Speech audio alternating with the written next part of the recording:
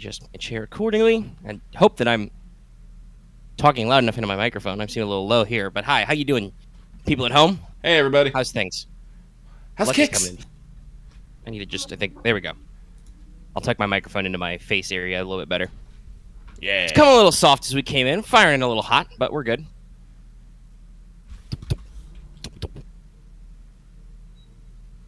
Spooky brightness. I gotta be real normally for all games, but even for spooky games, I'm just like, no, I'm gonna dial that brightness up a little bit. You know how you tell me I shouldn't be able to see that thing? Fuck you, I want to see it. I actually like to perceive what I'm doing, thanks. No. So we're gonna have a fun episode for y'all today. We're a little under the wire there, but you know it's fine. Only by like a few seconds. Yeah. Audio was a thing. I'm gonna go ahead and before we go anywhere, I'm gonna preface this to everybody that I apologize if I am a little sweepy today. Our air conditioning unit is currently having some kind of issue, which causes it to make a little bit of a buzzing or rattling sound. And it's located right outside my window, so it slightly disturbs my sleeples. The sleeples. Getting that sorted out. But we're here, and we have plenty of things to talk about.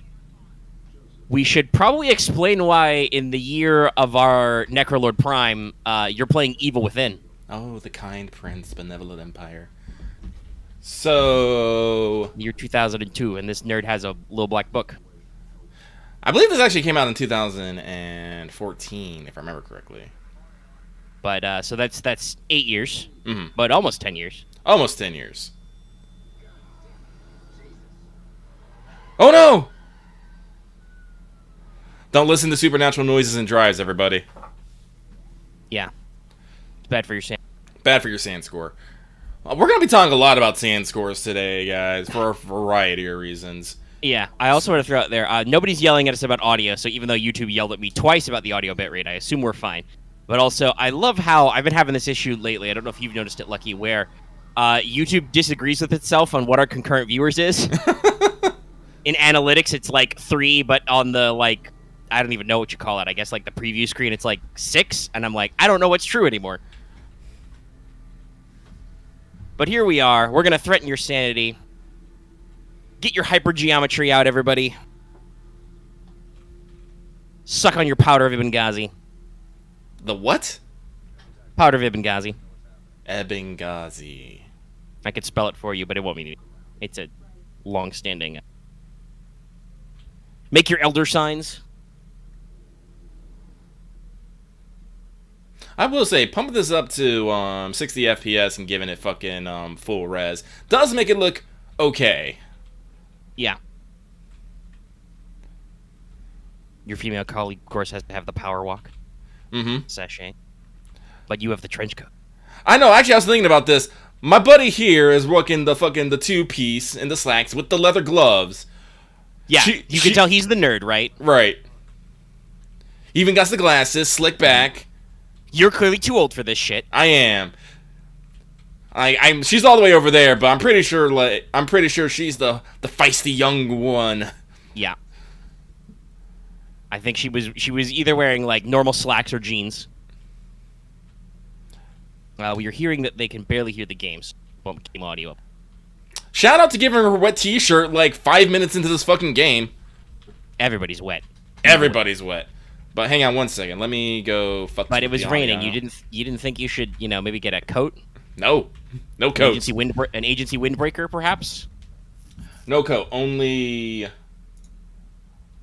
Alright, that should do it. I just remember I accidentally had the desktop media. Only black bra. That is all that is important, clearly. There we go. Well, it could be a faux pas if you wore a different color, apparently. Actually, can I... Let's see. Let's see here. I have a coat de veste, a tie, and a t-shirt. And a thick-ass belt. Holy shit, look at the fucking latches on that thing. Yeah, that's how you know you're large and in charge, buddy. You got a huge belt buckle. It would be even better. She's wearing fucking 3-inch heels! Yep. This game is made in Japan. But she's also carrying a large shoulder holster revolver, probably like a 357. Also, you know, woefully anachronistic. Wait, what is this pet? What kind of fucking... Who puts their... Okay. Okay, that's a good Tango. question. She's wearing a both-sided rig. What is that, her mag holder on the other side? But she's wielding a revolver. She doesn't need spare mags. Japan, you're... Not your understanding of Western cops through the power of TV and movies. Can be an extra set of eyes. We don't know what's happening here. You're a backup. That's bullshit, sir. Put me in, coach. All right, so I'm playing The Evil Within by Tango Softworks. Evil Within, Evil Within 2 are considered, by most accounts, okay. Yeah. They have a following. They have a following. Now, if you're wondering why... excuse you, sir. If you're wondering why I'm playing this game, it is because this week it was, what day was it? Tuesday? Thursday? It was sometime Wednesday? last week. Sony PlayStation had a showcase for Tokyo Ghostwire. It was like 15 minutes.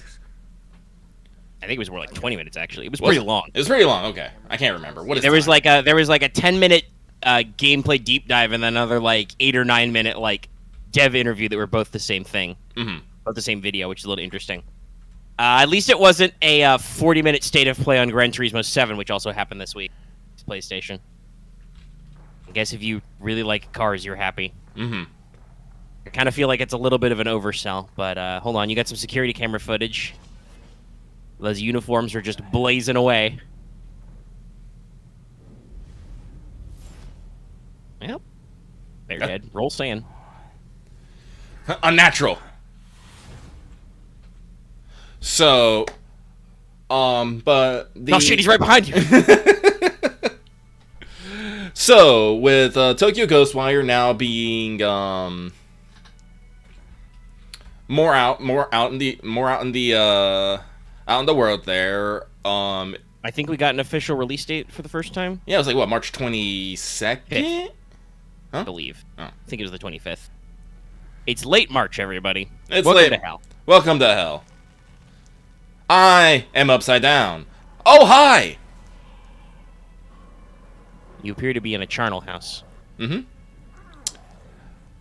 at that knife that is slightly shiny. Suspicious. Hey, buddy.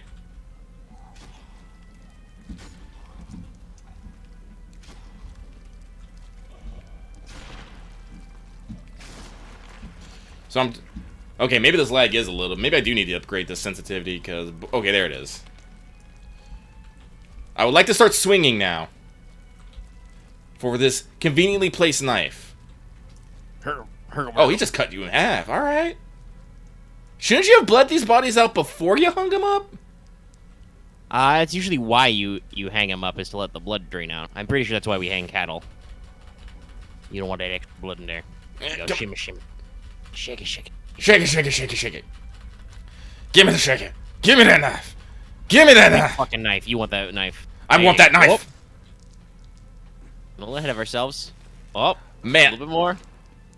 Man, what a fucking knife if you can just cut through a rope in a single swing. Jesus. Yeah, that is razor sharp. That was a thick... I mean, it was holding a human being, so that's a thick-ass rope. We got a lot... Despite the fact that this is a horror game, we have a lot of, like, action movie, you know, qualifiers. So there you are without your trench coat. You're wearing the, you know, the vest, the shirt sleeves. Double-checked your holster. Oh, I gotta hold it? I don't like this. No, you did not miss anything. Lucky is playing Evil Within. And he is playing Evil Within, as we said before, because there was a big trailer for Tokyo Ghostwire. Yep.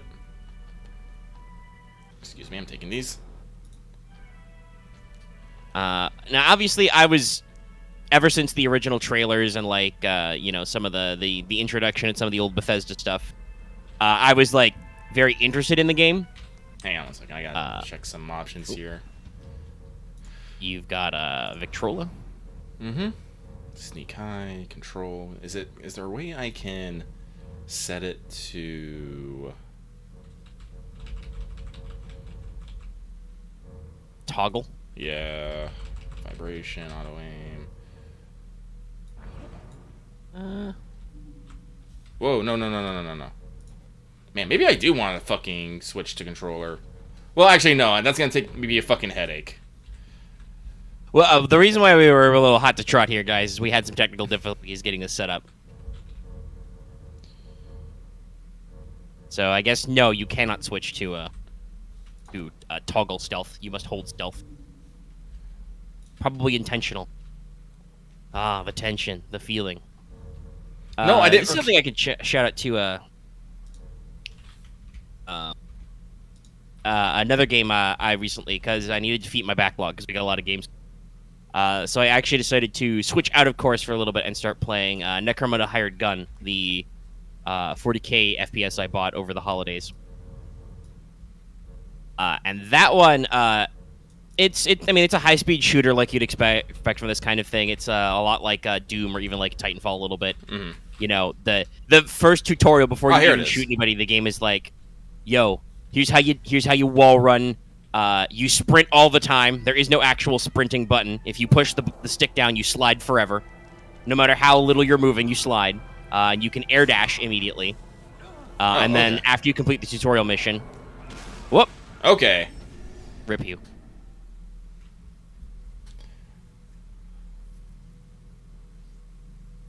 And if you complete the tutorial mission, you unlock double jump. So yeah, it's a high speed shooter, but it is a very extensive control menu where you can fix everything because the setup on controller was initially a little weird. It had stuff like use your like action consumable as right click in right stick, and grenade was triangle, and I was just like nah.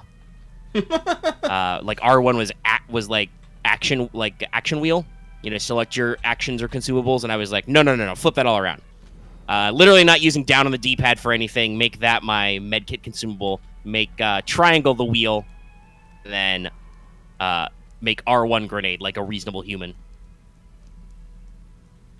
I greatly appreciate when games give you all those kinds of like little adjustments so you can figure out what works best for you. Because not every game is everything for all people. Some people like other certain responses. But yeah, the trailer on Tokyo Ghostwire came out. Very solid, extended gameplay deep dive. They kind of reveal some of the basic setting stuff I'm sure that was in like interviews or other notes earlier, but wasn't necessarily clear from like pure cinematic trailers, right? Right. They emphasized heavily in both segments of the showcase that this is, despite being made by Tango Softworks, this is not a straight-up horror game. It is more of a supernatural... tripped an alarm. I did trip an more alarm. Of a supernatural... Does he have a chainsaw now? Yes, he has a chainsaw now. What the fuck? You have to run through long, narrow corridors for away from chainsaw. Oh, shit. Oh, he got me in the back.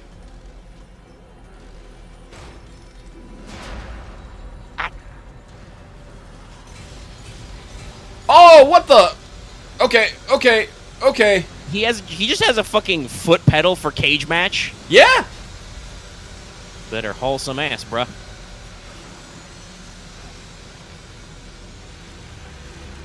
Oh man, we are fucking 11 on. Oh no! Oh no! Woo!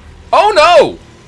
Into the gore shoot. Hoops! YouTube, don't get mad at me. Do I need to put a fucking gore fucking on this? I might. Oh. Yeah, this is real bloody. Holy shit. By the way, you have an open chainsaw wound in your back, by the way. You are going to get a bloodborne disease right now, actually. Literally right now. You've got it already. Roll your lethality rating. Spin chat. But yeah, so the basic setup, they said it's more action adventure oriented, though obviously it has a lot of J-horror and urban legend elements. Oh yeah, no, that's the one thing that I think I love the most about it so far. All right. Yeah, they wanted to emphasize in the bit where they talked to the developers, right? This is a Japanese game by a Japanese studio set in Japan, and it is not like they're not going all local pub for local people, but more like they wanted to authentically represent like Tokyo and this kind of, Japanese urban legend experience to the world, basically. Which, yeah, they're going the extra mile for a lot of this stuff, and it seems very neat. So there's some horrible fog, and most people have disappeared and been replaced with ghosts and ghoulies. You are insert basic Japanese student man with your fanny pack. You are possessed by slightly older Japanese sassy ghost man. As you do. Who's, I do not know the name, but I recognize the voice actor's, timbre. By the way he speaks, I'm like, all right, that's a big name VA guy. That's probably good. Also, it's interesting to know, I'm seeing this more and more with PlayStation's trailers, which is a really interesting take, but so many of them play with the Japanese audio. Oh, yeah. Even though a lot of these have English dubs, a lot of the trailers and advertising is advertising the Japanese level. Oh, that's not good. You don't want to go in that dusky water. Nah, man, I am a bacterial nightmare right now. You are gonna get so much sepsis, or not. Maybe you're too grizzled for that. You just need to get back to the car, get your bottle of whiskey, and just drink it. That'll get rid of all the bacteria. Where's the exit? That's the question. Oh no, oh we don't do that. Nope. This is a bloody notebook. Nope, that's a bad sign.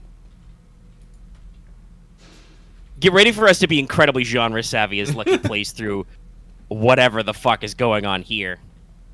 I've seen some gameplay of Evil Within, so I'm not surprised. Like the barbed wire imagery is very strong with this game, but also it's going back now after it's been a few years. I'm still like, man, that's like still so ludicrous. So much barbed wire. I'm just limping all so they over showed the place. extended gameplay stuff for Tokyo Ghostwire,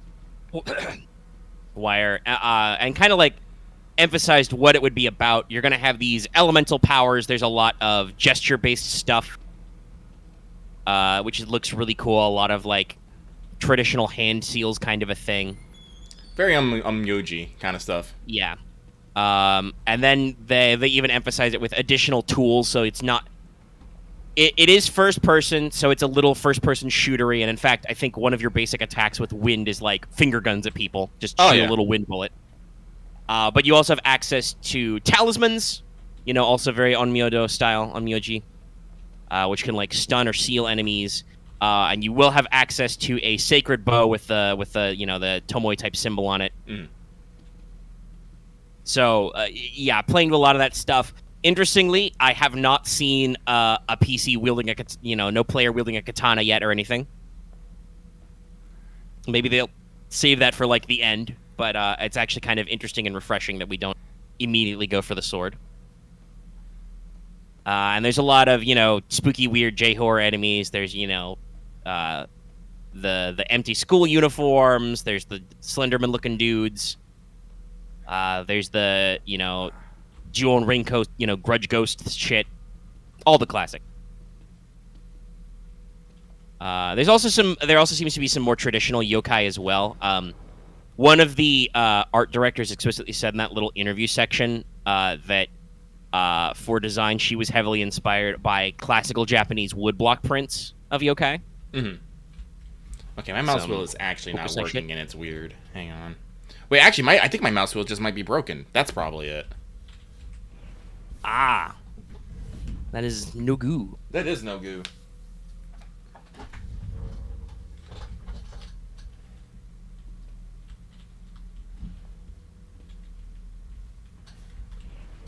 Oh well. I'm gonna keep going.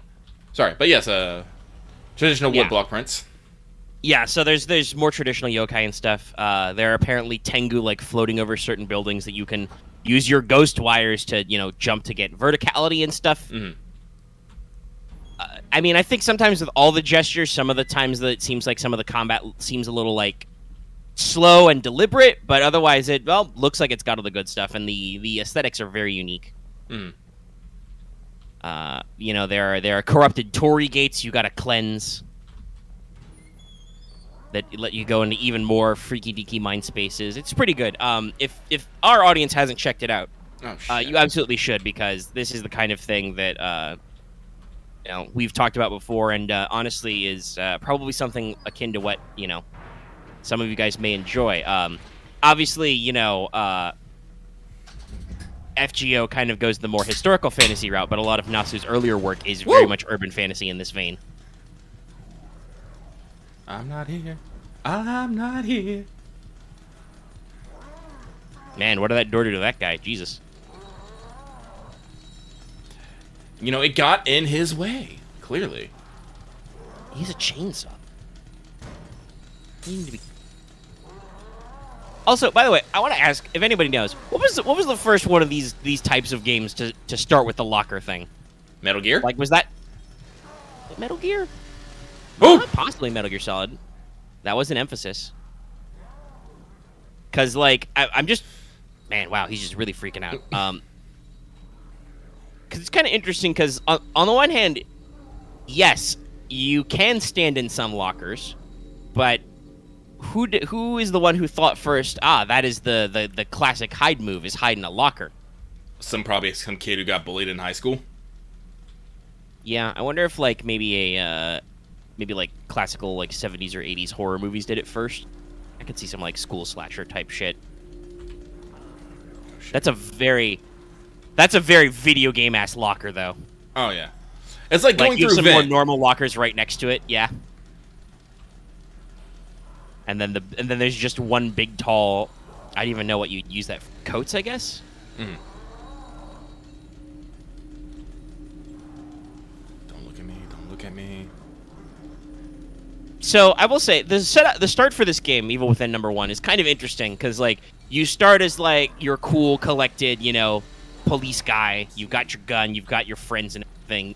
You're like, oh man, this is real fucked up. Let's figure out what's going on. And then weird teleporting knife guy like knocks you out, and now you're in the classic horror game situation of like all your shit is gone. Normally you'd have a gun, but it's gone somewhere, and you're beat to crap, and you gotta hide. Oh shit, my blood's just dripping. Oh, Yeah. It's fading though. Okay, I thought I was like, please don't, please. Oh, there's my wound. I'm like, why the fuck am I still limping? It's because I have this giant gash on the back of my calf. I was like, okay, this makes sense.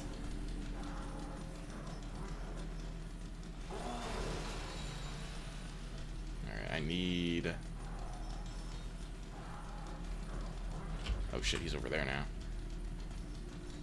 But yeah, so looking at it, unless like initial previews and reviews show that there's something really wrong with the game, Tokyo Ghostwire has definitely jumped up on my definitely want to get right away list. Because I like these kinds of weird first person action games. I've heard a lot of people comparing it to Prey, which is also another Bethesda produced title, though that was Arcane, right? Because Prey was a first-person shooter, quote-unquote, but it was, different than a lot of that stuff. You're not gonna limp away from the guy. Nope. Okay. It's probably gonna happen a couple times today, kids. Probably.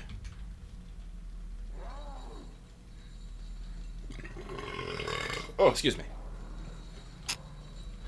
But yeah, so that was one of the things on our list. I don't really have a whole lot in general, or I guess in specific, I should say, to say about Tokyo Ghostwire. And at the showcase, it was cool. I do actually like the developer talk at the end, because they talk a lot about like the inspiration and the summary. One of them, I think it was one of the art directors was like, the game's like lead producer or lead director said, sum up Tokyo Ghostwire in one word. And, the art director was like, paranormal.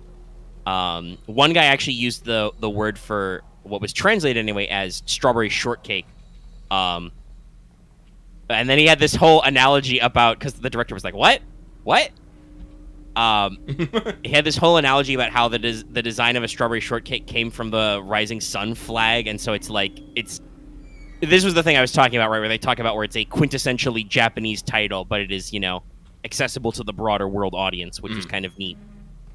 And they talk about like all the fucking like movies and manga and books and stuff that they drew inspiration from, all that kind of stuff. It's pretty cool. Check it out if you want to. It's only like I said, like 20 minutes. Man, this guy magically doesn't give up. I mean, he's a fucking a fucking thriller villain who just Oh. Cool, somebody opened the door. Okay, good, cutscene. Yeah, that's how that works, actually. uh-huh. Chainsaw is cool, but not that cool. Kind of shocked he could go back for a second strike and snap the chain immediately. I mean, evil chainsaws. That reminds me, by the way, if you watch one I went Border first. Crew stuntman reacts, oh, My cigarettes. I guess today's the day I quit. picked the wrong day to quit smoking cigarettes. If you watch one Corridor Crew stuntman react video, find the one where they react to a chainsaw fight in like a Hong Kong action movie. Because it's nuts. It's seriously pretty gnarly. Like, they explain kind of some of the tips and tricks they would have done to make it work, but it absolutely involved, even if it was with blunted chains, it absolutely involved real chainsaws at some point. Concept Just don't design work. Ikumi Nakamura, who is no longer part of Tango Softworks. Yeah, she was part of the initial staff for Tokyo Ghostwire. Tokyo Ghostwire, but left. The production's gone through some revisions. Oh yeah, that's right. This was directed by Shinji Mikami. Yeah. I think Nakamura-san left to go back to Platinum, where they're working on Okami. Maybe. I think that's what happened. Yeah, I remember that's the old Okami crew, which if I'm not completely sleep madness, I believe it was because Clover made the original Okami and they Yes. closed, but all their a lot of those guys and their properties went on to go into Platinum Games, who helped produce some of the like remasters of Okami and stuff. And Okay. I've heard that the old school Okami crew is they're working on something, they're brewing something.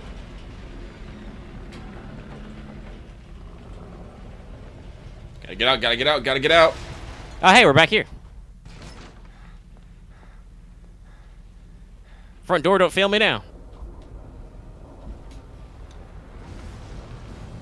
Oh, no. The apocalypse seems to have happened while I've gone.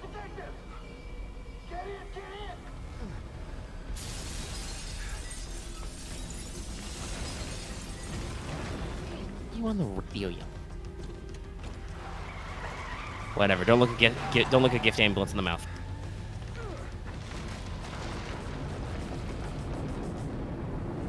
What gear is this supposed to be set in? I don't know. I just saw him manually gear shift his ambulance. Oh, we have other people. Hey, where's Joseph? Man, I'm sorry, but you never came out. Okay, we got feisty lady cop. We got like, We got a doctor. We have a patient. yeah, kind of weird anime albino boy patient. He's definitely. Oh, that was the robotic boy. weirdest fucking mirror I have ever seen.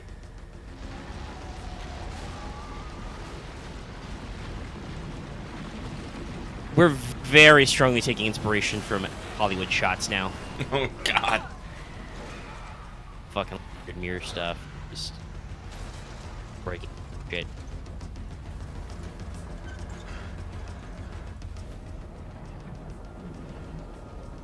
So I'm just slightly enamored in this scene. Yeah, this is very.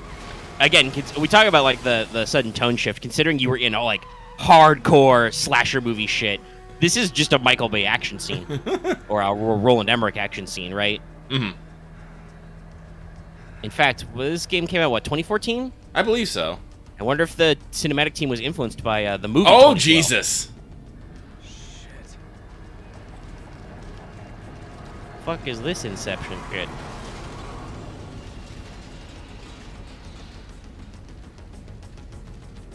Whoop! Shout out to this dude who just drove through fucking I don't fucking know what. Yeah, this ambulance guy doesn't give a fuck. It's gonna be Sag when he like finally crashes and gets impaled or something. Falls into a pool of molten magma. I don't know. Pilots. Like, damn, that was actually like really cinematic. Damn it.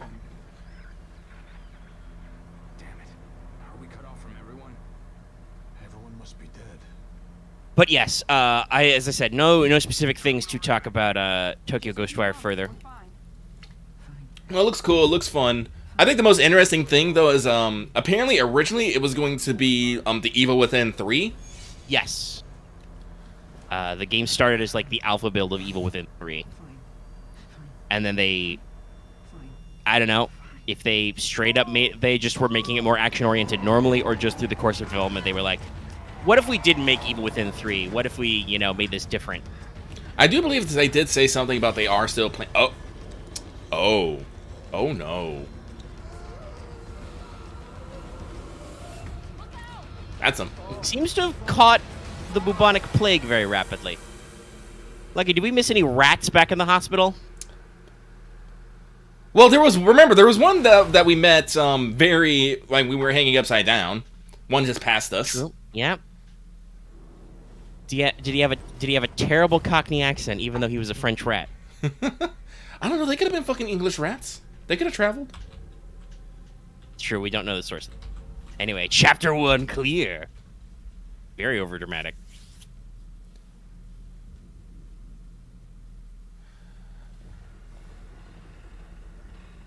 But yeah, Tokyo Ghostwire looks good. I assume you were going to say that Tango has said they're probably going to do an Evil Within 3. Yeah. So, you just got that long work down on that stuff. No, and because, thing of Evil Within, Tango Within, that's why I am playing the Evil Within 1. Yeah, because you brought up that you had played it, but kind of fell off and didn't complete it. Mm-hmm. And I was like, hey, maybe it's a stream game. And like, I can do that tomorrow. Yes. And after a little bit of fiddling, we are in fact doing it today. Today. Which was tomorrow when I said the thing.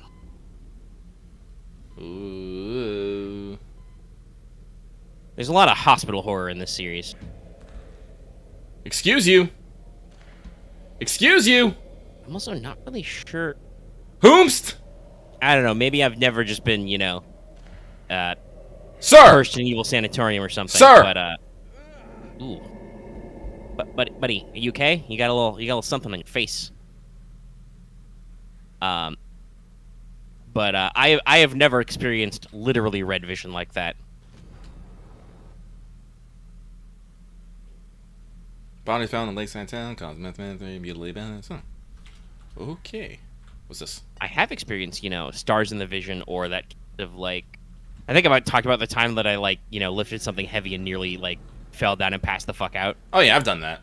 Yeah, that is your eyes are open, but your brain no longer understands how to eye. It's just okay, I think I perceive things, but my brain cannot process them right now. It is running out of brain juice. Are we awake?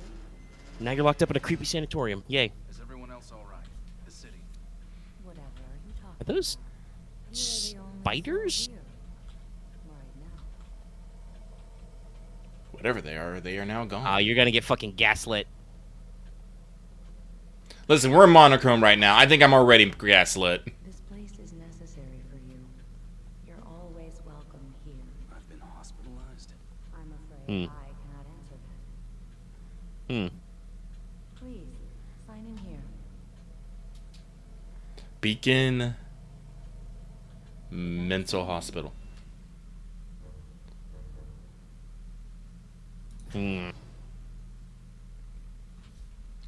Those must be my old games, but I have no idea what the fuck I'd be doing in there, so I'm not gonna do them. There's no way Yeah. to ensure your future memories. All right. Well, let us move on to other topics.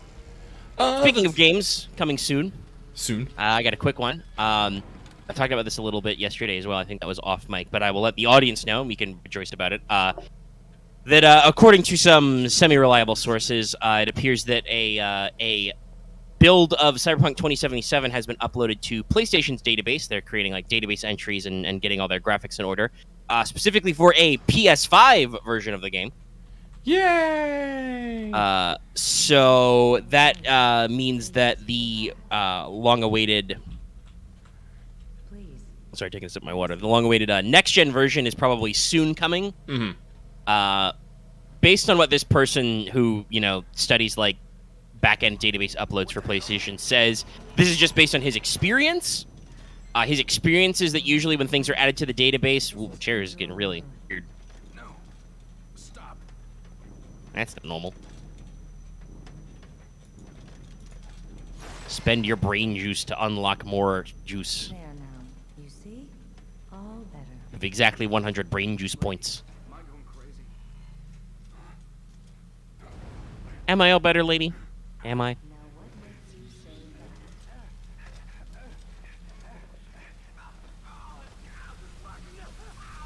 This is worse than the cube than Dune. I'll be waiting. Yeah, it's real fucked up. It's also very bright, very contrasty. Oh, wait.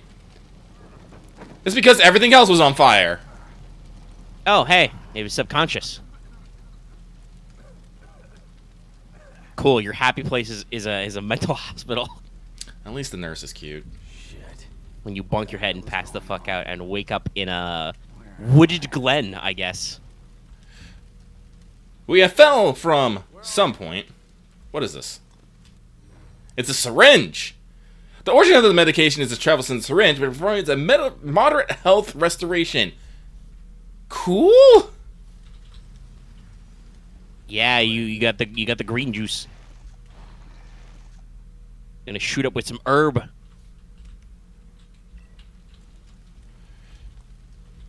I like that the like inventory menu is a fucking CAT scan. Wow. In my brain. It's all about that brain stuff. Oh, hey. Ah, Brain there juice. you go. Brain juice. Now you feel better.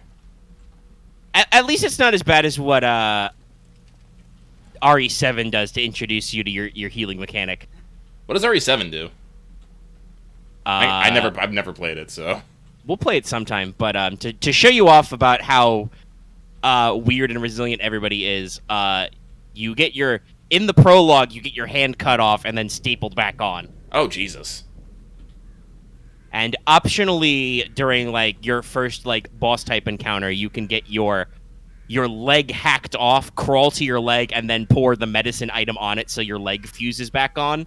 That's technically optional, but it's a really fucked up teaching moment in the game. Hey, heal juice heals you good. Okay, all right, sure. Perfectly normal. Everything's fine. My hand's just stapled on. So yeah. Well, to be fair, Resident Evil has built a history and a franchise around super fucking biological science is doing really fucking weird shit. Yeah. There's arguably some explanation for it, but like considering how 7 is framed, it's like, wow, okay, just go in there, staple hand, cool. Call me Ethan Staplehands now.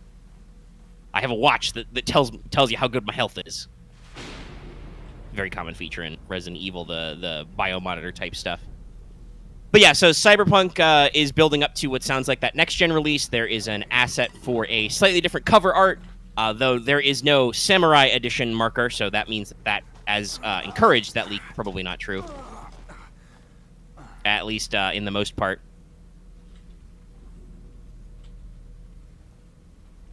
No, like I said, I'm pretty sure it's implied in 7. I don't know a lot about 8 yet. But also this has to, Steam has the back end for patch 1.5, so they're working on it and testing. It seems like the general theory is that, yep, it's zombies. 6 bullets, more than enough to kill anything alive.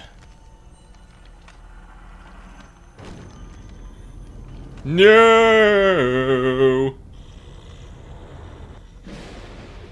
No, the plague! Stay down, Conley. Huh? Even that chest shot worked pretty good. So that is a cool-ass revolver. Is that a wobbly? My God, Conway. Nope, no, it didn't work. I was able to give him the stomping. My God, Connolly. I can't actually hear because I don't want to get double audio, but I can't help but picture this guy's voice at that level. Yeah, boxes. They're keeping the brain juice from brain my body. juice. Oh, that's a lot of brain juice. Bet you can get some sick brain upgrades in your brain place. Your mind palace. I mean, yeah. All right, let's see. But yeah, so it seems like the theory, like I said, is that the 1.5 patch, which is supposed to be balancing a lot of general systems, as declared in the investor call that, or the shareholders meeting that CD Projekt Red had late last year. And then there will be the actual next-gen update, so that all sounds pretty good. We may get some of that free DLC stuff when they do that. No exact details. We don't know exactly how they'll approach it. Based on the guy who talked about the PlayStation database stuff, his, I'm a police officer. well, general experience is that then that means that if it's already being uploaded to the database, that probably means that it's only a few weeks out. So we're probably looking at maybe late-ish February to early March. That kid does not like hospital. I love how we live in modern times and characters can just be like, "What the fuck?" Honestly, it is a very opt response, and more people say it more often than people think. Yeah, no, it's really boiled into the pop culture of just fuck. Cool, fuck. So yeah, that's good news on Cyberpunk. We'll have to see where that goes with all that stuff. And what kind of details they got, but we've been waiting on that next gen patch ourselves, and hopefully sooner rather than later. It seems like. Oh, we actually have to destroy corpses. Interesting. I remember this was a mechanic they used in the Resident Evil remake.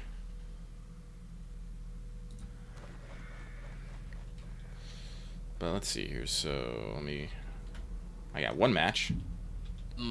Delicious fire. Sweet, sweet fire.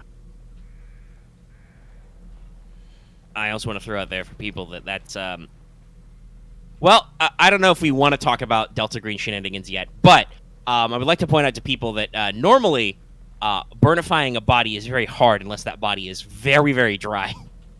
Humans are mostly water. Water doesn't burn. And this is actually referenced in the Delta Green Agent's Handbook. There is a lengthy section in the final product called Tools of the Trade, which talks about both physically and mechanically, as in within the RPG, what kind of systems you need for... Okay, all right, that's normal. Just spooky nurse ladies just going to walk into a mirror. Cool. What is this book? They do a really great job of selling in the performance of our detective man here, of just being like, it's fucking weird. I got my gold badge, Sebastian Castellanos. I like the sound of that. Ah, your journal. Sebastian Castellanos. November 2004, so a little retro. What's his journey? He says he finally got his gold badge, detective. Okay. So he could be like 10-year vet. I mean, I'm no rookie. I'm a 10-year vet. Just how the get hell? the shit out of him, but CQC. How the hell did you survive 10 years? I remember that scene. Yeah. God, Metal Gear Solid 4 is... Johnson. Sony, license Metal Gear from Konami. Do it. Get it back. Just get a big collection. Dump it on there. Forget Survive. Make Metal Gear Online again. Metal Online would be pretty good. Well, supposedly, we talked about this on Monday with Plague's Tale. I don't think we need to rethink our Plague's Tale thoughts. You guys should just go watch the end of that stream. The credits were quite long, and we talked about it at length. Mm-hmm. So, you're in color now. If you want to know things about the game, to watch us play it. It's about 10 hours, I think, between both streams. Check it out. So it looks like you can save here and also get your brain juice upgrades. Cool. But this week also, Sony acquired Bungie for several $billion. I joked about how on the stream it felt kind of like a little bit of a thumb in the eye in terms of Xbox. Mm-hmm. Obviously, I think I even mentioned that a little bit on stream. Business deals involving billions of dollars don't happen overnight. So this was clearly in the works ahead of time. It's just kind of... I've heard some outlets call it coincidence. I don't think it's coincidence that we're announcing all of these things in a similar time frame. Right? Mm-hmm.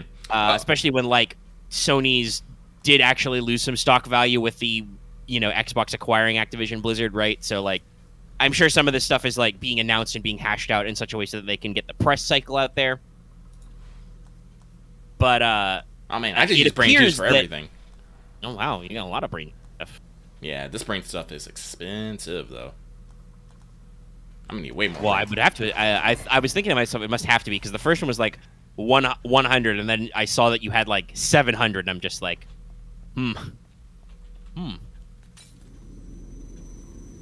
Product brain juice.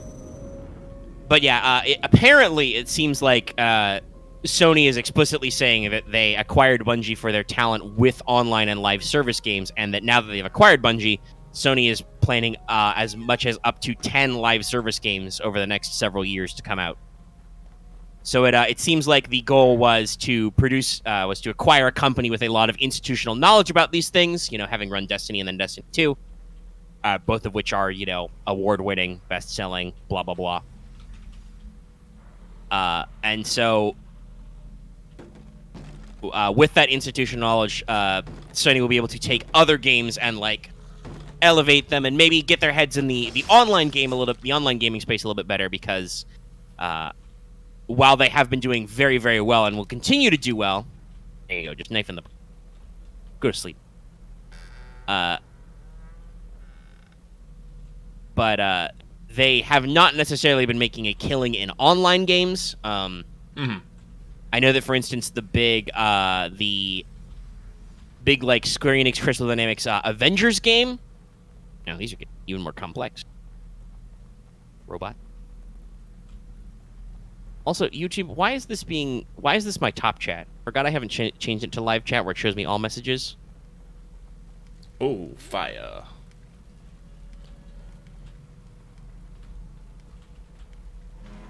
How are these weird spam top?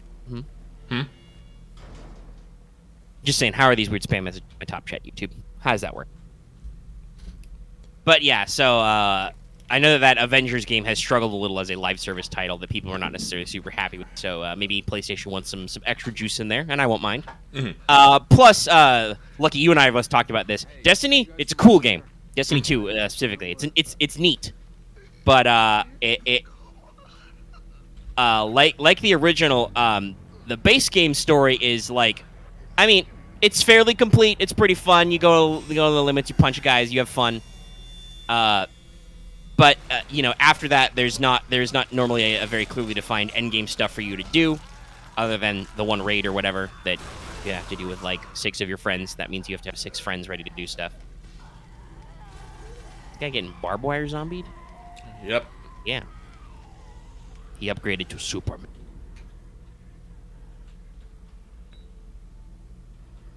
You're not shying away from that, buddy. Horror. But obviously, as they release like expansions and stuff, they get even more content, more set pieces, more cool lore bits. Always really liked a lot of the way they do this kind of science fantasy shit in Destiny with like, you know, Venus is a lush jungle. Damn, he fast. He fast. Holy shit. I need you to stay down. What the fuck was that, man? Rude. Give me your brain juice. There you go. That got him.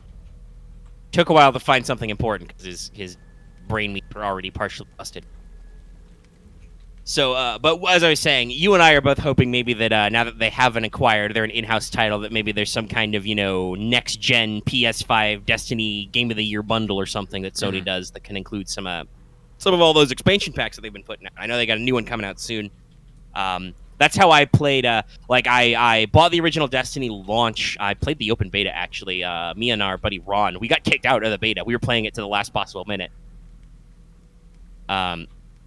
So I was in that game day one, and then I kind of like fell out as the expansion pack slowly came out, and then when they released the Game of the Year edition for PS4, I, you know, got back in, I played all the content, and when they made Destiny 2 free to play on like I think it was initially for PS Plus, but in general for PlayStation members, I got in on that too, but then I haven't played any of the expansion packs or anything.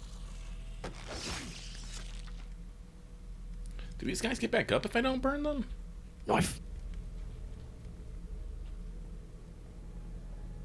yeah, we don't really talk to. Kind of a little sad, but you know, we all got stuff to do with our life.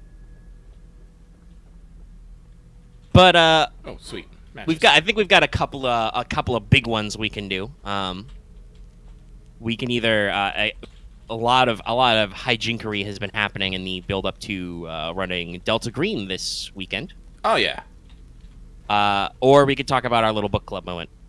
We can talk a little bit about Delta Green, I think. Okay, so nothing happens when I get rid of Kind of the relevant with our sanity stuff. Yeah, so just in general, fuck. we talked about this last week a couple of different ways. We wrapped up our Star Wars adventure.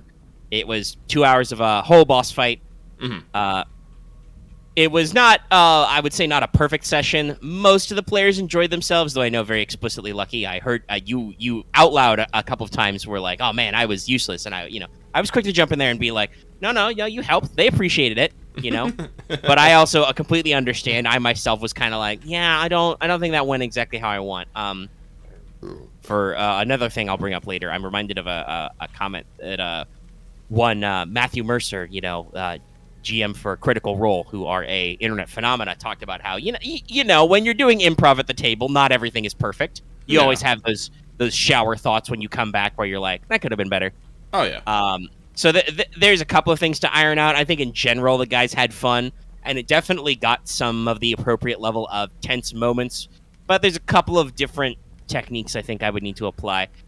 You brought this up, and I was shocked about how true it was, but jumping from Adversary 3, which is usually what our big boy nemesises have been for the past several sessions, to 4 really seemed to kick your asses. Oh, yeah.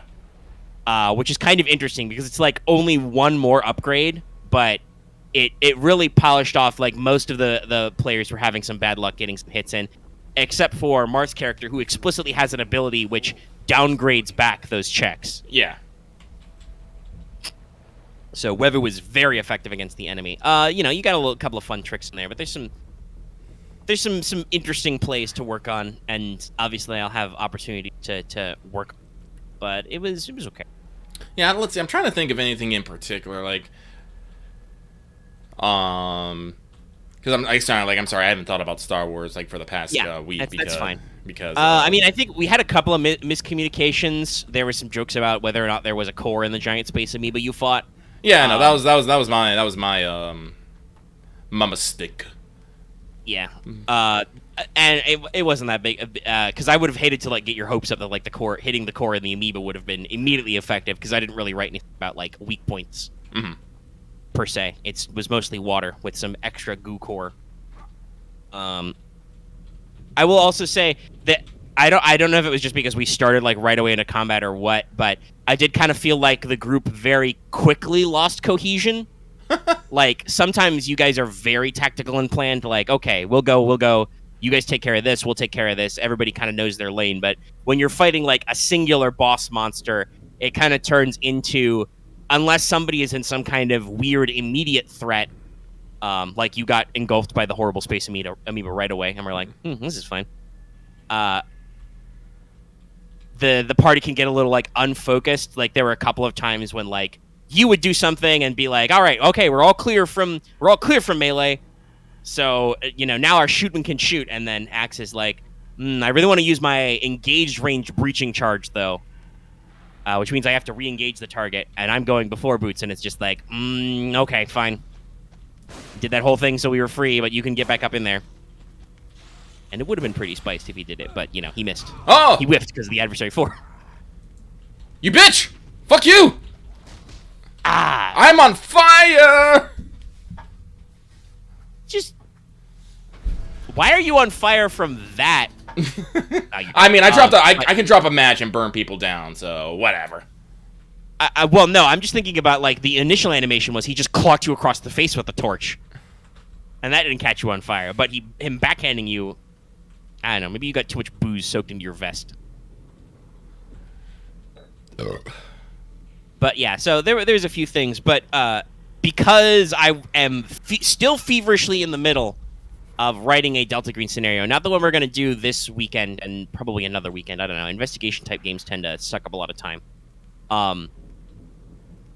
We'll see how long it goes, but I am still in the pitched zone of writing that, and my notes on that one's going to be a lot, like, it's a lot more scenario-y than a one-shot. It's like, I'm already at, like, 18 pages, and I think I'm, like, halfway through setting up all my bits and clues and stuff. Mm-hmm.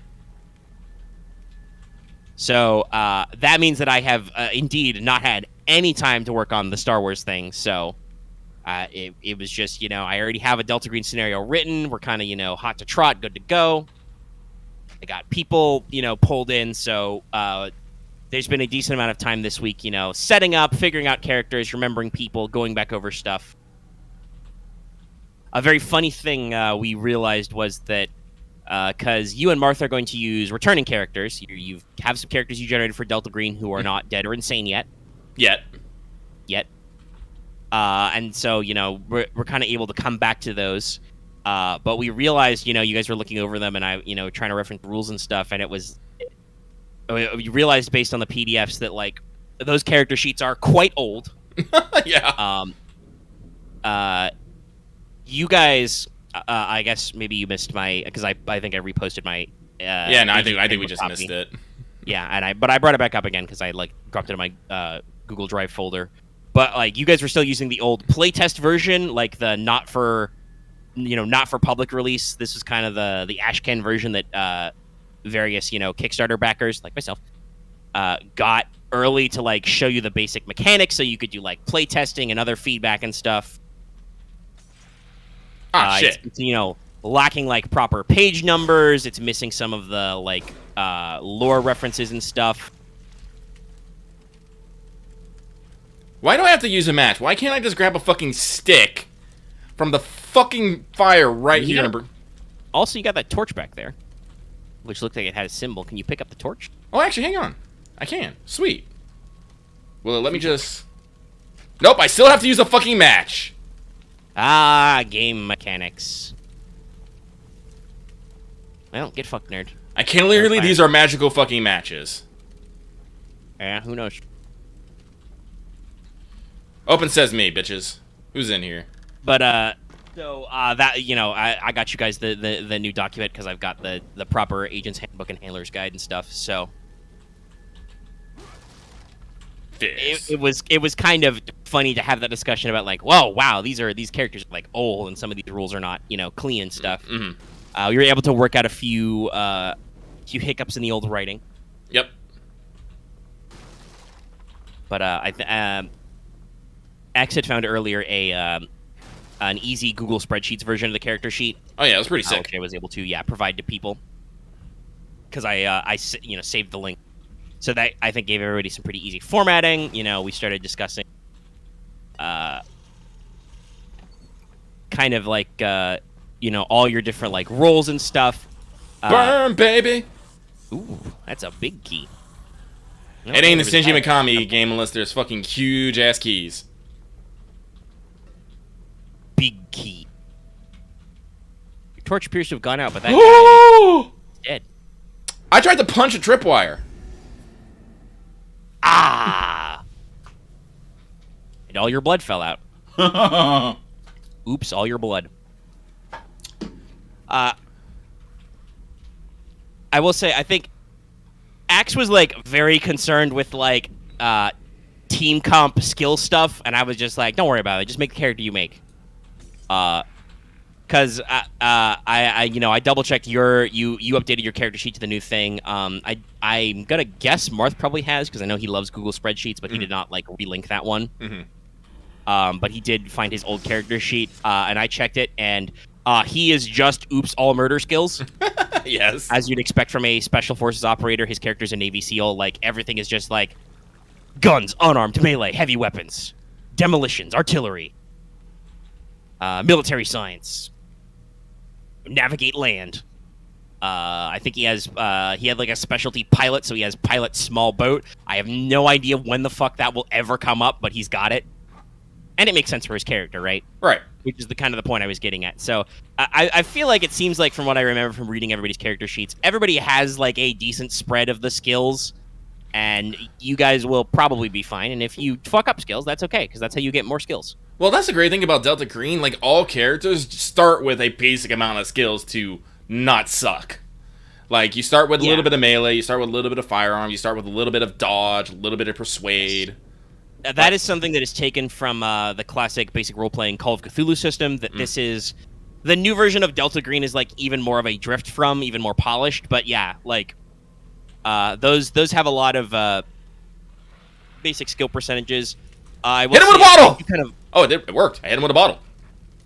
I do kind of like what the new version of Delta Green does, which is, I don't think I've ever run old school Call of Cthulhu for you, Lucky. No. But if you've never seen those character sheets, like classic Call of Cthulhu, a lot of skills have you start with a base percentage of 1 in everything but Cthulhu Mythos. Delta Green does not do that. A lot of those like big brain academic and like specialist skills start at 0. They're like, no, you don't understand. If you don't know anything about demolitions, you don't know anything about demolitions. A 0-1 is not going to get you out of this problem. Now, if you want a free point in demolitions, you can fuck up your demolitions roll, but I don't recommend it. Like, do you want to fuck up your demolitions roll? Yeah. So, like, that at least does kind of, like, keep people from just, you know, spamming chance on certain results. Mm-hmm. And it's kind of interesting, like, the latest version of Call of Cthulhu, I think it's 8th edition, has, like, you know, a pool of, like, luck points you can use to, like, modulate dice and stuff. And had a classical luck roll, a luck percentage, right? You had a luck stat that was derived from your POW, like your SAN. Mm-hmm. Again, Delta Green doesn't do that. Their rule of luck roll is it's a 50-50 roll. That's luck. Yeah, it's literally a coin flip. And in fact, I think they would tell you to flip a coin if they didn't feel like people playing this game in 2017 or whatever, when the final version of the PDF came out, might not have coins on hand. So yeah, that's like, and if you want to like modulate results and like protect yourself from SAN, you have to suffer for it. You have to pay for it. Your bonds have to suffer and stuff like that. So it's a slightly different tone of the game. It kind of cuts down on, I think, some of the pulpier actionness, but it also includes a rule that I don't think current edition of Call of Cthulhu does, which is sometimes you don't need to roll dice. I'll probably remind all the players this Sunday, tomorrow when we do this, but the way Delta Green works is it's a little bit like a Gumshoe RPG, where just having a skill at a decent rating is enough to get you the clues. You usually roll dice when either your percentages are lower, when you're doing something that has a high risk of failure, or when you're trying to do something quick. So probably what I will do to allow you guys to get your skill checks in for fails is I will ask for rolls when you want to do something quick and dirty. And you guys can just tell me, nah, I'll just take my time. I've got like 70% in this. I can get this done. I'll be like, okay, you take your time. If you don't want to roll. But I'm going to assume that player characters are going to want to enact speed first and caution later. But it is a system where you can't, if you're in a controlled environment and you have like 70% in forensics, you will get the forensic evidence. You just need to take your time. Now, the question is if a greebly tentacle-faced creature from beyond, time and space is, smashing down the door, and you need this forensic evidence, then you got to roll some dice, because you're trying to be fast. Gotta go fast. All right, let's see if I can get these both on one match. So you come here, you come here.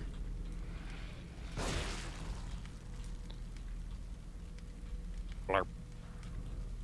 Hey, that guy's a torch. Damn, you right there, buddy? Oh, he's got his foot caught. Oh, okay.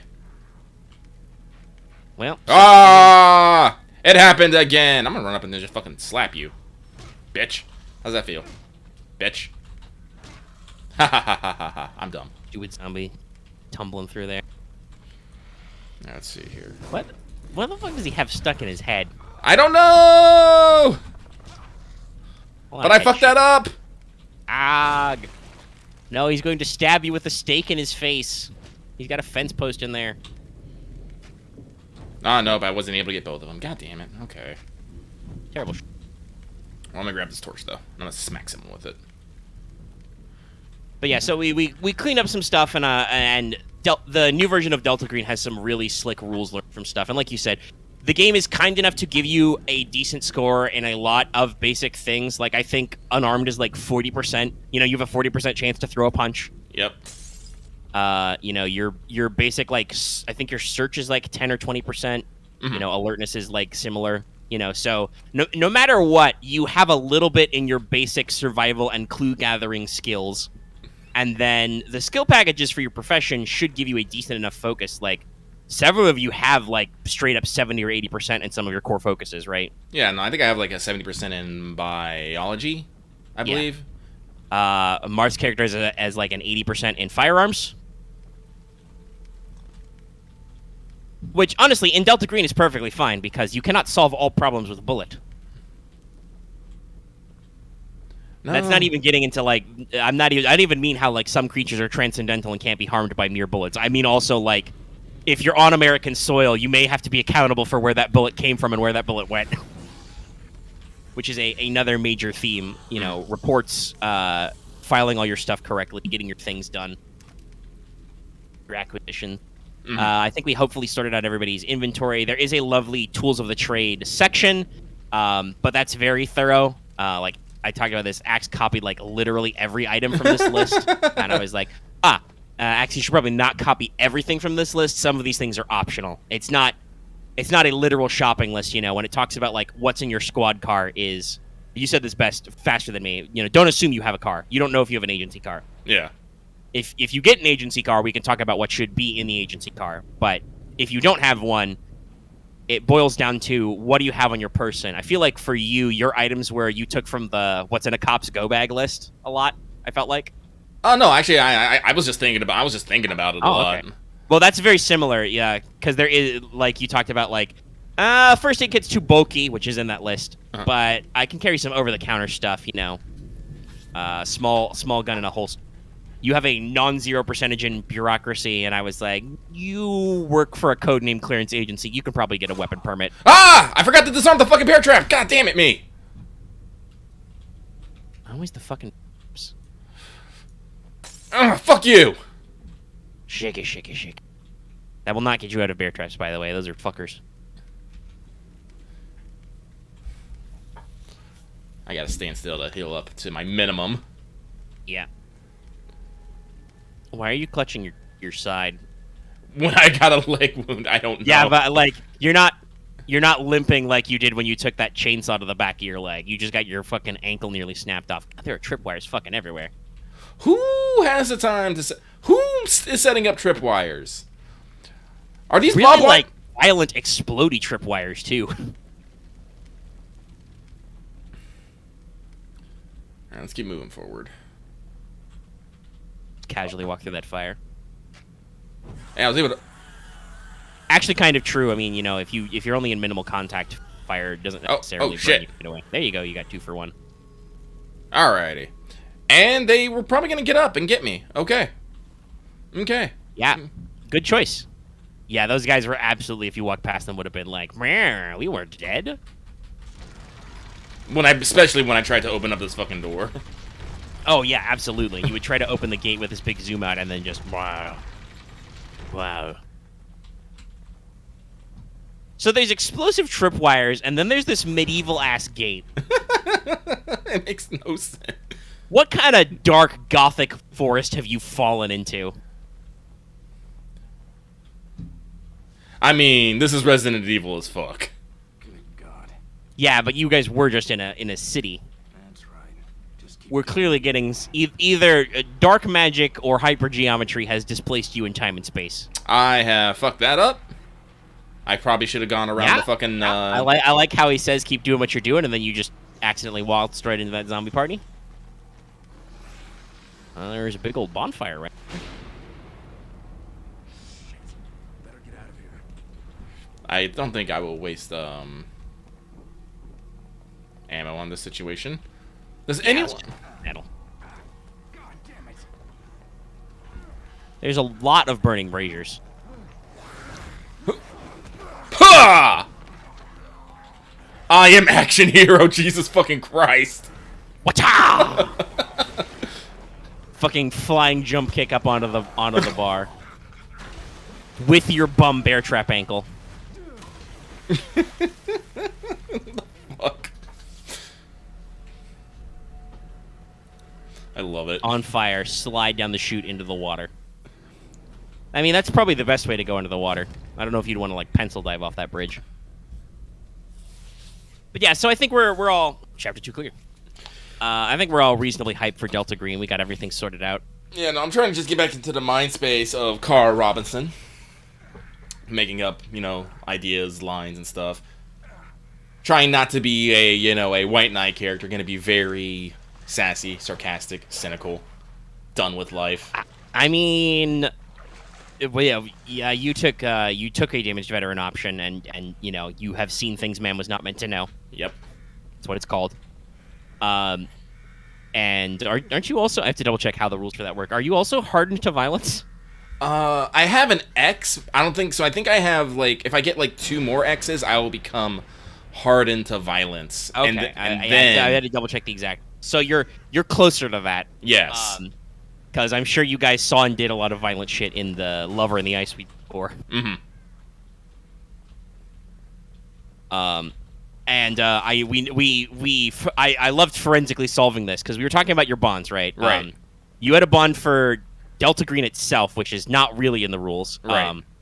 We have deduced based on logic that you were probably just couldn't think of anything smarter than that and just went, fuck it, Delta Green.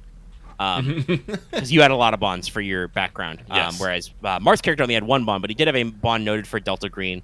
But it was a small number, and so I was like, and while I was trying to dig up that sidebar, though it was very difficult because that was Thursday, I was trying to simultaneously export and upload the new Yu-Gi-Oh! Progression, and also get ready to stream more Yu-Gi-Oh! That night.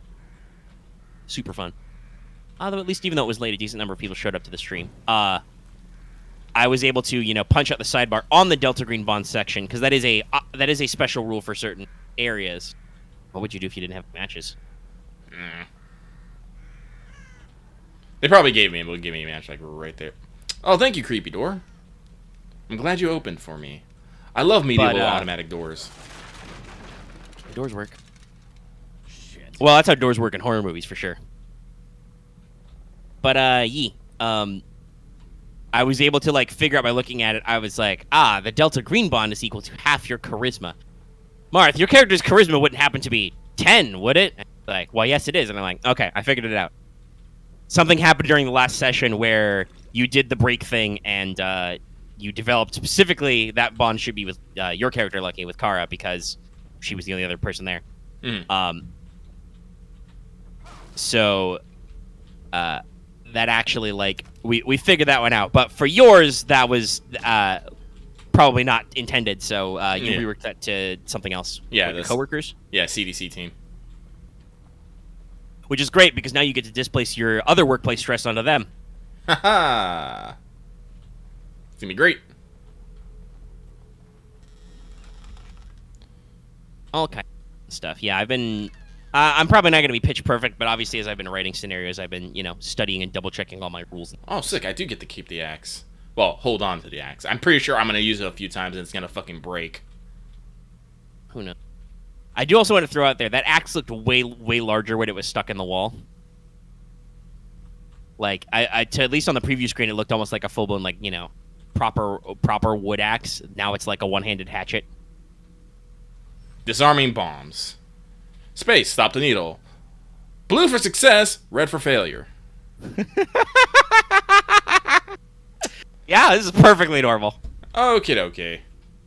Perfect. Oh, God, okay. Okay, you assholes. You didn't tell me I only got 1 revolution, you motherfuckers. Shit. Well, you didn't die. I didn't die. I believe that may have been what they call a teaching moment. Now you know. I'm going back to that have honest. to blow up your face a little bit. Space face. I'm reloading that shit. That was bullshit. You guys are bullshit. Bullshit! But yes, I'm excited to get to Delta Green. We're going to have 4 people. It's going to be fun. Brief. We're going to do stuff. You're going to investigate, solve things. It's going to be great. I think my only advice for everybody is just to kind of come at it with fresh eyes. I don't want to call Axe out too much, but I feel like that has been a slight issue he has had with the setup to it, where he keeps trying to learn more about the setting and reference things, and I'm just like, stop that. That's not how this works. I don't want to say that the rules tell me that every time you reference something, I'm supposed to make that not true, but it's kind of like that.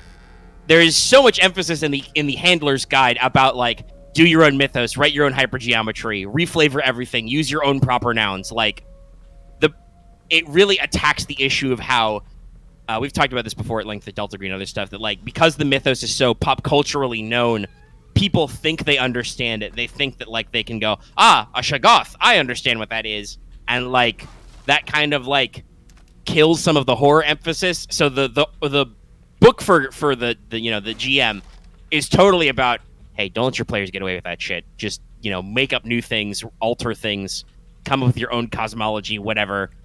Nothing is canon, everything is made up, and just roll with it. Which I deeply appreciate. I mean, no, but you keep referencing it in terms of the game, and it's just like, but that's not, you don't know if that's true. The Delta Green setting stuff could be fake. And in fact, the more that you know about it, the more fake I have to make it, because humans can't actually separate their in-game stuff. Like I would kind of prefer, because it's not in the Agent's Handbook, if you guys didn't know anything about the alleged Delta Green timeline, because you guys don't know those things in character, and then you can't reference like, hey, wouldn't that one time with that one thing? And then I could be like, you don't know if you know that. I don't know shit. I don't know what you guys are talking about. Well, yeah, as we discussed, you were working for the even more stripped down version of the Agent's Handbook. Has, like, none of that shit in it. It has like page references to like page XX for stuff. So no, I'm just gonna go in like with what I got, and it's gonna be fun. Which is very funny, because I think you're the only character, other than I think Marth has like one single point in Unnatural from something. You're the only character with like any points in Unnatural. I have 11. The only one who has any hope of knowing what's going on. Yeah, I don't think anybody else took like things man was not meant to know. It's a little rough. I'm not gonna lie. You basically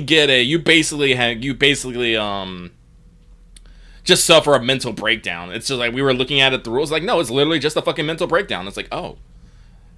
What history? It's code word cleared.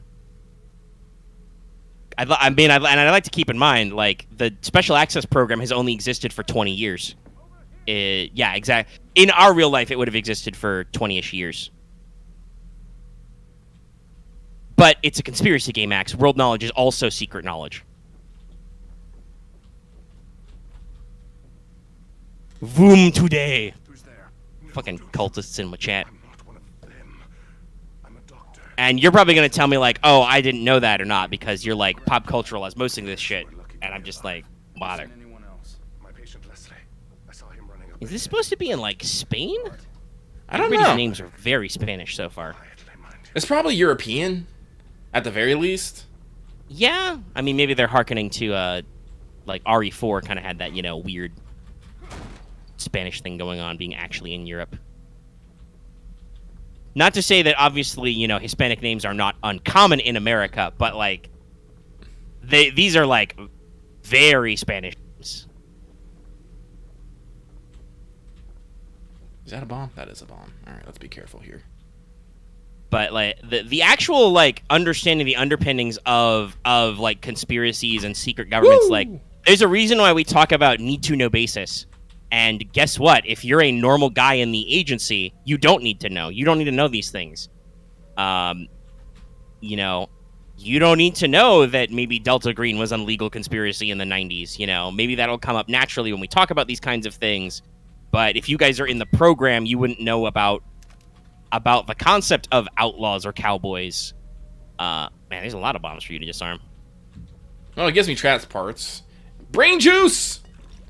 I think I'm gonna upgrade my matches, maybe, so I can carry more matches, so I can burn more bodies. I'm not sure why I need to burn bodies, but I'll burn bodies.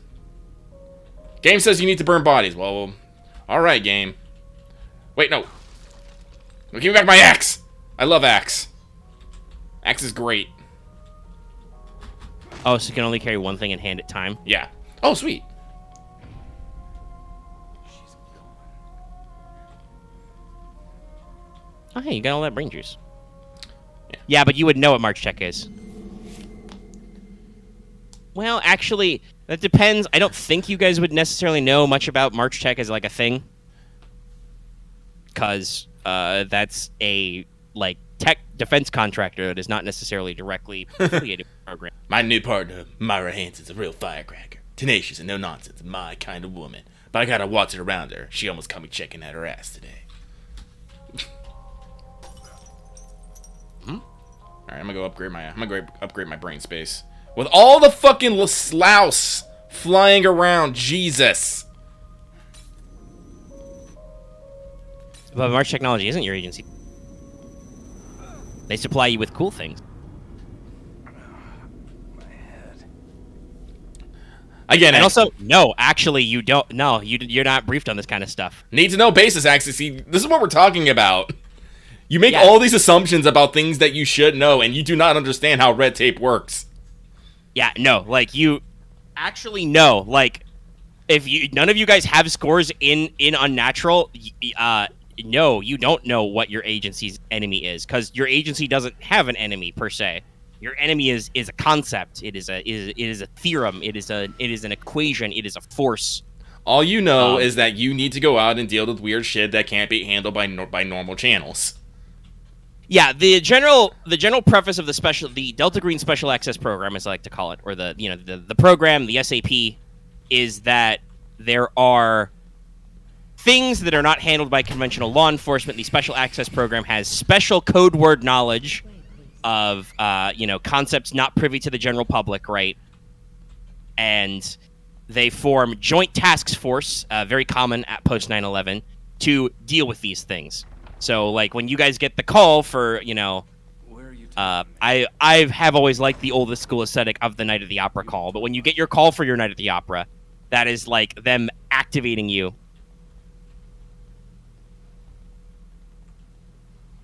Well, Axe, you should... APs, throw all that shit out, because that was that keeper. That was that handler. I don't know if you were here for this part, because you just said you just hopped in, but, like, I mentioned earlier, the Handler's Guide, which you should not read. Do not read the Handler's Guide. You have to take my word for it, though, that it says that I am supposed to, not do anything towards your approaches and assumptions. The idea is to diversify everything. It's not just the monsters, it's everything. Your version, my version of Unnatural Tomes, an experienced Call of Cthulhu player might find... an original Latin Necronomicon or a Book of Ibon and be like, this contains these spells and references to these gods. No, that's not how fucking grimoires work. You don't know what's in there. Maybe that page is burned out, or maybe somebody, smudged some blood on that page. Right? Mm-hmm. Or, this is a very big thing, in old school Call of Cthulhu is the many, many different translations and editions of these classic tomes because, different stories have needed different versions of the books with different stuff in them. Delta Green kind of like cuts all that stuff out and is just like, you should keep in mind when you're making Unnatural Tomes, these are highly varied. They're sometimes personalized. I also really love the sample tomes in the Handler's Guide because it not only includes like big classics, like I said, their own versions of, the rough outline of what De Vermis Mysteries, the Necronomicon or Alazif, right? Like, I'll backhand it, Axe.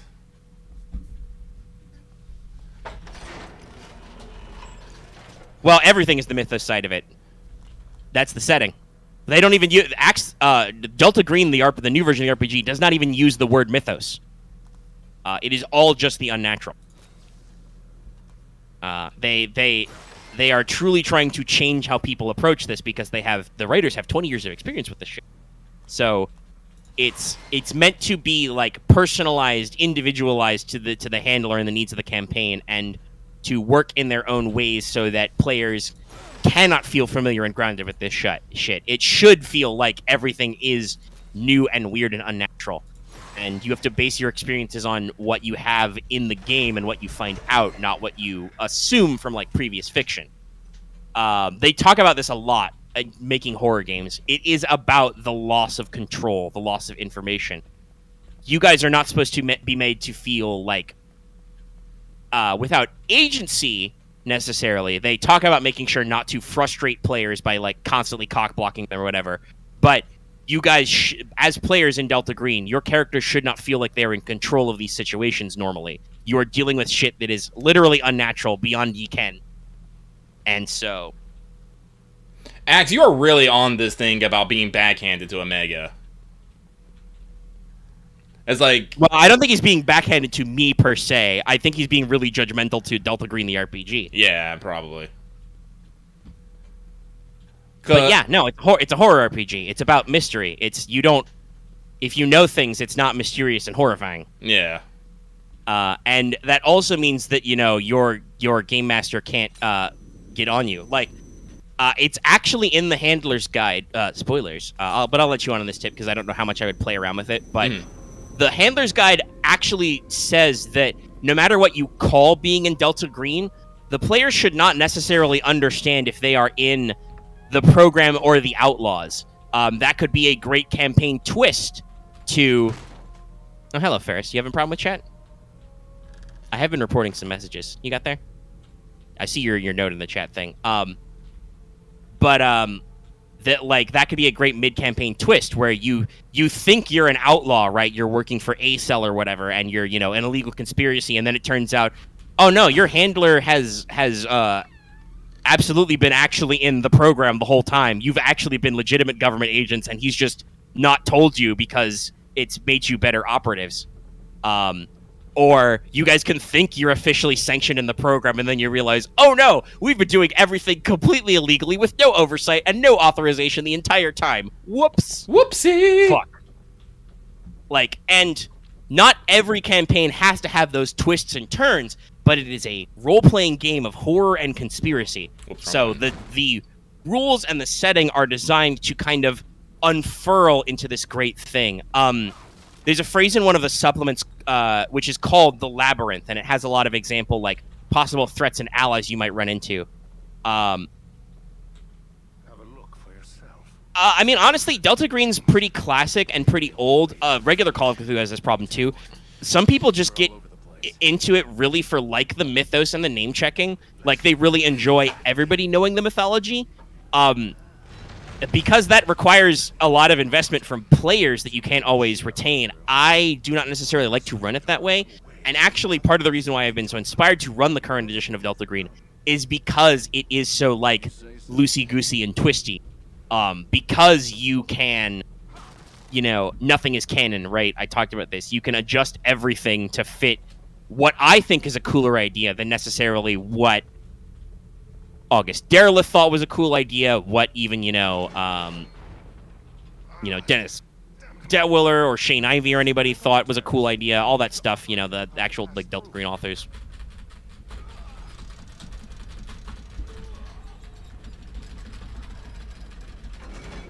That is still true, but the thing you need to... Because I don't even know if it's a spiral of uncertainty, right? It's... Though, like I said, there is a metaphor used in one of the supplement books called the Labyrinth of, And it talks about how you don't necessarily... Not every campaign needs to be a labyrinth, right? But, you can make it labyrinthian. You can make it this maze of, who's the threat? Who's a friend? What is the context here? How are these things connected? Proper conspiracy-type shit. But I think the thing, to your point you just said there, Axe, you are supposed to protect the public and... deal with the fact that you're trying to at least the people who are in the know about the unnatural fight a losing battle and what will you sacrifice to buy one more day. But the thing you didn't catch on to, you spelled unnatural with a lowercase u. You got to remember, uppercase u unnatural. The threat is unnatural. It is arguably unknowable. It is something that is in proper cosmic horror. Oh shit! You got a gun. Elements. It is supposed to be something that is so... He also has a big metal mask on. What a fucker. Rude! Just punch him down those stairs. But, it is a cliche, but it is still true to the genre to have that true, you cannot grasp the true form. The thing was indescribable. It was a color... in her video at HP Lovecraft, OSP and Red from OSP makes a lot of fun at the expense of the color out of space being a color which exists nowhere on Earth. Even though the color out of space is actually a really good cosmic horror story that is really freaky, the verbiage gets some modern readers to be kind of weird and clunky and dated, right? our postmodern readership can't imagine a color that is uncolorable. But also, like, God, the universe is weird. Also, honestly, colors are weird. I think, did I talk about this video? I think I did talk about it. I watched a Vox video that talked about the quote-unquote hierarchy of colors, where languages naturally develop different words for colors over time, and a lot of them have very similar rules. Like, depending on how many different words you have for colors, it can be reasonably predicted what they would be. Like, for instance, almost every language that exists has words for something being black and white or dark and light, right? Oh, yeah, okay. Simple contrast stuff. Possibly universally, I'd have to double check, but almost universally, the next color word that comes in a language is red. Like, almost every culture has a word for red or reddish, and then it starts to spiral out. And I don't remember the exact order, but like, believe it or not, shit like, you know, orange and violet are like late. But it can also be that, like, you know, blue and green are not necessarily separate.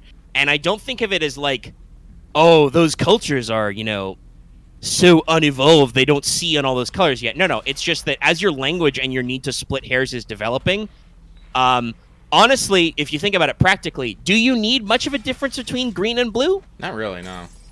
Yeah, it depends on the context. If you're near water, you probably do need to develop a term for, like, describing, like, hey, that is more, that, you know, that ocean is very blue as opposed to that tree is very green. But if you're an inland culture, you might not need that much of a distinction. Water's green, trees are trees are blue, water's blue, who gives a fuck, right? Oh, even sometimes, like, for the longest time, hecking, what the hell is this? Oh, it's a flashbolt. Interesting. Also interesting, you got a lantern. Oh, yeah, no, I love it. Flash bolt. I think I might get a crossbow at some point, and I'm excited for that. Ranges. But like, this is something I definitely know. In Japan, for the longest time, there was no distinction between green and blue. They were just both alley. Yeah, and but you can tell that they eventually developed, you know, the concept on their own because they have their own word for it, midori. Whereas, hey, guess what the Japanese word for orange is? Isn't it just orange? Orange. Yeah. Yeah, it's orange. Because even in, like, English and other Romance languages, orange is a very late color. I still don't remember if we named orange after the fruit or the fruit after the color. But, like, for a lot of period of human history in, like, early English and other Romance languages, orange was just, like, you know, yellowish red, basically. Like, we just said, oh, that color? That's a yellow-red color. Mm-hmm. I've heard people argue that indigo isn't an actual, like, color in terms of frequency of light. That's just how our eyes, interpret the blending between, like, purple and blue. There's some suggestion that the proper, you know, spectrographic color that's separate is cyan. Oh, shit. But, you know, there's a lot of complexity. All of this, we went on this, like, 5-minute or 10-minute break to talk about colors to be like, the idea of a color beyond Immortal Ken isn't actually that weird. You just think it's not weird because, you know, you've been taught assumptions about life. And it would actually be pretty mind-blowing, right, if you saw, a cloud of glowing color that was, like, green-purple, and you would be like, how? Those things aren't together. What the fuck? My eyes, my brain. Shit. You know, sometimes knowledge is mind-blowing. And that's kind of the hypergeometry at work. Well, this is why I tell people, being able to see is wild, y'all.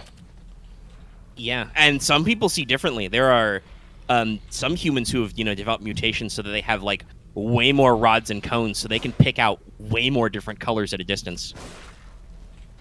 It's all, you know, very interesting stuff. And we've talked about this in reference to Eclipse Phase before, but God damn it. This game's a little clunky. Yeah, I'm getting that.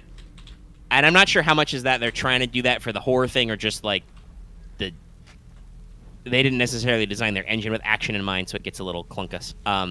But we've talked about this before in reference to Eclipse Phase. You know, birds, for instance, are tetrachromes. Humans see in 3 colors. Mm-hmm. Birds see in 4 colors. That lets them see in ultraviolet, and their perception of our world would be vastly different. I die. I don't know if we've talked about it on What's Up, but we have talked about it in reference to like Eclipse Phase Sessions, characters with enhanced visions. Because you can see into the ultraviolet, you are tetrachrome. I think the way they describe it is that you can see like, instead of 7 colors, you can see like 12. Because you can see like different spectra of IR and UV, and perceive them as different colors. Now, what would you call those colors? I don't know, but anyway. All this to say that, like, that is the capital U unnatural, is, like, being confronted with these things that your brain, all your knowledge, your education logically tells you that's not how that works. And then, you know, the thing that's a color that you don't have a word for spews, you know, flesh-eating radiation, and now Agent Jenkins is fucking dead, dude. What do you do? Oh, my God. How do we fight a cloud? The answer to which is poorly, usually. Run away. Running away is great. Running away should be done more often. This is the thing I brought up, like talking about like you know, because I didn't want to nitpick people too much on the skills and the stats and stuff. I talked about how in the writing for the second scenario I'm working on, it's not open, but I have hidden a machine gun in it somewhere, a light machine gun. You know, it's just a little treat.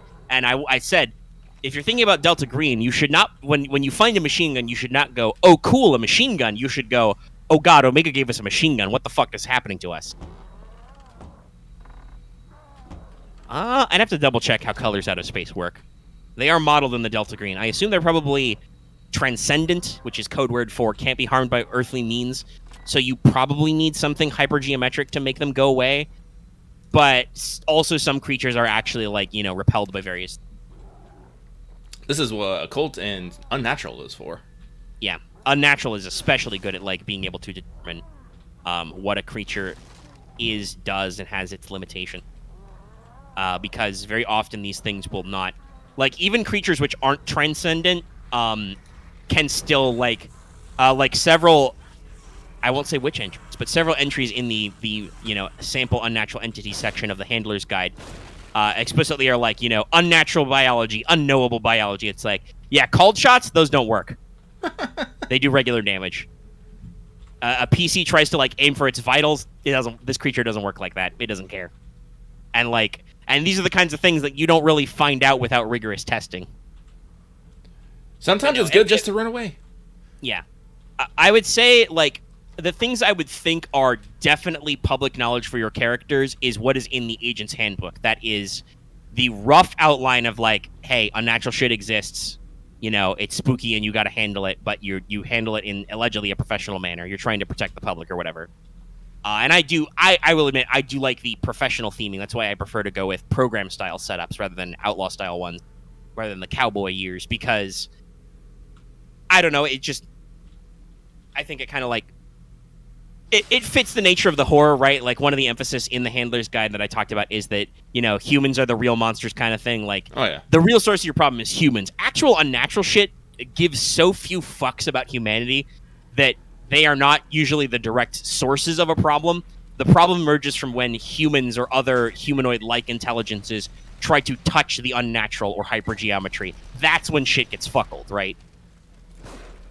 Like, you know, Cthulhu lays dreaming in Rillia, that he's not going to cause any problems until he wakes up, but because people, you know, hear his psychic dreams or whatever, or, you know, the fucking deep ones get on the party line and are like, yo, dog, we need to honor Big C, so maybe he wakes up in this millennium.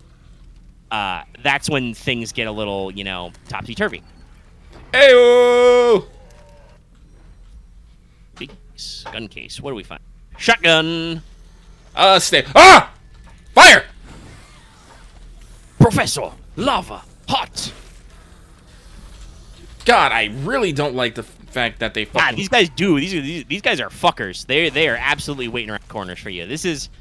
I know this is classic horror game shit, but this is also some of the shit I don't always like in these games. Like, I want to look at my fucking... Actually, what was my inventory button again? Find your cat. What was my cat scan button? Oh, that was you doing an idle animation. I saw your shadow on the wall and was like, is there another motherfucker behind you? No, that's you. That's just your shadow, buddy. No, there's another motherfucker. There is another fucker behind you, though. God damn it. Yeah, I don't think I actually need to burn bodies if I blow off their fucking head. I think the burning body is just in case you think they might come up and try to tickle your grundle. I also think if I remember rightly, it has to do with if you think you're because I know you've backtracked through some areas. I think it has a little to do with if you're going to backtrack right away. Oh, that might do it. So it's if you want to fight these guys again later down the line, but I don't remember exactly. This game's it's been out almost 10 years.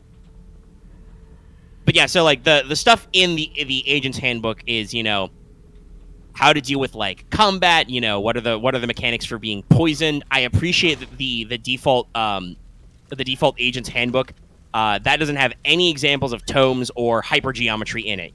I think it explains the concept of hypergeometry, but there's no rules for like capital R rituals or where you get access to them. Just like hypergeometry. It's what we call all this shit. It's weird. It's math. It's math. It's bad math. Spooky math.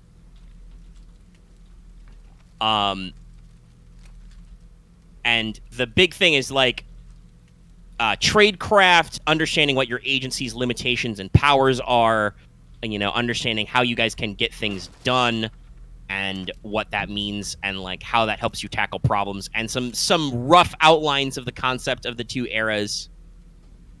But like the handler's guide has like blow by blow timelines of shit. It has all the examples of, like I said, the famous Mythos tomes and the creatures, and then it is full of advice, which is like, here's ways that you can, twist this stuff, make it different, make it unique, do your own, play of things, change things for our understanding of the world, and make it so that you're to kind of keep your players second guessing, because it has advice for, like I said, for the handling. You don't want to. The harpoon, I guess. Sir! Why were you just standing there? Fuck you. Bonk. He was supposed to be over there, keeping watch out, but I opened the door and suddenly he's right there, like, hello. It's like, excuse me. You were coming. It might be because I accidentally had my lantern on, but at the same time, I'm like, God damn it. I think it's cool you got a lantern. That's neat. No, I think it's sweet that I got a lantern. Oh, hey, there it is.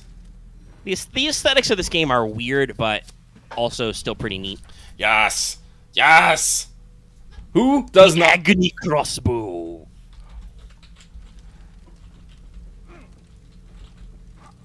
All right. Again, I need to remember how to fucking open up my inventory, though. It's not tab. It's not escape. Actually, hang on. Is it I? Let me go to options here. Let me see here. Controls. Yeah, you have a control keyboard. You can just check what the keybind is. Lantern. Inventory. V. Would not have been my first choice, but okay. There it is. V. Creating agony bolts. Alright, cool. Alright, so let's... Alright, so I have equipped that, but let me see here.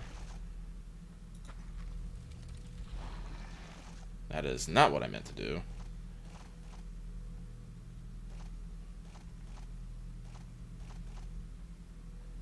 So I can make bolts. I can change bolts. Agony bolt, flash bolt, harpoon bolt, explosive bolt. Wow, we're going whole hog on this whole agony bolt.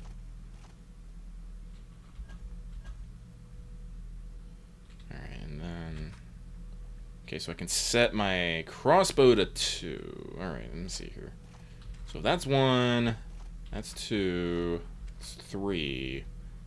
Actually, no, let's set my crossbow to... No, let's leave the crossbow alone for now. Let's have a shotgun on. Then I gotta set my syringe to 4 because always have a healing item ready on your fucking... Okay, cool. Of course, so, always be ready. Very important. But yeah, so we're hyped for Delta Green. We're gonna check it out this Sunday, and hopefully we're not gonna goof up any of the. Mm-hmm. And it should be fun. And as always, I tell players there's a the Delta Green role playing game, the current edition, has been painstakingly researched for so many backgrounds of agencies and stuff are in there, and how you operate stuff, and having done my time studying the field of criminal justice, which includes a lot of that work in putting all that together. They have a fairly decent assemblage of what your requirements for things are, how hard it is to get stuff, what causes official reviews, and how you actually tackle problems. One of the rules I like is the special training function, right? Mm-hmm. Where just your character has special training. And it's not necessarily like giving you like special skills, but you would just say, I have special training in this. Like Marth's character, I think it's fair to say, I don't know if it's noted, got it noted down, but I'm pretty sure it is said somewhere in the book that like he probably has special training for grenades. So throwing grenades is just like a dex roll. But if you don't have special training in throwing grenades, you're not very good at it. Lockpicks, I think, are a special training item as well. Stuff like that. It allows you to like diversify the skill list without actually like cluttering your skill list. That is important. And they do have a, the gear and requisition system is not the most deep. It uses very simplified basic stat blocks for like weapons and stuff. Mm-hmm. Well, at least still like explaining like, yeah. So for pistols, most police agencies are using the equivalent of a medium pistol. Those are probably around 15 rounds, but 17 or 20 rounds aren't unheard of, etc. Obviously, if you're a revolver, you probably have a 6-round, but, some modern revolvers can go to, like, 7 or 8. But small revolvers might be as low as, like, 5. Also, they don't mention this, and I'm a little surprised at that, but logically, you can also be, like, super big, mega, ultra-caliber revolvers also sometimes go as low as 5. If you've got a Magnum Research BFR... and, like 500 Nitro Express, that's, I believe, only 5 rounds at the cylinder because they're fucking huge. And again, the beauty of Delta Green, firing that giant-ass bullet and breaking your wrist mightn't even solve your problem. There's a decent amount of gun porn and, like, the, accessories and ammo types and stuff. They got a wealth of talking about, like, all your body armor. But a lot of it is, like, what kind of services and things can you get access to, right? Right. Like you, for instance, you as a character, you're CDC. Mm-hmm. You have not the power of arrest, but have the power of quarantine. Yep. If you think somebody is a health risk, you can be like, quarantine. And they have to like get locked down. And, examples of kind of the services you can request are outlined, all that stuff, which will be very important because, this talks about like, how hard is it to, arrest a guy for 24 hours with no real cause? It's pretty standard, but you do have to link it to a current case. You can't arrest somebody for no reason, right? That causes problems. But it is fairly standardized for if you want to hold somebody for questioning to lock them down and, hold them without being charged for 24 hours. Then you gotta let them. The tradecraft even talks about like how you can get warrants and stuff. It's a pretty good section in these bits. I would say that even if you don't want to play specifically Delta Green style stuff, it's a good RPG to pick up if you're interested in these kinds of investigative games, because they do actually talk a lot about all the procedure of stuff and like how you can both do specifics and also broad deep.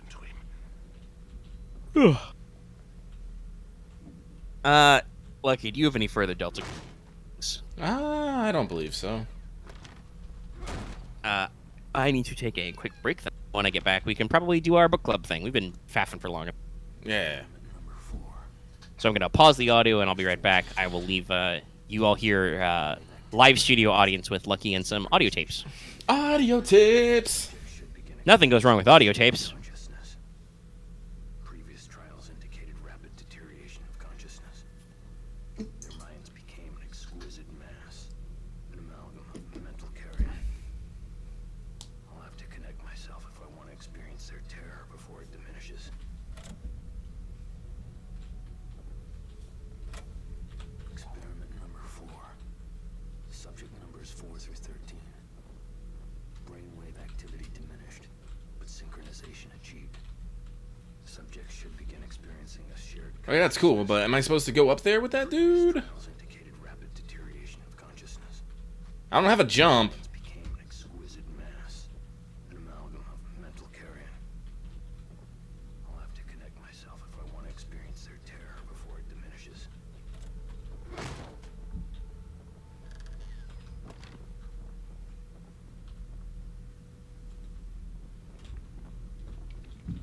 Alright, game, we're being a little obtuse here. Where do I go?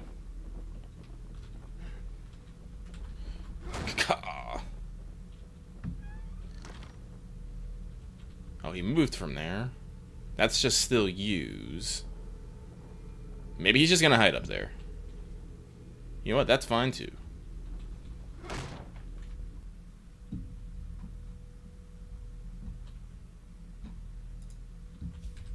Alright.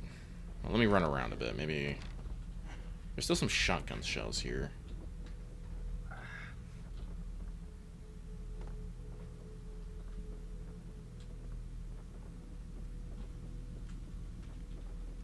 Nah, I'll be fine. Maybe. Oh, those lads over there will be getting up. The fuck?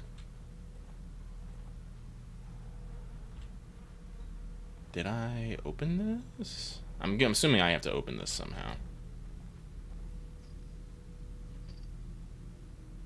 Great. There's gotta be something that'll get through this. Oh, that's probably the fucking switches. A chainsaw? I don't know if I want a chainsaw, my dude. I have very bad memories of that. Very bad memories.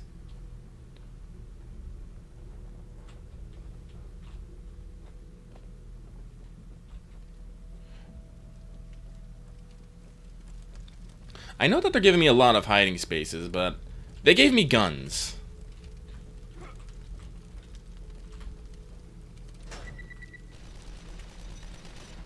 Oh wait, that's the trap button.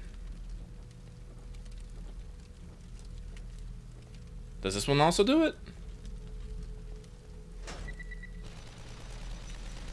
Yes, it does. Okay. So those are for traps.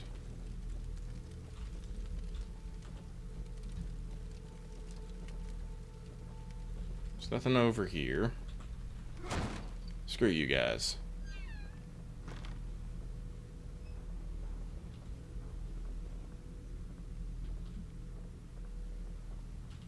Make our way back down.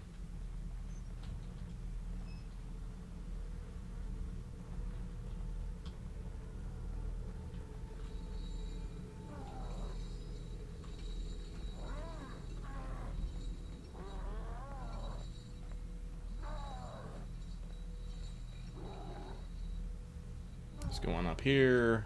See what's going on. I am full of matches. Should probably burn some bodies. I don't like leaving things behind. Okay. Welcome back. Myself. Fire it off.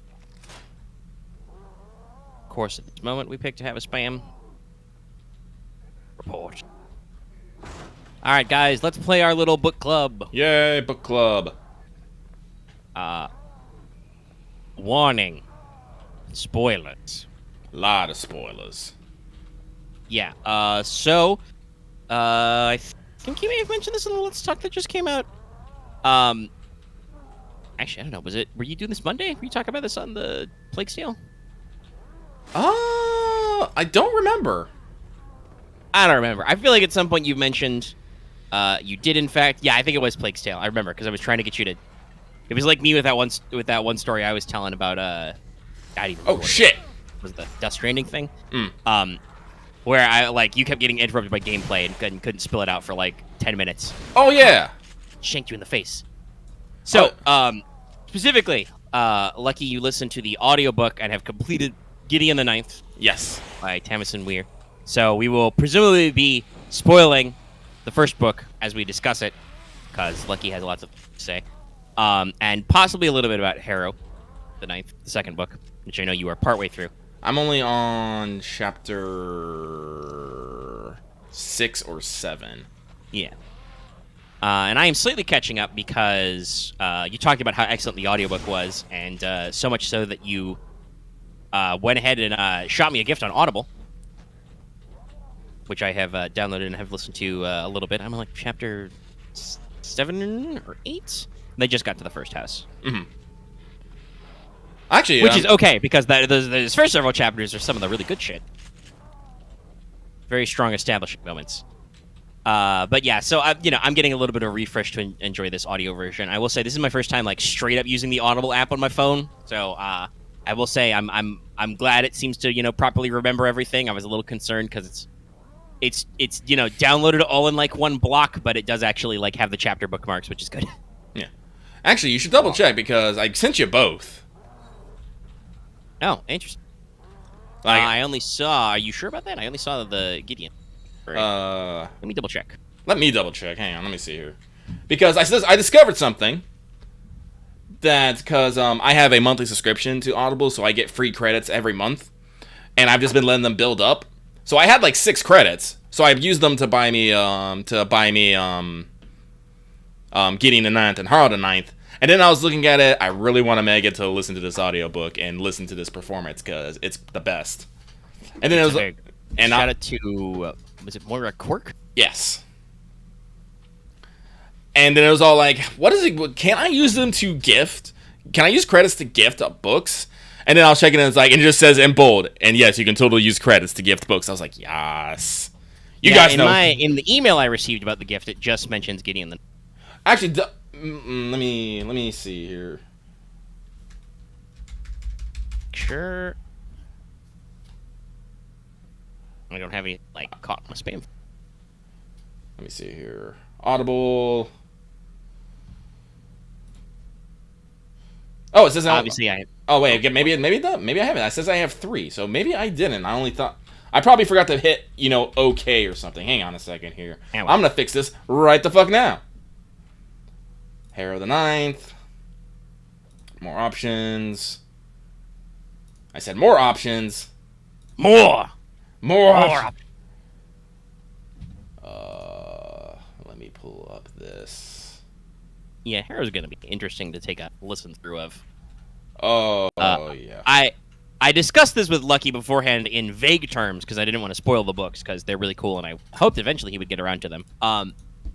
But I've talked about the tonal shift between Gideon the Ninth and Harrow the Ninth is really strong. Like the style of the text completely changes.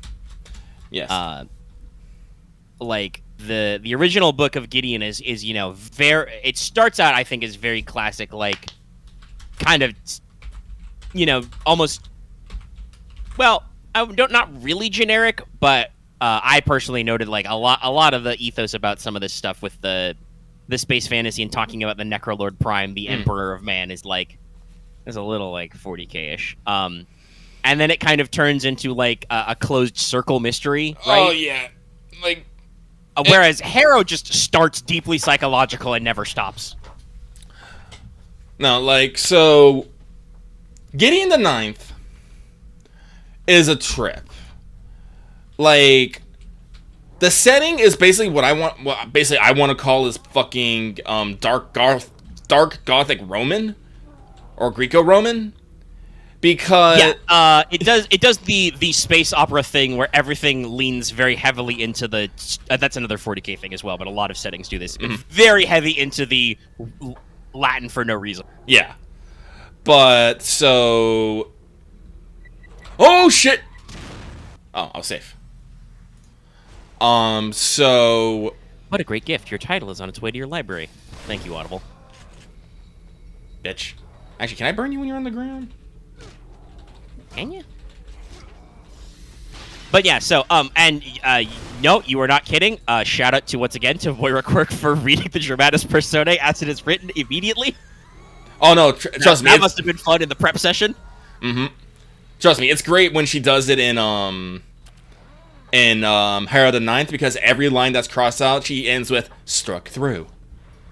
I'm like, no, it's really fucking good. But yeah, she reads it out, and that's the thing that, like, honestly, reading the Dramatica Persona kind of throws you off, because you're hearing all these names and you're just all like, what? So, like, starting the book off, it was very confusing. Very confusing. Because, like, fucking Corona Beth, what was it? Tridentarius, yes. Tridentarius, Silas. We should establish for people who aren't familiar, but we are in the spoiler zone. You should check this out yourself. The first book opens with a list of the 9 houses in order of house appearance. So thus starting with the 9th house, because, Gideon the Ninth and all that stuff, where it rolls down all the body of text, right? Mm-hmm. I think does it start with Harrowhark? I think it does. Harrowhark, I think she's the first character listed, yeah. Harrowhark, Nonagesimus, Reverend Daughter of the Sealed, blah, blah, blah. And it's, like, really, really goth and really intense right away. It ends with, of course, Gideon Nav, servant of the house. Listen, I'm not gonna front. I, like... and Harold the Ninth, reading the Germanic Parasite, she gets down to the ninth saint, doesn't say Gideon's name, and it's just like, Yeah, there's a lot there. yeah. Yeah, there's some stuff. Yeah, no, so like pay attention to the Germanic Personae. It might be important. I'm gonna burn this body. Yeah. Not only is it a good way to reference the spelling of characters' names, but everything is in numbered houses, 9 to 1. So in case you didn't get, I mentioned Harrow's surname is Nonagesimus, That's which 9. is it's a very fancy word for 9. You know, What happens if I burn this? I'm there's Septimus for 7. Woo! Is it Octavius for 8? Yeah, I don't think it's Octavius. I think it's because, like I said, something. It's Ox something. But no, you have the Duke, Duke Tri. What they use for the 4th house? I can't remember. But because the 5th house was literally Abigail Pent. Yeah. Like they didn't go Cran. Sextus first house. Fucking Palladium Sextus is one of the best. And then and it's full of these names. Like I said, it's not just that he's Sextus; he's Palamedes or Palamedes. Palamedes Sextus. Accident. Yeah. The sword teacher is Aglamene of the Ninth. Again, I'm super glad I decided to go with with the fucking audiobook first, because if I had looked at these names, I'd literally been like, I can't even. Yeah, you'd be like, Gideon, I can do that. Aglame. And then there's a very important character in Harrow whose given name is revealed to just be John. Which you're like, that's simple. Okay, that's interesting. But yeah, no. One arguably she's not the viewpoint character for the first book, but arguably our secondary protagonist has as we said, the given name Harrow Hark Nonagesimus. Which shout out to Gideon of all people usually saying Nonagesimus. In very British public school fashion. Harrow, of course, usually doesn't deign to call Gideon by, just calls her Griddle or Nav. Yeah, that gets a little more popular later. Griddle is like a private little hate name. Oh, that's why this guy is fucking. But he's chained up. Okay, that's why he's. Yeah, I was trying to figure out what's going on with this dude, but he's related. Fuck your shit up. Yeah, he is. But I can break the fucking. Oh, I just yeeted those fucking things away. Okay. Delete. Wow, physics. Neat. I think that's a hay bale. You should not be able to add to a hay bale. No, hay bales are heavy. But so we start out in a very interesting fashion. Gideon Nav, fucking bonded servant of the Ninth House of the Locked Tomb, is running the fuck away. Yes. And I think I talked about this last time. I love how it opens. Gideon Nav packs her clothes, her sword, and her skin mags and prepares to run away. And I'm like, this is the most establishing thing ever. By the way, skin mag, the porn. Yeah, no, it's porn. It's porn. Just... Titties of the 5th. Mm-hmm. Okay, so Okay, Crux, it's not a real magazine. I lied. Again, I love Quirk's portrayal of Gideon Nav. It is the it's so it's the cocky. Well, yeah, if you've ever read the books yourself, which I did originally, I talked about this. The actual writing style is so like that. Ah, God, it slayed me when middle of the night last night I'm listening and Harrow says, "Didn't you know? While we were studying common sense, Gideon was studying the blade." I'm just like, right, that's a line. That's one of many lines like this. It's full of memes and shit like that and puns. At one point, Gideon says, "You want me to throw her a bone?"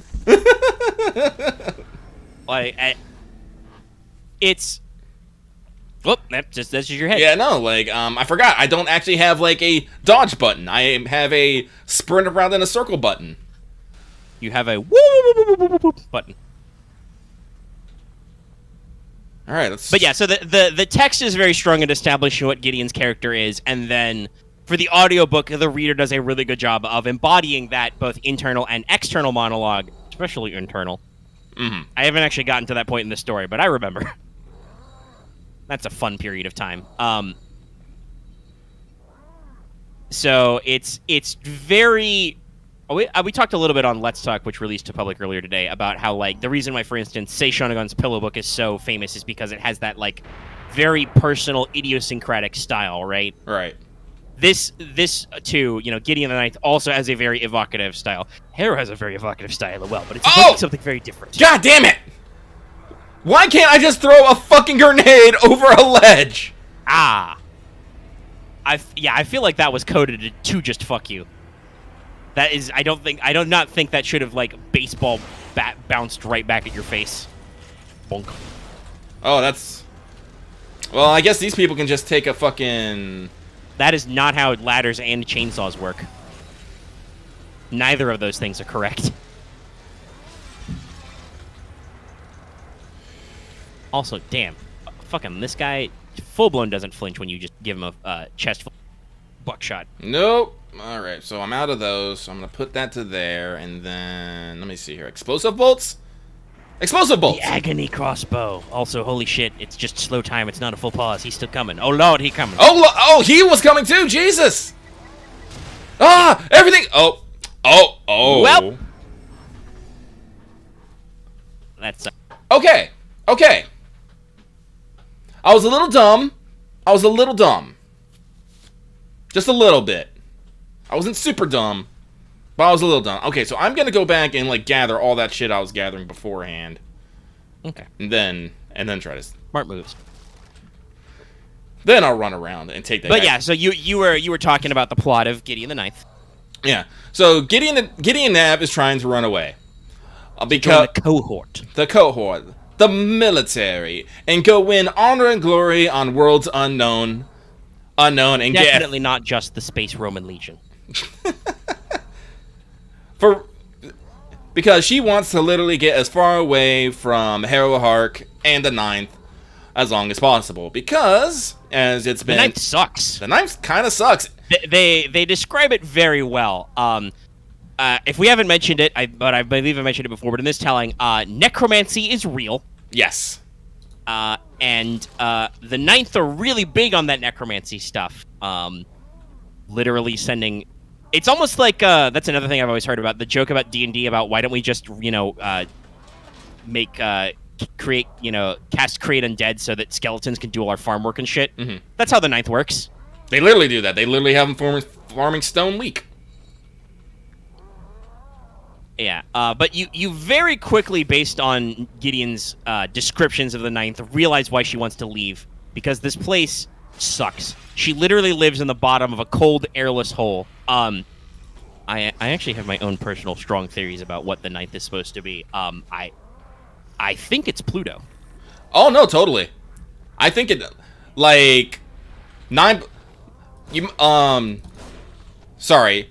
9 is a very strong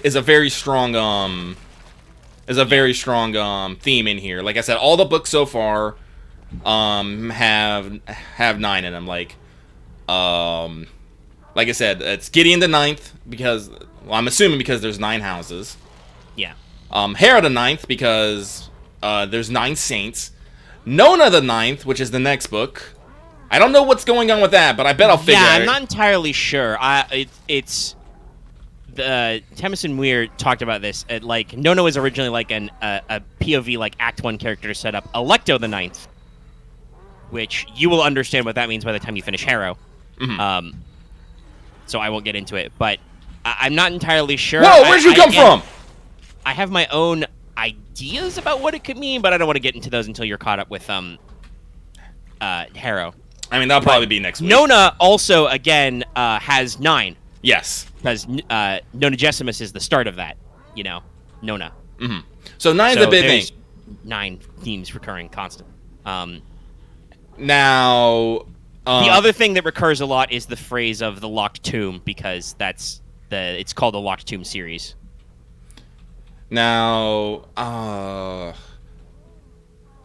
forgot. Well, so Gideon's trying to run away. She's got it all worked out. She's got a shuttle. She's going to escape. She gets basically fucking like Mr. Scrooge, right? Like 3 people appear to tell her to not do that because there's a muster call. She must appear. The bell soundings and all that yeah. crazy stuff, yeah. So first we send Crux, Fuck that the dude. marshal, who's fucking old and crusty and hates Gideon's guts, but he's too old to do anything about it. He tries to offer him a porno mag, and he doesn't take, so he trots off. Next comes Aglamene. Who taught Gideon the sword, and is kind of, sort of, as we start this story, the only character we feel like Gideon respects and possibly likes. You know, and similarly, I love the way the book phrases this. Gideon does not assume that Aglamene, you know, feels affection for her, but there is definitely some amount of respect there. God damn it. And so Aglamene is just like, yo, dog, you gonna come to the... Yeah, I ran into the bear trap. You gonna come to the muster? You know, you disappoint me otherwise. And then Gideon's just like, there's this whole deep internal monologue which boils down to, guess I'm gonna disappoint you then. And then we get introduced to Harrow. Because Harrow comes up herself, the reverend daughter, heir to the Ninth House, known as Gesimus. And you immediately understand most of Harrow's character. There's some stuff going on under the surface, but like you get the Harrow that Gideon knows right away, right? Oh yeah.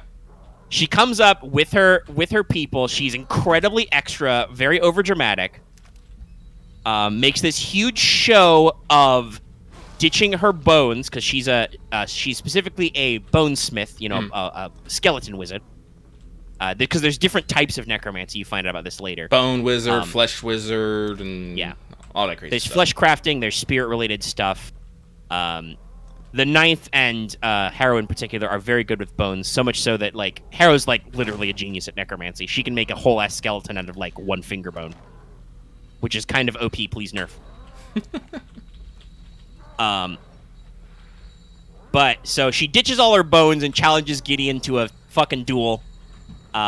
For her commission, not just like a runaway commission, but like actually making her a full-blown lieutenant in the cohort, you know. The best that could be expected. And Gideon, of course, takes the bait, gets into the fair fight because she really just wants to kick Harrow's ass. And then we learn the other thing about Harrow, which is her gross amounts of over-planning. Harrow is very paranoid. Yeah. For reasons that are understood. There's a reason why Harrow is deeply paranoid and deep set, even though that she's only like 16, I think, in the first book. No, like, she's not like a grown ass person yet. Yeah, because like Gideon's like 18, 19, and I didn't know Gideon's like a couple years older. Yeah, and she's a year older than Harrow. Yeah, so Harrow's only like 17 or 18, you know. And has been hiding a deep dark secret since she was 10. Mm-hmm. So that's why she is the way she is. But to establish to the people, this is all early shit, you know. This is like chapter 2, so this isn't spoilers yet. But to set up Harrow's character, what Harrow does to win a duel with Gideon is, the night before she went to the platform where the shuttle is going to land and take Gideon away, dug in the ground and hid bones in it so she could make skeletons, so she could win the fight. Like, and she says she did this herself. She went out in the fucking dark, dug up the fucking Pluto dirt, and hid bones in there so she could summon skeletons and win a fight. Because that is something that is emphasized over and over, is that in a straight-up physical confrontation, Gideon would just kick Harrow's ass. It is. At one point, Aglamene says that she might be the best swordswoman that the Ninth has ever produced. Mm-hmm. Now, so, yeah, now Gideon, Nav, and Harrow non-Gesimus have the most fucking complicated relationship I have ever fucking seen. Yeah, I love it. It is pretty great. And some genre-savvy people might caught on pretty quickly to it is, but it is... It's pretty sick, but right at the beginning of the book, you can tell they fucking can't stand each other. Literally can't hate each other. I mean, literally hate each other. Can't stand to be in the same room with each other. Harrowhawk... They are just constantly trading barbs. We talked about how, like, Harrow's nickname for Gideon is Griddle, which is just... I don't even remember what that is in reference to, but it's just, like, really demeaning and annoying. Just Griddle. Yeah. they're constantly talking about how they want to just murder each other. How they can't stand, like, oh my god, and it's good. It's back and forth. We kind of glossed over it, but how Gideon got on the Ninth is actually pretty interesting too. Apparently, she was born in like a downed shuttle, and her mother literally cut off her life support to keep her keep her alive. So very particular phrasing, having just done that scene. Dribber, the House of the Ninth, is in a pit. It's in a long, dark shaft in a planet to a locked tomb that must be sealed. It's very important. Do not open tomb. If I can do damage. For Gideon's mother drag-shooted in. So she parachuted down the hole and apparently had a bad go of it, like crashed, did not successfully shoot down. And she was killed because her suit's life support systems, because, again, they're on a horrible, blighted, airless, lightless rock. It sucks, and it's probably Pluto. God! Okay. But she was wearing a biosupport, like, suit or chamber or something that had a little baby Gideon in it. And that, by the way, Gideon's name comes from the fact that the Ninth, House of Necromancers, tried to dial up her mom's ghost to figure out what the fuck, and all they got was that the ghost yelled Gideon. So Gideon. Yeah. Clearly, this child is Gideon. So she was, raised by the Ninth in indentured servitude, because what can give you more bondage than raising you as a child? This is the setting we live in. It's a little fucked up. It's a little fucked up, yes. And then they also described, though, that at that time, I believe they said that the Ninth House had 201 children or something. 3 digits of children. It was 200. Yeah, it was 201 because it was 200 children. Well, not just children. Well, children between like the ages of like newborn and us. Yeah, I believe then Ortis in there, but he's like 10 years older than the others. So or even maybe he's like 20. He was like a teenager at the. Yeah, but Gideon was 202. Yes. And then there was 2, and then there was 3. Yeah. We'll get into that later. But, so, this is the setup. So, Gideon, Nav, and Harrowhawk, they hate each other. They've hated each other their entire fucking lives. Yeah. They fought... Though also, I think there is one thing I do want to throw out there. You can tell from, like, her description of her porno mags. Gideon is the big gay. She is the big gay.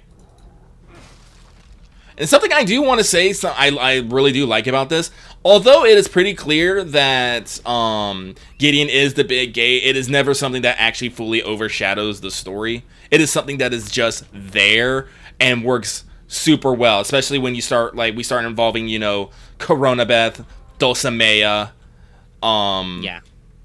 like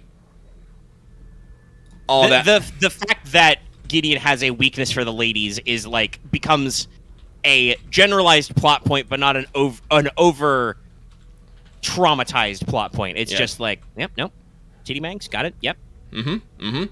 What was this? Necromantic uncharacteristic cleavage. I still love that line. Yes, there's a lot of it.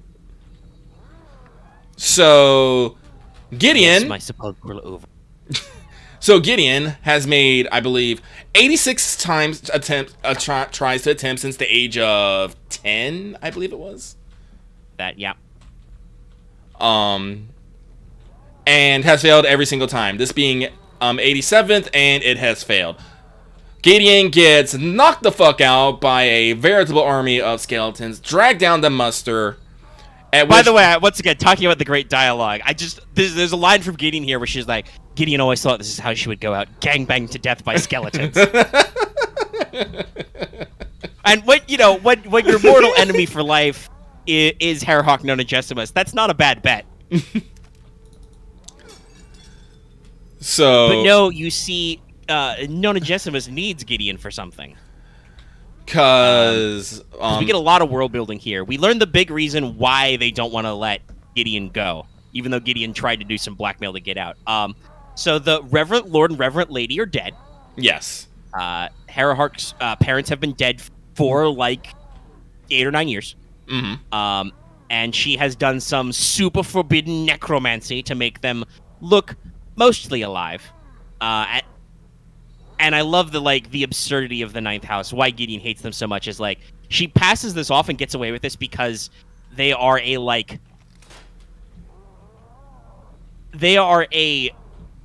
very religious, secretive, conservative house.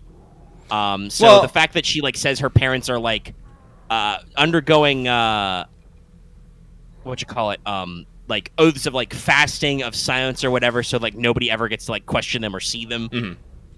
And nobody bats an eyelid, even though Gideon says it should be fucking ludicrous, but it's not because the Ninth is really fucking weird. Well, also, to be fair, this is another problem with the house. We were talking about this earlier. All the kids died. Mm-hmm. All the kids are dead.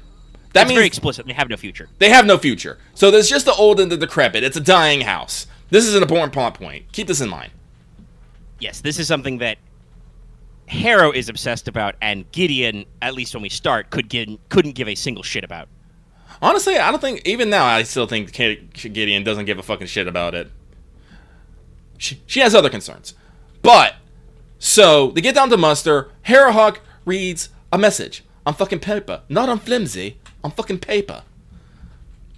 And from, our Necrolord Prime, the Emperor of Man, the first risen, and whatever the fuck else his other titles are. John. So, turns out, celebrations were in order. The Emperor has decided to basically fill up his lictors, which are super cool, super powerful dudes who are really fucking awesome, apparently.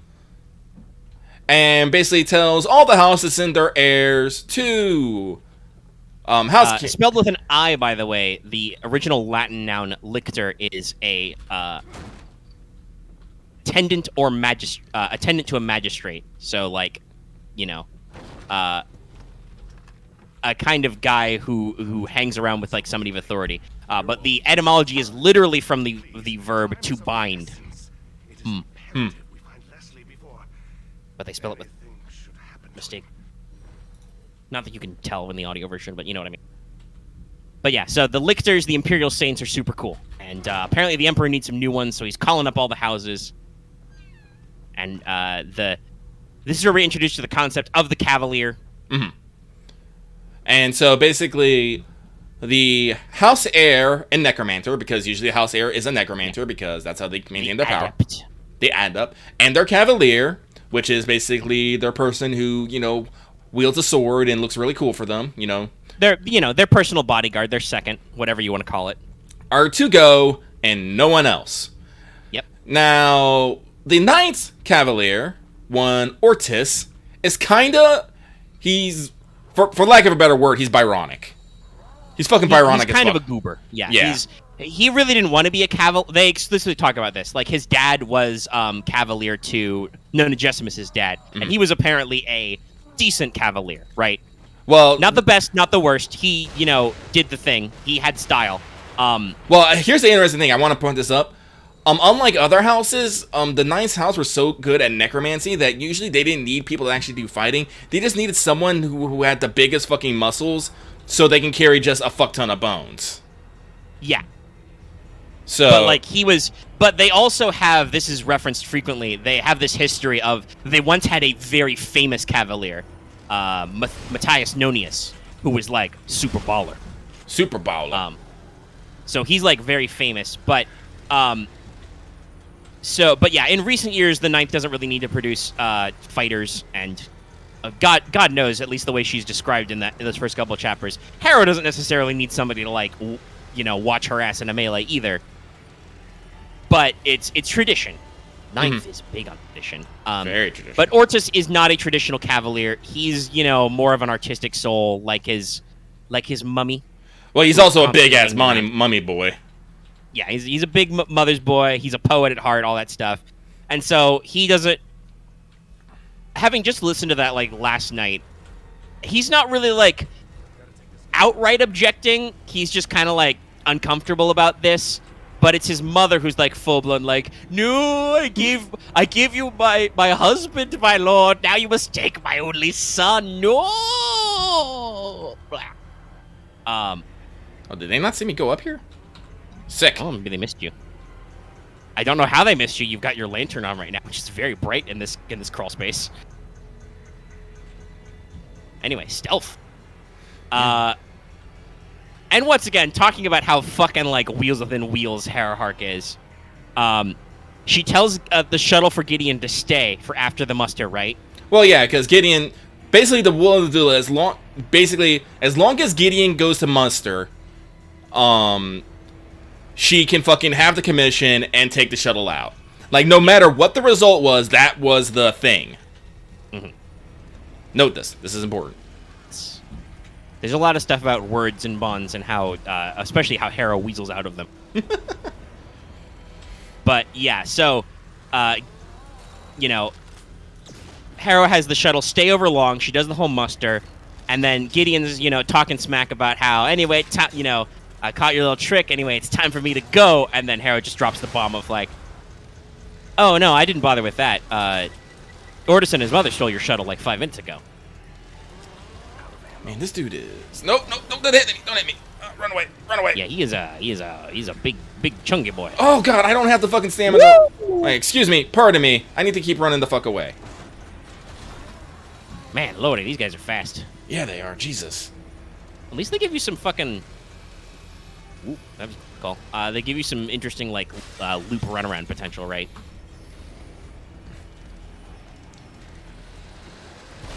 Yes, just punch the plate glass window in this medieval village. That's how you get fear. Did you just dissolve in the fucking... Blarg. He does seem like he melted into blood goo. Oh! It's that guy. It's the quantum guy. He's the blood goo. Tell him. Nerd. And this is mentioned as this is a big heartbreaker for Gideon, though. Like, her plan was perfect. It was all worked out, and then fucking Nona Gessimus just drops on her. Oh, yeah, no, your shuttle's gone. I didn't have to do anything. Sucks to be you. Bye. Also, yeah, go ahead. I do want to say, if I do remember this correctly, I will want to say this. You might think that, like, Nona Gessimus might be a, you know, scheming, conniving bitch, and she kind of is, but she does say later in the book, it's like, no, I actually did. If you actually got to the shuttle, they'd been fine. You would have gone. Yeah. So, no, like, she was planning on her, like, Nona Gessimus... is that in the first... there's the thing about the shuttle. I don't remember if that's in the first book. No, it is, because okay. Silas is all... Because, remember, when Silas gets involved, because they... Ordis's family came from the 8th. Yeah, his mother was from the 8th house originally. And that's where they... The 8th are weird in their own way. Yeah. Because they flee to the 8th, and then Silas ought to whatever if the fucking namby-pamby bitch-ass wannabe motherfucker is. I don't like There's a lot of characters you love to hate in this book. Some of whom stick around in future books. And, yeah, but that's at the beginning, because, you know, I don't want to, like... That's when we're dropping big reveals. Yes.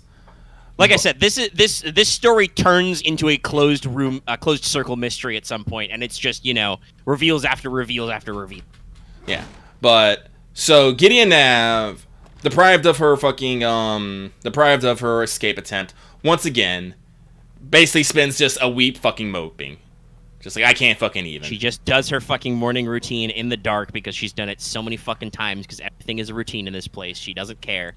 Yeah, but again, this is again why we say it's Pluto. There's no fucking light here. There's just none. Yeah, they explicitly mention that the light from the sun, the star, takes a long time to get there, so it's distant and cold. Everything is, like, lit by heat lamps and stuff, and I'm just like, this is a faraway planet. It's icy. The 9th house. It's Pluto. It's fucking Pluto again. Not that it matters, because apparently the Necrolord Prime has been ruling for, like, 10,000 years.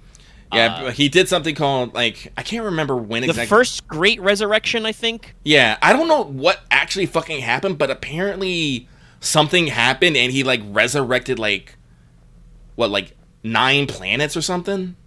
Like, yeah, I think when we get to the climax of Harrow, it's a little more clear. It becomes a major plot point about what exactly he's doing. Like, there's a lot of stuff going on, like... Another thing, like I said, Harrow's got completely different, like, tone and stuff. It also has, like, even more world building. Yeah, no, like, I just know, like, I think, like, he resurrected, like, the 9 planets and, like, that did some shit, but I don't like fully know what's up with that. My best guess, based on what I've seen, which, like I said, is a guess. I don't believe it is explicit yet, unless it's been like confirmed by like the author doing like Ask Me Anything or anything. Is that my theorization is that the Lord Primus, report that, not whatever, doesn't matter. It's all spam. Resurrected the dying, his home world, which I assume to be Earth. Because it was dying of some kind of something, and by doing that, kind of like kickstarted like a whole new world of people, because he like cracked the theory of necromancy or whatever that kind of like turned this whole thing around. And then, of course, after that, he had a whole process where he tried to teach his tips and tricks of immortality to his lictors, who are not quite as cool as he is, but are a little bit that cool. A little bit that cool. And that's like a major process of this first book, is because that's what the letter is. It's you should go to the House of the First, and a planet described as being very, very blue, swathed in water, and learn how to be a lictor. And Gideon, of course, is not really enthused about that. She's like, great. No, don't Harrow want gets to be fucking an immortal sorcery bitch. Cool, I love it. This is a great plan. I think she literally says this is literally the one thing in that should never, ever, ever happen, or something like that. It's like, again, I wish I could remember. Well, and the crux of the line later comes up, right? Like, she's been moping for a week, and then Harrow shows up and is like, hey, so you can keep moping, or I have a thing I need you to do for me. And Gideon is just like, what the fuck ever. So she takes her down to like below everything with Aglamene, and I love this scene because Aglamene and Harrow fight about the plan without anybody ever explaining or ultimately asking Nav to do this for like a long time. And Nav is just like sitting back being like, now hold on, haven't agreed to shit from shit, okay? And but the plan is basically, because Ortis ran the fuck away and he was supposed to be the Ninth Cavalier, but he was a shitty Cavalier. Again, I like how deep does Harrow go on this? The plan is to make Gideon the Cavalier primary of the House of the Ninth. Yes. Because, like, Aglamene does say she's really good at the sword, but she's trained in the infantry blade, a two-handed sword. The word Zweihander is never used, but it fits that description. I do believe they say it's like a 6-foot sword or something. Yeah, it's a consistently Gideon refers to it as a long sword or a two-hander. Yes. But yeah, so she is trained how to wield big boy swords for like infantry formation fighting. Because apparently, like, guns are really weird and rare. Yeah, I think there's only a mention of a gun once when they find an antique. I believe there's some antique guns in the House of the Firth that, like, some of our well-read characters recognize, but nobody has ever, like, handled an assault rifle. No space AK. But Cavaliers, for reasons that will become apparent later, traditionally train with the rapier, with a one-handed sword. And some sort of offhand, like a gauntlet, powder, knife. Yeah. Buckler, for instance, like, Agamemnon talks about Ortis, right, and is like, well, he was trained in the rapier and buckler. If I'd had my way, I would have trained him in rapier and powder, which could even be like black powder. It might have been like an offhand pistol. I'm not sure. But for, Gideon, what I think we should do is we should do the rapier and the knuckle. And they went back and forth on this, I think, because Harrow's like, the knuckle's not really a very dignified traditional weapon, is it? And then Aglamene is like, no, my lady, you don't understand. We need to give Gideon the ability to just slap some people, okay? Well, because because she is so ingrained with infantry fighting, she's not the dance around. Yeah, she's not the dance around type. The more important thing is something that will give her away immediately, because I love this phrase from Aglamene as well. I remember this because it was last night. She's like, so for a normal Cavalier, it would take like 6 years. Because it's Nav, I can probably do it in 3 months, and that will be the like shittiest, meanest Cavalier you have ever seen, but I can do it. Again, damaged by faint praise kind of stuff. But like you said, Gideon is used to the infantry sword, the heavy two-hander. She doesn't know what to do with her offhand. Yes. She's used to... Aglamene says your hands are not twins anymore, they're sisters, right? Right. So she doesn't know what the fuck to do with her offhand or her stance for a long time. The heavy weight of the knuckle is supposed to balance her out. Also, this is a recurring theme. Gideon keeps trying to block things as opposed to parry because, indeed, you can block with a big-ass sword. You should not block with a rapier. That is not how that works. But basically, that's the plan. We're going to make Gideon the new Cavalier. She's going to look the part, act the part. We're going to teach her to fight. She should be able to do all the moves, and we're just going to assume that Harrowhark is going to get through whatever the fuck the system is because she's a genius or something. All right, cool plan. Everybody break. Everyone break. So then we have a training montage. Yeah. Aglame, it's like, don't block! Just constantly screaming that. Yeah. I believe it's described as, for training, Gideon would go below for like 6 hours of Aglame just knocking on her ass over and over again. Mm-hmm. If she was good, she got to train with her longsword, though. And I will say, obviously, like we said, Gideon doesn't want to do this. She's like, this is the dumbest idea I've ever heard. Why would you think I would want to be your cavalier? I don't want to help you become a lictor. You're gonna, become a fascist dictator. And also shoot me into the sun. But like I said, again, a little bit of it is because I think she wants to get out of there and she wants to, be cool. But the other is that Aglamene says that, it's your choice. If you don't do it, I'll have to go, which will not be a good idea. Oh, either. that's right. I remember how this worked. Sorry. The thing that Aglame did though is she made Harrowhawk swear. With her presence, and basically said that if Harrow goes back on her word, because she and Crux will be left in charge of the Ninth House, that will reflect on her personally, right? Because she basically vouched for Harrow's word, and it would be her embarrassment to the Ninth, Mm-hmm. Which both of our young ladies take very seriously, right? Yes. Something? You don't look well. So that and the fact that, again, that if Gideon says no, Aglamene, who has a bad leg, by the way, she got her leg cut off in the cohort, and it got it improperly attached by a bonesmith. Mm-hmm. So she has a bit of a bum leg. Will go, and that will not be good. You find out later, it would not have been good. No. Having a good cavalier is important. Very important. But the combination of the promise and the ability to maybe get the fuck off that rock ultimately wins Nav over. So, So they go space. they go to space. They have a... Well, the interesting thing... What the... Oh, is fucking... The interesting thing is that they You get... have keys to loot in your mind palace? Yeah! This game is so weird. But the... They make Gideon a brand new rapier. They basically take... Apparently because they have a bunch of old rusted weapons just down in the catacombs. Yeah, everybody's bones get buried with their shit, so they...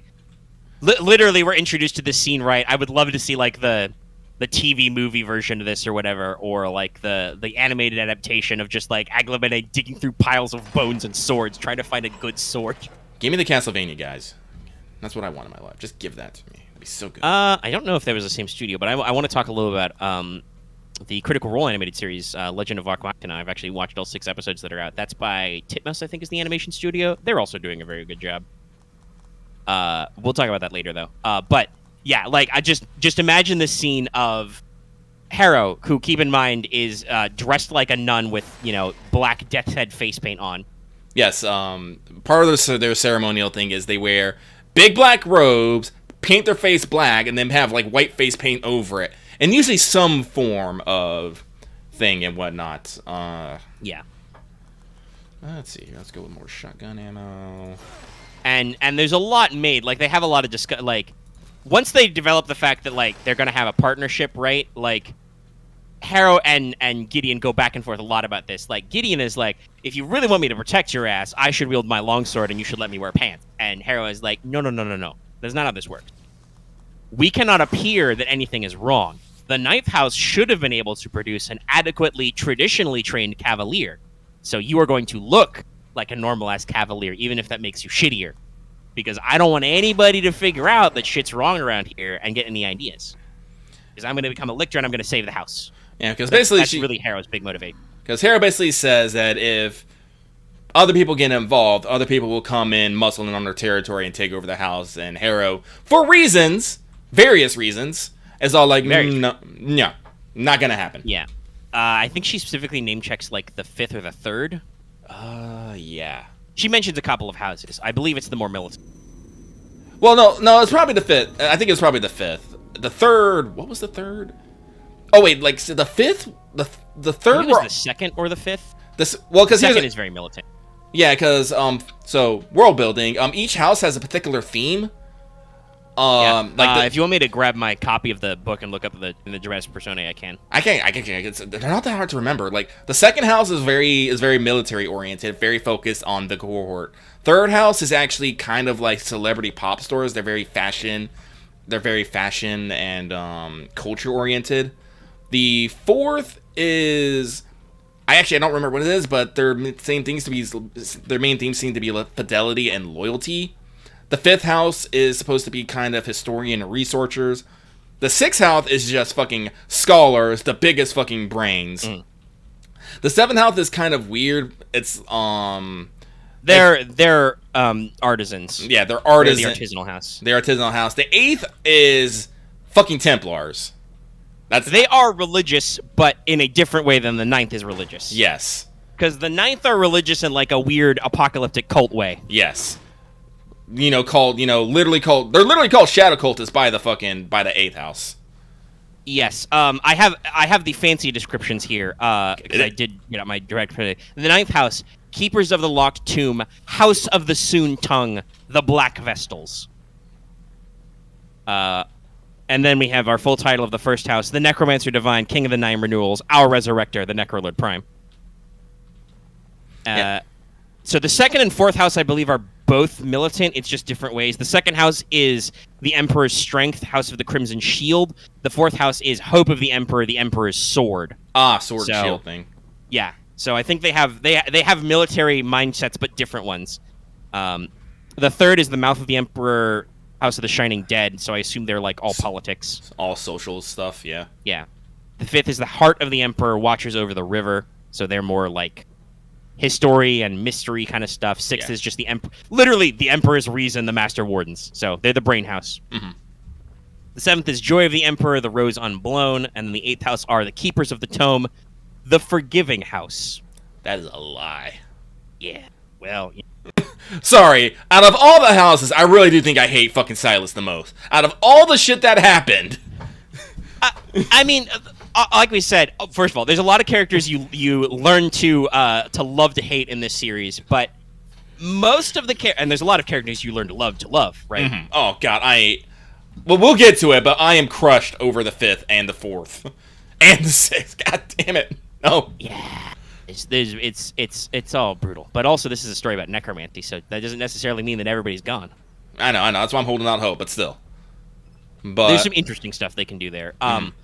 But yeah, no, I think I talked about this before. I do feel kind of sad, like you get really attached to these characters, but it is a closed house mystery that gets a little slashery. Like you will find characters just get fucking dumpstered. They get murked hard, and you're like, shit. Why?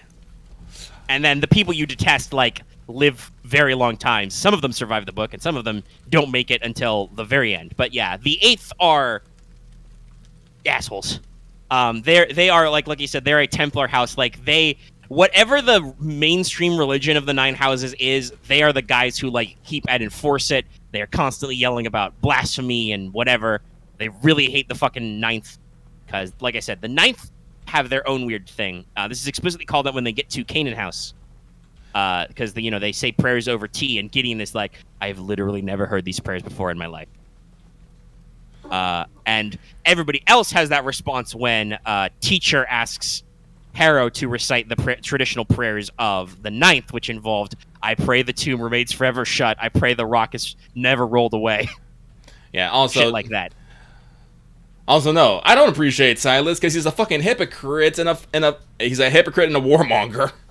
Well, not necessarily a warmonger, but yeah, the 8th guys are assholes. They literally They call this out, like, Calamity's called this out constantly. They say they're on the right of sight, and no matter what they do, they'll justify anything, and they'll say that they were right in the first place. Yeah, they're the churchy types. Yeah. No. Palamedes is great, you know. Oh, He's just big brain. He is just big Also, brain. by the way, did you just take a chainsaw to a giant iron chain? Yes! Yeah, that worked either.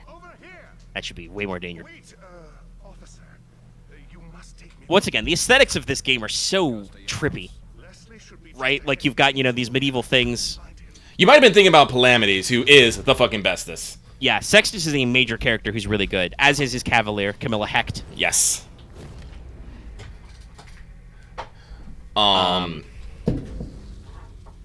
But you're introduced to all these characters and all these you know houses and everything, and go through there. And some of them are more militant, right, and larger size than the Ninth. Mm-hmm. Well, all of them are So- larger size than the Ninth. Well, yeah. But even without the great disaster of the nursery or whatever, the plague or whatever they call it, they would be, you know, larger and more powerful. So Harrow's playing a delicate game. Her plan is basically like, listen, if I become an Imperial Lictor, I become, you know, a saint among our kind. I can get whatever the fuck I want. I will have our house be rejuvenated, and it'll all be fine. Everything will be good. delusion, but I'd like to think I still have a shred of dignity and an obligation to protect That is the 8th. Yeah, that's Silas. the law. You should too. You may be thinking of Silas's nephew, the other 8th guy, What was it? who was slightly more reasonable. One of them was a huge asshole, and the other one was his cavalier was like. Not His Cavalier was okay. Cavalier was honorable, and was yeah, not. Silas. Silas Octakisaron, heir to the House of the 8th, Master Templar of the White Grass, and then Column Ashed, Cavalier primarily to the heir, Templar of the White Glass. So Bitch. Column is okay, like. He's got his own thing. Silas is a fucker. Many people in this story are kind of annoying fuckers. I mean, if you get down to it, Gideon Nav is an annoying fucker. Yeah, but she's my annoying fucker. Exactly. She, to prepare for the harsh sunlight of the inner world, she dug up some aviator shades to wear over her death's head makeup. Oh god, I loved how it was delivered. But then you wouldn't be able to check out these. Oh god, I love that delivery. She just puts on the fucking aviators over her death head makeup, which, by the way, Harold Hawk made her practice so fucking much. Yes, this is a reference in the training montage. You know, Gideon talks about how Hera would come to see how she's doing, make her strip off all her makeup and do it back again. Perfect, you know, just to make sure she's practiced.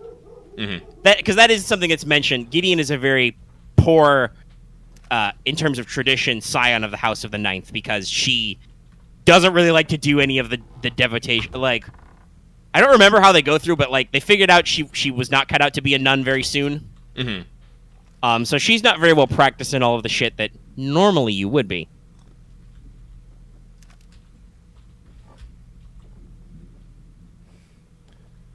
But Yeah, 2 is Deuteros, 3 is Tridentarius. It was Tetracharis. Tetares. They're hard, okay. Yeah. And then, like I said, like you said earlier, the 5th house is just Abigail Pent. There's no time for fooling around. And arguably Dulcinea Septimus is easy too. But Shit, like Tridentarius, like Trident. fuck. Yeah.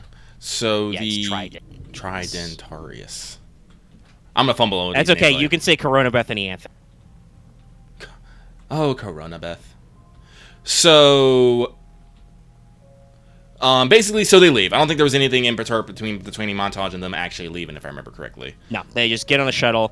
There's a little bit of like waxing of world building. Necromancers have access to an energy called death energy, death juice, as Gideon sometimes calls it, Thanergy, that only exists where things have died or are dying. So in space, necromancers are fucked. And there's a great scene about this where Gideon talks about how she strongly considers kicking Harrow's ass up and down the shuttle, but decides that it would be a social faux pas to show up with her necromancer's elbows the wrong way around. Thus, Harrow's ass was left unkicked. So there's this. This is about where I stopped down earlier today because you know it's an audiobook. I only have so much time because we gotta shoot the stuff, do the things. Gotta make assets. Also been, chipping away at my Delta writing. But I obviously read the book before, so I remember most of the plot beats. So they go down to Canaan House, the House of the First. They meet a very easygoing, pleasant old guy named Teacher, who's very happy to be here about everything. Very briefly. Yeah. And he is just pleased as punch. Like, they roll up out of the fucking shuttle, they kneel on the ground. He's just like, oh, happy day. It's so good to see the Reverend Daughter of the Ninth House. It's like basically saying the equivalent of like, it's so super neato that you're here. It's great. I love it. I'm so glad you came. And then at dinner, he's like, by the way, you guys might all die, so it requires teamwork to become lictors. And if I love how he phrases it in the best way for our two protagonists, right? He's like, a cavalier, if your adept fails, that's your failure. Adept, if your cavalier is found wanting, that's your failure. And if you are both found wanting, that is our failure. Don't worry about it. We'll send you home. It's okay. Nobody. Go home. That's a lie. It's a fucking lie. Also true. But like, he tries to preface it with the whole thing. And I think hypothetically early, if at like dinner they'd maybe decided to all go home, maybe somebody could have actually left and gone home. But past that point, no. Closed circle mystery. It's horrible. It's horrible. So Gideon, they basically have dinner. I'm trying to remember if anything actually interesting happened at dinner or not. Well, something interesting happened on the landing pad. Oh, this yeah, is where that's we right. first learn about the funny thing with the third house. The third house has two adepts. I'm sliding backwards for some odd reason. The sisters Coronabeth and Anthe are both the heir to the house. They were twins, allegedly born at exactly the same time, so they're twin heirs, and they have one cavalier, Nabarius, Babs. who smells of hair jail. Oh yes, I remember now. I'm sorry. Basically, all the shows had land, but two had not landed because there were difficulties and whatnot. One being the third. Their back checks. Yeah. The third for the reasons of the thing, and then the seventh because allegedly, Dulcinea Septimus is very ill. And boy, howdy, was she ill. Yeah, she faints on the ramp, and this, not teacher, but another little old guy priest just absolutely can't have it. And we got a great callback where it talks about, Gideon never runs unless she has to. And so Gideon runs up to Dulcinea, catches her, nearly gets stabbed by her cavalier, and is just not having it. She's like, step off, buddy. She needs some air. And it turns into basically the equivalent of an international incident, right? Right. Because the Cavalier of the 7th drew steel on the Cavalier of the 9th. Because he's just a big old pile of man meat. And not much else, apparently. Yeah, he's just... I love how Gideon describes him. He's just made of... It's like, this guy's made of fucking huge. But I bet I could take you. And so, there's this really introductory scene to Dulcinea where she's like, oh, how artful, how beautiful is it, I'm dreadfully sorry. I've been rescued by actual, black Vestals, shadow nuns. But also, this is so cool and neat. This is the most exciting thing that fucking ever happened. Yeah. Because it's so unusual.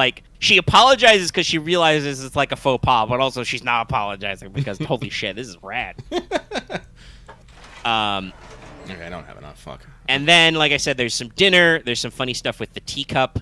Gideon has never had a hot drink in her life. Immediately burns herself on the tea. She leaves some of her face paint on the cup, and Harrow is annoyed. But basically, teacher introduces this whole system, which is like, yo, y'all gonna become lictors. All of you are needed for this process. This is where the original 16 who became the lictors came. The people we now know as the 8 original lictors, and who would later become called their 8 cavaliers. Now, you should note, you should put a bullet point here, put a pin in why he specifically calls out the fact that 16 people showed up and 18 of them went home. Or not 18, 8 of them went home. That number was halved for a reason. 8 being another, by the way, major recurring number. Because obviously number 1 is Big Boy Necrolord Prime. Mm-hmm. House of the Primus. So this is all apparently just one big test to make some new Imperial Saints, because they are not true immortals. They are not truly resurrected in the same way that our Lord and Savior, the Emperor of the House of the First, is. They were given their immortality, so eventually they can wind down, and eventually they die. Mm-hmm. It's not a big deal. Nothing to be concerned with. Perfectly normal. Oh, that's some fleshy gibbly bits. Expose everything. Waiting for... There it is. Just pulling out random gobbets. Expose. Sir. I love how he's got his doctor's notes hanging up over above his weird, projector eyes, brain face. Stop. Burn. Okay, I think matches are just to keep me from fucking, like, wasting ammo. If I can get them on the ground and throw a match on them, they die. Instead of having to... Oh no, my field of view! Yeah, everything's going all weird. Oh no, somebody's adjusting my FOV in the settings. The fuck? You gotta go back in time. Oh. No. Oh god, you got that brain itch. Itchy. Oh, I have to clasp my hands for that. Ugh. How could he have done that? You ever had an itchy brain, chat? Don't answer that question, please. Please. Leave it alone. It's fine. Don't eat your brain. It's important. But yeah, so we're gonna set up this whole test. The Emperor has, his grief has waned in the last 1,000 years. He needs some new lictors for some stuff. Yeah. So we're gonna make some new lictors. All right, cool. And then it turns into the dungeoneering part of the scenario, where basically they got to explore the House of the First and figure out how to become a lictor. I would argue this is almost the part where, like, Harrow and Gideon's relationship becomes the most strained. Like, I don't know it's about... not, like, necessarily about them, like, Ah! they aren't... Yeah, I'm waiting for some thing shit to happen here. Not quite like the thing, but that is a good jump scare. I mean, what do you expect? You just reach into his chest. I was reaching to his chest. I kind of thought it would be done. You don't think a guy would be surprised when you reach into his Y incision? Yeah, no, you should not be surprised, because that guy motherfucker's dead. Oh, Jesus. This game's got some good jump scares. Oh, yeah, There's some good atmosphere to this. No, that one got me. It's like I said, it's really, like, weird and specific, like how anachronistic everything is. I assume that will make sense at some point in the story. But it's very interesting. But yeah, so as I was saying, I think their relationship is strained as in, like, this is when they hate each other the most. That's clearly very early on. But, like, literally they don't talk to each other and spend a lot of time together, and it's, like, very weird and distant for a long period. Well, again, Harrowhawk is very keen on getting the fuck ahead and beating everyone to lictorhood, because I don't know why she believes this, but she believes that, only one person become lictor or something. I don't know why, but she has this... I think the idea is that because she is a prodigy at necromancy, right, she feels like there's no way that this because I think because teacher phrases it as there's a way to fail, she thinks that there's no way that all of them are going to pass, right? Because most of these guys are scrubs. They're not Harrowhawk. They fucking suck. Also, as we did point out, Dulcima is dying of, like, super space AIDS tuberculosis or something. Space cancer. Yeah, she has horrible space cancer and is, dying constantly. So, like, she's probably not going to make it. And lots of other stuff. I believe Harrow eventually comes to the idea that, like, once she actually understands what Sextus is about, she's like, this guy can do it. Yeah. He's pretty cracked. He's pretty based. He's a smart boy. Whereas a lot of the others just kind of, like, bumble around and don't do anything. And so they don't talk a lot. Gideon literally doesn't talk a lot because I'm almost to this point, so I don't know if it was if it's felt like it was kind of like a petty revenge thing, or if it was just part of keeping their cover. But Harrow arranges it so that Gideon is quote unquote under vows of silence, even though on the landing pad, like I said, she talks a little bit to Teacher and to the Seventh House members. Well, I think it was one of the things because this was a very interesting scene. So on the first night, everyone's given quarters. The ninth is given some low quarters, like in the lower area, and like there's some, like, you know, a 4-post bed for like Harrow, and then there's like a smaller cot for Gideon at the fucking foot of the bed, and Gideon's all like, "You think I'm gonna sleep at the fucking Harrow? I think not." And, you know, takes her bedding and, you know, goes to like another room that has a window, like, bundles up. And I think at one point she sleeps in a bathtub sometime. I don't remember when exactly that happens, but there's listen, they lived a very ascetic, isolated existence. There's a lot of like weird experiences with both of the girls with like sleeping in luxuries and stuff. Yeah. But so basically, Gideon takes all her bed and sleeps in another room. It has a window, because here's the thing: Gideon's been on the fucking ninth the entire life, and she finds everything super fucking cool and fascinating and curious.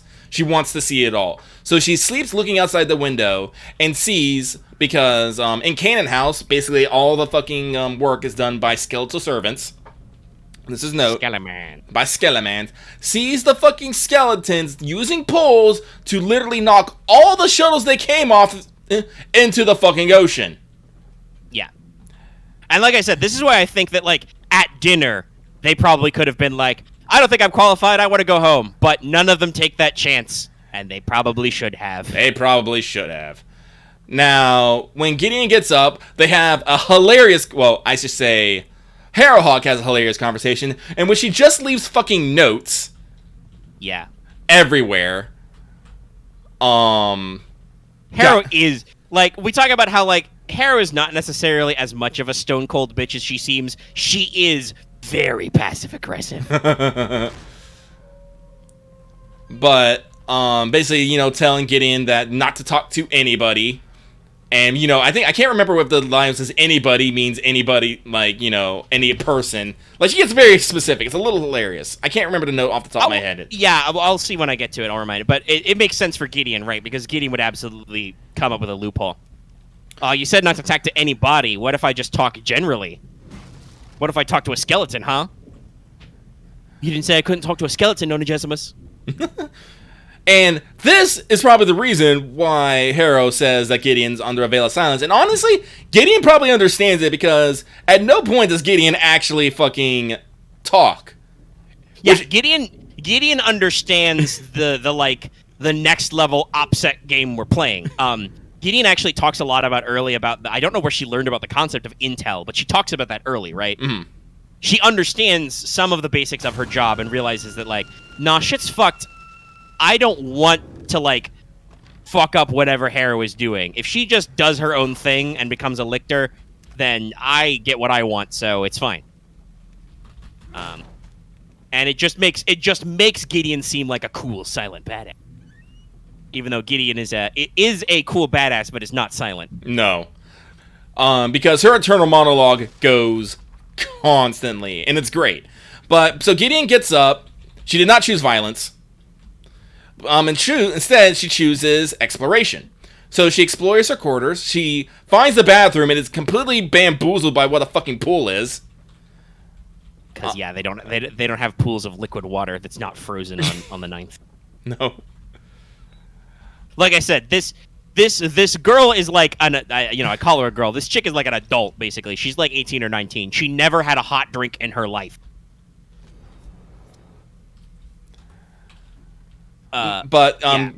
Goes out and hey, there's syringes back there. Goes out and explores the castle, Canaan Castle. Yeah. She runs into several people. I cannot remember the order and what necessarily happened to save my life, though, at this point, unfortunately. She goes to breakfast. She runs into some guys. The different houses treat this experience different ways, right? Like, the third really kind of act like this is just a big slumber party for a little bit, right? Whereas, like, the second and fourth are very serious. Well, no. The fourth are attached to fucking the fifth, remember? at this Oh point. yeah, they follow the fifth around. The But second, they're pretty serious about it. yes. Whereas the fifth house, by contrast, are basically treating it like their extended honeymoon. I mean, it They're is. adorable. They are. Basically, I think it's pretty said that Abigail wasn't really necessary. Like, the Lichterhood thing was secondary. She was more interested in the history and things of Canaan. And also talking about, like, because we mentioned how the fifth might absorb the ninth house. The fifth are apparently a pretty sizable house. Like, they have an excess of heirs lined up. So Abigail, even though she is, like, an adult person and the heir and has a lot of experience, she is not necessarily indispensable to her house. Yes.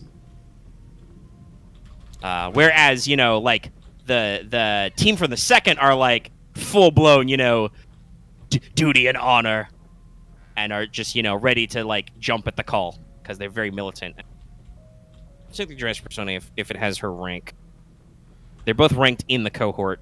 I know the Cavalier's lieutenant, because that's Yes. that's all she says, lieutenant. Yes. Marta Diaz, Cavalier Primary to the Heir, ranked first lieutenant of the cohort, and Judith Deuteros, heir to the House of the Second, ranked captain in the cohort. Ah. But And then our fourth house is Isaac is heir to the House of the Fourth, Baron of Thesis, and his Cavalier is Jean-Marie Chateur. They're very French here. Cavalier Primary to the Heir, Knight of Thesis. It's always so interesting about how all of them have like their different titles. Like Palamedes is Master Warden of the Library, and then Camilla is Warden's Hand of the Library. Like they all have their own little areas that they're in part of. well, basically, the interesting thing is, as far as I can tell, there doesn't like. While there does seem to be like communication and stuff, every single house seems to be its own little separate world. Yeah, they do mention, like, for instance, if it was actually Pluto, they go to the probable Earth very fast. They mention explicitly rapid transit, and it only takes them several minutes in the shuttle to rapid transit to the House of the First. Mm-hmm. So it's not like they can't travel. It's more like you said, they don't really. Like, all the other houses have their own cultures and their own reasons, and they don't really get together a lot. I think this is mentioned a couple of times. Like, these are all the heirs to the houses, and they don't really hang out, which is normally if you were running like a feudal space opera setting, you would not do that. Like, the normal way you handle these kinds of like noble houses and stuff together is some of these kids should probably be hostage with one another. Like, they should be growing up together and building ties so that you can build a more orderly empire. And that's just not really how we operate around here. Like, one of the things they noted, like, this is why fucking Harrowhawk was so sure, like, this thing would work, because she knew that no one would know what anyone else would fucking look like. Keep this point in mind, by the way. Yeah. None of them would have met in person, despite the fact that, once again, the shuttle can go to the House of the First very rapidly. They just don't talk. They're very isolated. Nobody would know what they look like. They wouldn't know much about what their conversation style is. I think that, like, some of the more well-read ones recognize the names of some of these people as the heirs and stuff, but not a lot. Now, the House of the First does note, like, at the landing pad, teacher comes out and is like, yes, hi, we don't... Where did you fucking come from? I'm waiting for the delay to catch up, even though we're on Ultra. Oh, holy shit! That guy was fucking Predator cloaking. Yeah, it was. He's a fucking quantum motherfucker. Great. That is just cheating. Fuck you. Get burned, nerd. I'm not having you come back. But, like, teacher, you know, rolls down and is like, it's so great to see you, Hera Harknonagesimus, Reverend Daughter of the Ninth House, blah, blah, blah, all your titles. Hey, who's your Cavalier? This is not Orchis the Ninth. And it's just like, Orchis the Ninth is indisposed. This is Gideon the Ninth. It's like, oh, very good. Teacher is just like, haha, very good, well met. Like, it's so, especially as shit gets more slasher movie and creepy, teacher is way too upbeat. I mean, there's a reason for it, but, like, he's way too fucking upbeat. It's very creepy. But there is some, man, because I do believe, like, I think the third might do some, like, social plan linking, because, I think, Corona Beth at some point mentions, like, Judith, you've been to every single one of my birthday parties, or something like that. Yeah, and Judas is the house of the second. They're the cohort, so maybe they have more access to like shuttlecraft and stuff. Like the Ninth didn't. They literally have to call for shuttles from other places. Yeah, because they're the economy of the Ninth House is built on this tomb stays shut, aka there is no economy. Their house is founded on the principle that may the rock be never be rolled away, etc. It is you. Leslie, who the hell are you? No, don't follow. What the fuck was that name? Something. Ruvik? Ruvik. Whereas, you know, Scaredy Boy is Leslie. Oh no. Leslie? Oh shit. Fuck. Topsy-turvy. Fuck. Yes, this is correct. Yep. Big fuck energy. So. Like I said, this is the dungeon crawling portion. Gideon spends a lot of time silently gathering intel and exploring. And off-screen, Harrow does a lot of the same because, like I said, the two don't really talk a lot or converse or see each other. Like I said, Harrowhawk is definitely trying to do this is definitely having the problem of I can fucking do everything by my fucking self. Which, I would like to point out, teacher told her she couldn't do. The idea is that the Cavaliers and the Adepts must come together. But Harrow, of course, is like, I don't need Nav for nothing. I don't need nobody to help me with nothing. She does. She does actually need people to help her with some stuff. It's kind of important. It's very important. But, oh man, I'm trying to think. But the interesting thing that happens is that Gideon starts hanging out with Dulcinea Septimus, the ethereal wasting beauty.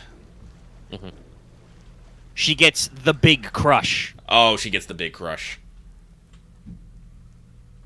And I mean, it makes sense. Seventh Cavalier is just a silent blob of man meat.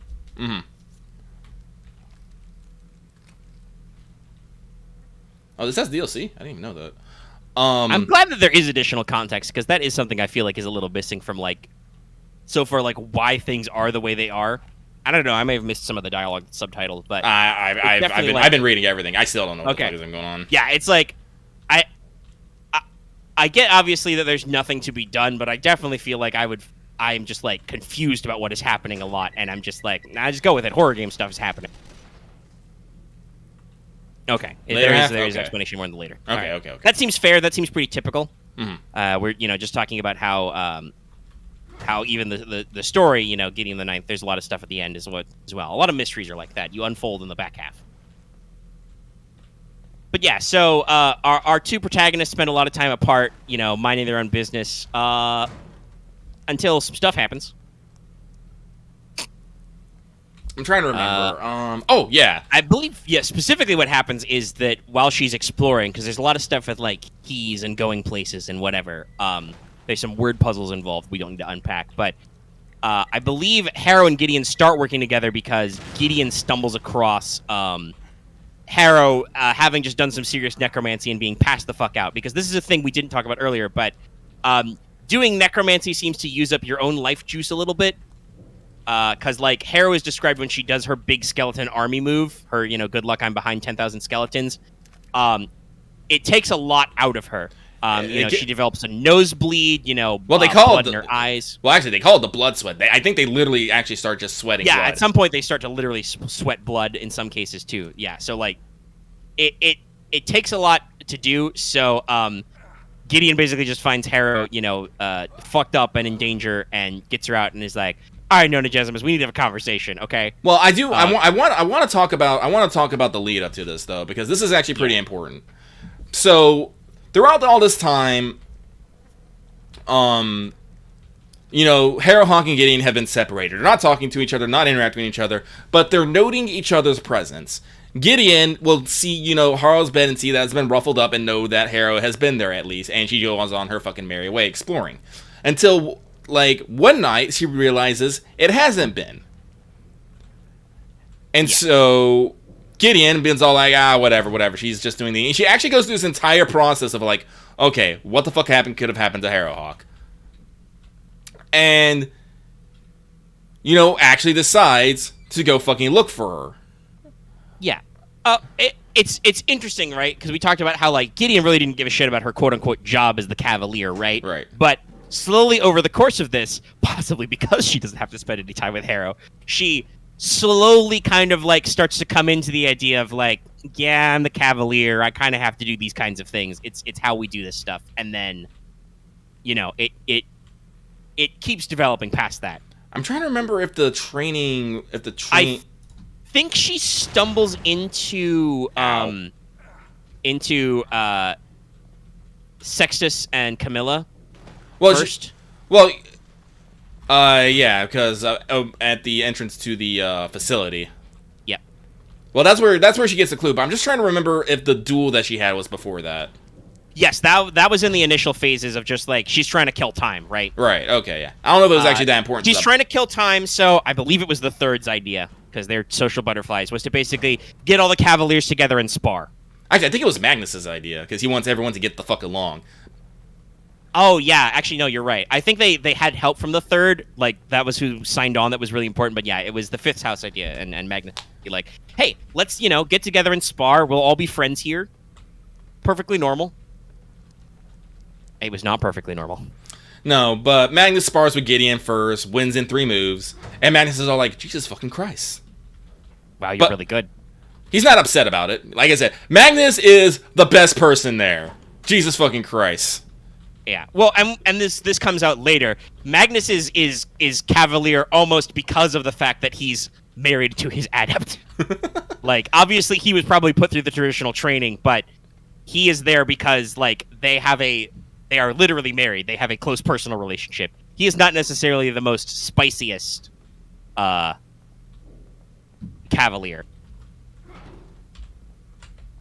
Whereas it turns out that Gideon is actually quite a spicy Cavalier. Oh, yeah. Because after that, fucking... I can't think of his name, but he's a douche waffle. Nabarius the Third? Yeah, Nabarius the Third. Prince Nabarius. He's very particular about his appellation. Sees fucking Gideon. If I was like, of hair gel and pretension. It's like my turn. And Gideon, who only kind of knows how to duel. Actually, this is something I actually find out. They talk about, first touch, and Gideon's all like, first touch. Back on the 9th, we did to the floor. Yeah, and this is established early when Harrow and Gideon duel. Their rule is to the floor, i.e., when you get knocked down and you don't stand back up. Mm-hmm. Whereas a lot of the other houses, like we said, do to like first blood or first touch. Yeah. And so they fight, and, it's a pretty good fight until Nabarius, knocks Gideon's sword out of her hand, and by normal rules, that's a win. But Gideon doesn't fucking know that. Who taught her the rules of dueling? Who taught her the rules of fucking third dueling? No one did. And literally just punches him in the fucking solar plexus with her gauntlet, and I think that this is a little important for later, but, completely, like, wins, like, knocks down fucking, Nabarius. Coronabeth didn't call it, because Coronabeth was silent, because she was the one officiating. I remember that. Yeah. But, Jean Chateau the Tridentarius sisters are... You very quickly learn that they are not great people. No. Well, I mean, I think Coronabeth is okay, but only in the sense that... Ianthe is... You find this out later. Like, they're introduced as Coronabeth is the huge, the like, huge personality, vibrant one, so shiny, so perfect, so sparkly. Gideon literally talks about seeing them where she has to do a double take and she realizes that Ianthe, the other sister, isn't actually shorter than her twin. She just seems like it. Because she's, like, so much more reserved than her sister. But, Ianthe is a whole other problem. Yeah. But Coronabeth is not malicious. She's just a spoiled brat. Yeah. Right? Like, she is actually an heir to a house, and, like, as opposed to, like, a lot of our other heirs who are assholes, if they are assholes, because they, like, have their own issues going on. Mm-hmm. She's just, I'm, fucking heir to the third house. I'm a princess. I'm a princess. I'm fine. But yeah, so that was all happening. So interesting enough, also another pit. They made Silas, who's a dick right off the bat, literally right off the bat. He's like, basically, he just says, "I ain't talking to no fucking cultist. Fuck off." He doesn't say it exactly like that because he's way too fucking pretentious. But Silas definitely does have this whole thing of like, I'm not cooperating with you. I'm definitely not talking to anybody from the Ninth. We're not friends. We are not working together. If we were anywhere else other than within the first house, I would probably stab you in the back and leave you to die. And there's other English on like why he's like that, but yeah, like we said, they talk about how the eighth guys found out about Ortis later. Oh, here we go. go. Took me. I was looking for this for. Oh. But shiny door.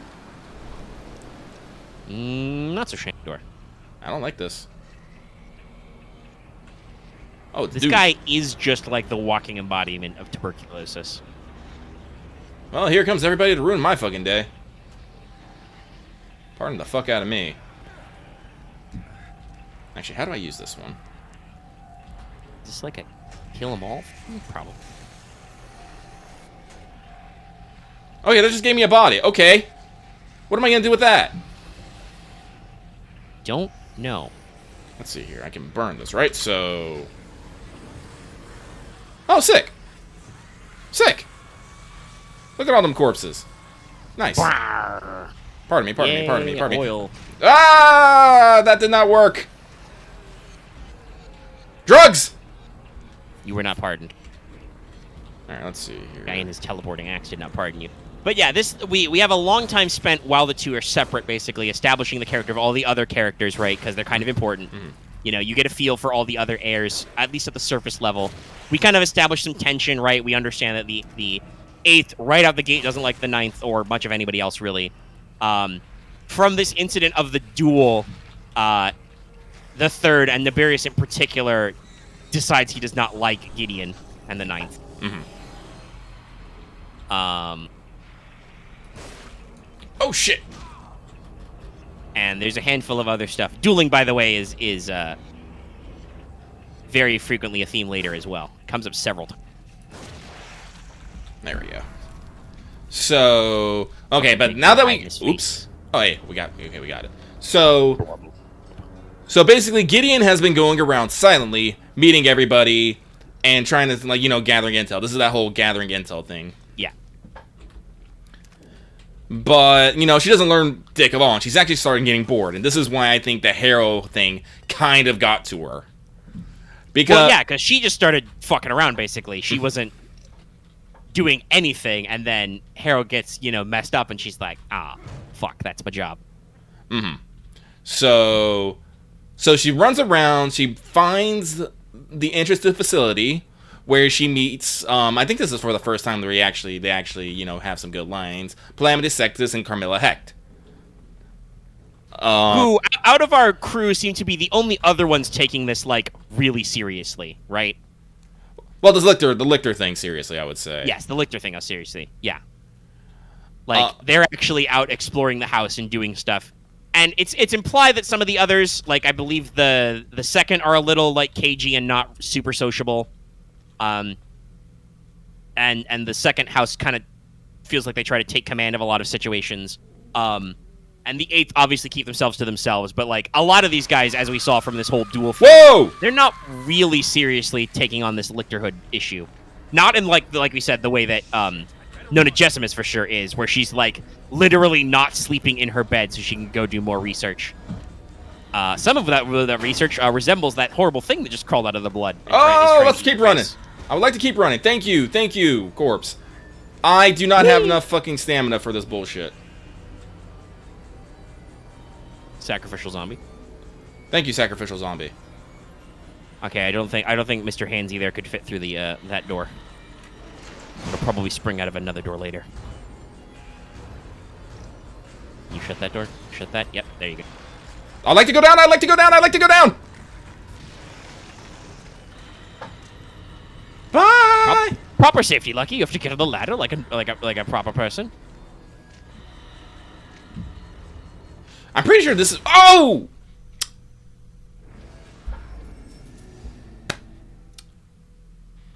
I noticed that too late.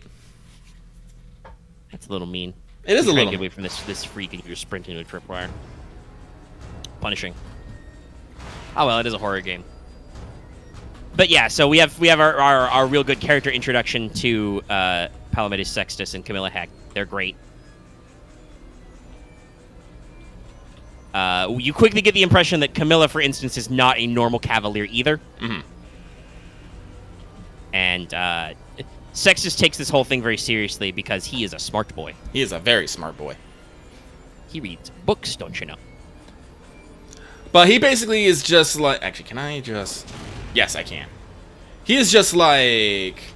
What is it with you? Just like... Oh, yes, non-agenimus. My son go down into this facility. And, you know, Gideon has a slight freak out. Tries to open it up. And can't. There's a little bit of... God, Palamedes loves exposition. Yeah. He's big on it, but he explains some stuff, talks about some stuff, and eventually lets... Oh, shit. Well, actually, we missed an important point. On the first night, all the Cavaliers are given... Oh, yeah, that's right. A loop, a ring, which is like a key thing. Mm-hmm. And Gideon very specifically takes care of it away from Harrow, but when she wakes up to... I believe it's when she wakes up to all those notes from Harrow, it's gone. Yes. Like, Harrow took it in the night and has gone off with it, and... This makes Gideon the butthurt for a little bit. Yes. But this is why Harrowhawk is able to get all her explanation done, because she actually figures out that the rings are keys. Yeah, it took me a sec. It was actually funny. I didn't understand what the key ring was until I went to because I was at work. I went to use my badge, which is on a key ring, and I looked at it and I was all like, "Wait a fucking minute!"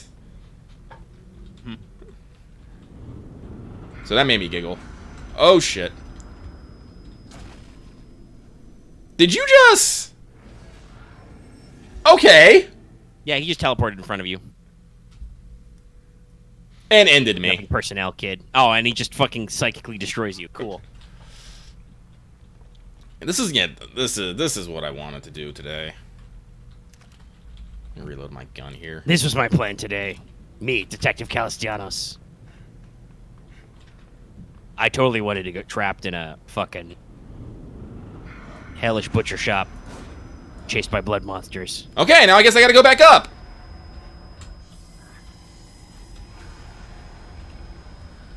Okay, yep, nope. I do not have the stamina for this bullshit. You don't have a lot of stamina in general. It's probably that chainsaw to your leg. Really pulls your hammies. Oh, well, we're going down. Whee!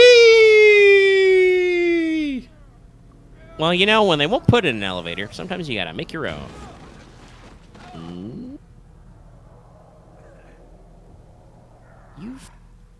Yeah. That was a pretty cool trick. Because the camera's gonna rotate.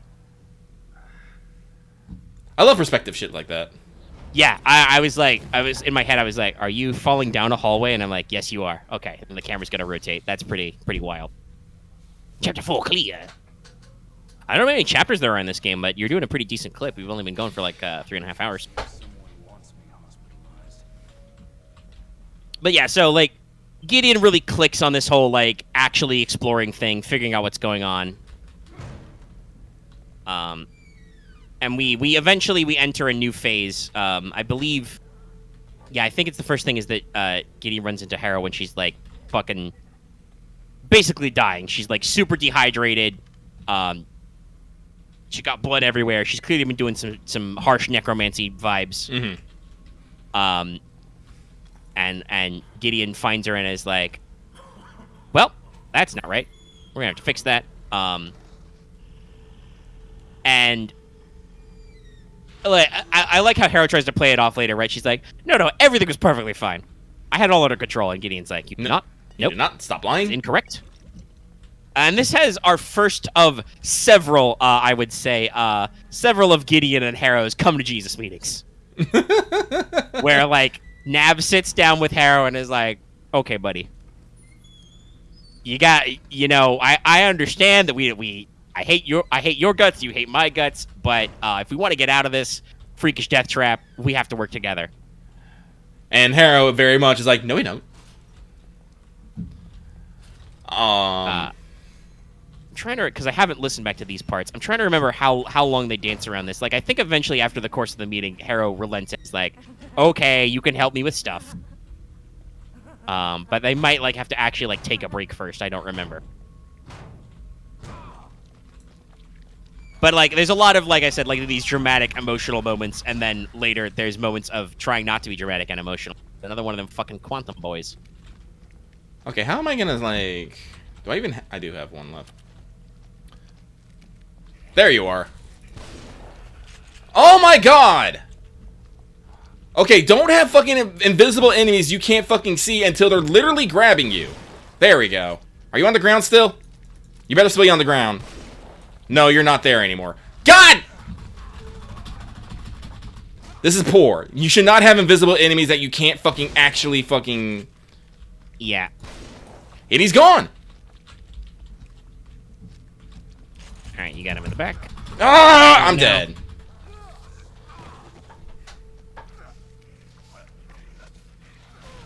Oh. Yeah, not a lot you could do about that one.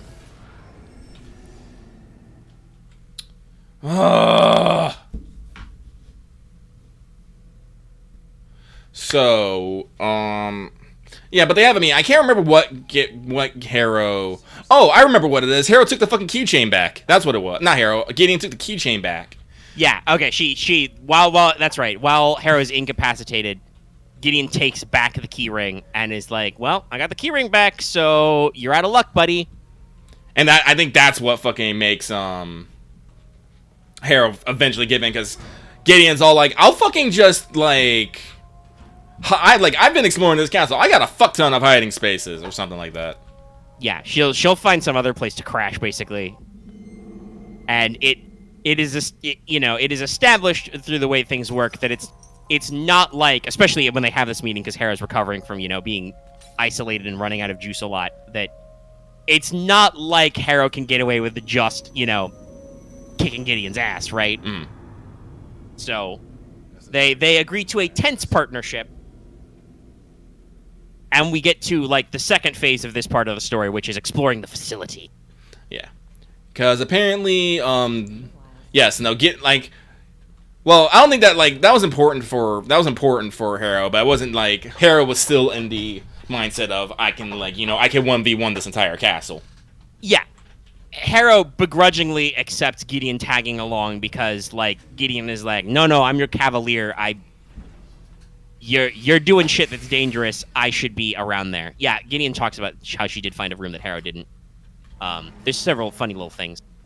Harrow basically realized, like, it's not like Harrow is going to rely on Gideon, but Harrow realizes that, like, Gideon is not a detriment to her. It's not a negative. She's like, okay, she can tag along. Fine. She's got the fuck. It's not until one of the tests that we start to see what these tests are for Lictorhood, right? Mm-hmm. That Harrow starts to be like, it's actually. Because there's a lot of weird stuff in the facility, guys. Well, like I said, it's the place where the first 8 lictors were made, and it's a fucking research it's a research facility. Yeah. Not that any of these kids understand that. Well, some of them aren't kids, but you know what I mean. Like none of these adepts and people understand this, but it's a it's a lab. It's a lab. Underground laboratory. And a necromancy lab. Mm-hmm. And so basically, Harrow takes Gideon back down to the facility, and they start working on a test. The test is basically they need to fucking defeat this bone construct that has basically unlimited regenerating bone, and they're just like, what the fuck? We don't understand how to do this. Eventually they figure it out. I don't think I necessarily. Do we need to necessarily? No, we don't need to talk about the details. But they work together, and they actually work together, and that's the purpose of the test, right? Yes. Like they have to work together to solve this problem because it's not something that the adept or the cavalier alone could solve. Right. We won't get into the exact methods, but yeah, they fight basically a fucking Dark Souls boss. Is how it's described, and by working together, they realize that okay, maybe this is the thing. And so they go around, they start working on those other tests. I'm trying to remember here. So they start, at some point, people start dying.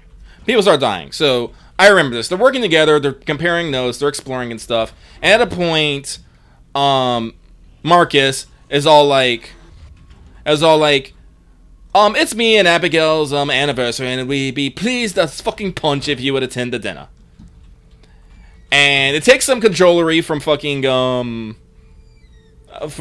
Gideon, but Hera eventually acquiesces. There'll be pudding. I mean, not pudding. There'll be dessert. And they go, and they have a interesting time. I guess I'll say. Nothing, untoward happens. But Harrow, being, the I gotta be ahead of everyone, it's like no, we'll go, but immediately after we're going back down to the facility, we're doing the next test, we're gonna keep going. Oh, actually, shit. Maybe. Hey, remember how I talk about ages? Maybe the ages are in this. Oh, nope. Interesting. So the text version of the book has like extra appendices at the back. Oh yeah, I would assume so. So it has what are called cohort intelligence files, and it talks about brief descriptions and ages of all the people involved. Okay. So, that gave you away, you motherfucker. You got him. Like the puddles. Yeah, that's probably intentional. It's getting in with the Predator stuff. So Captain Judith Dirtrus is age 22. Marta is 27. Corona Breath and Anthe are both 21. Iberius is 23. Huh. God, I kind of wish I didn't know these ages for the fourth house. Isaac is 13 and Jean-Marie is 14. Well, they call I kind of assumed they were that because they're always referring. They're called that as very young. They're the pale teens or something like that. Because Gideon has nicknames for fucking everybody. Of course she does. Abigail is actually 37. Huh. Magnus is 38. Sextus is 20, and so is Camilla. Lucina Septimus is supposed to be 27. Silas is 16. That's probably why he's such a little shit. Because his uncle is his cavalier, and he's the older one. Question mark, Ashed. Age 32, 34, 37. And then the ninth house is just question marks. Looks like I have to get But the print version does have a note about the naming system and how to pronounce these things. Oh, neat. So Harrowhark Nonagesimus, it says Harrowhark to rhyme with arrow, not as in hay. So not Harrowhark, Harrowhark. Harrowhark. And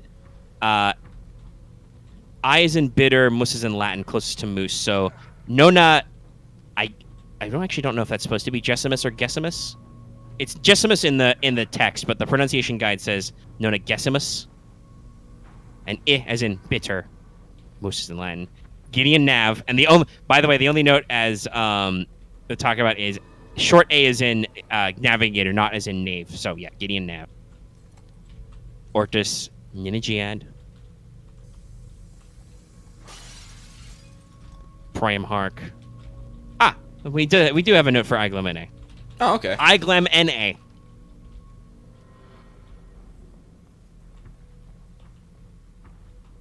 Jean-Marie. No, Jean-Marie. Okay, it is Jean-Marie. Chateau. The pronunciation notes are quite judgy. Oh, God, I love the note for Camilla. What is it? Camilla Hecht, to rhyme with wrecked.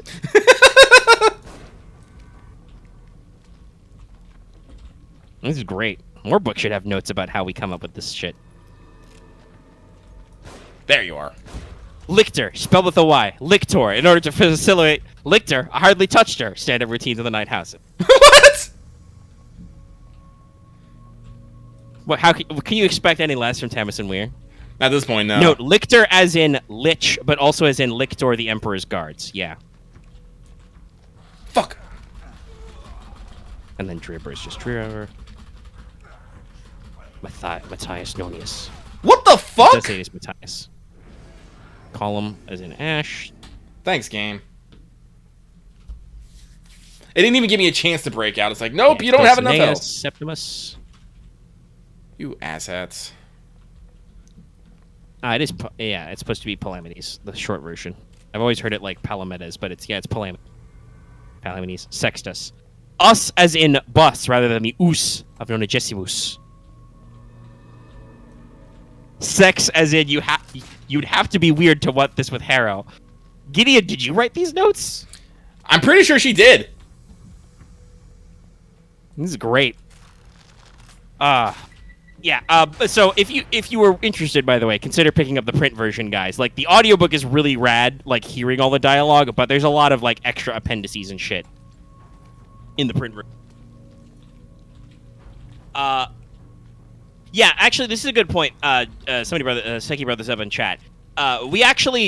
We didn't know this about Cavaliers explicitly, although I don't know if it's mentioned in flashbacks later. But there is this whole like vow thing: one flesh, one end, which I do believe at one point Gideon says, "One flesh, one end, motherfucker."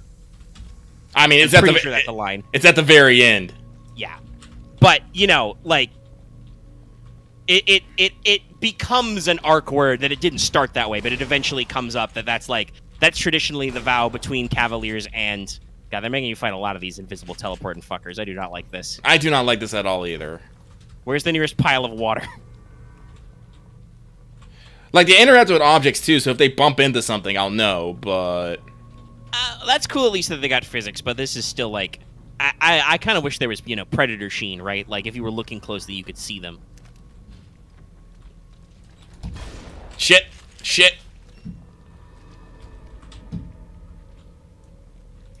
There you are. Yeah, the IV bag. So one flesh, one end comes up a lot. Alright, I'm making sure you guys fucking burn, because I don't care. I don't want you guys showing up again. Yeah.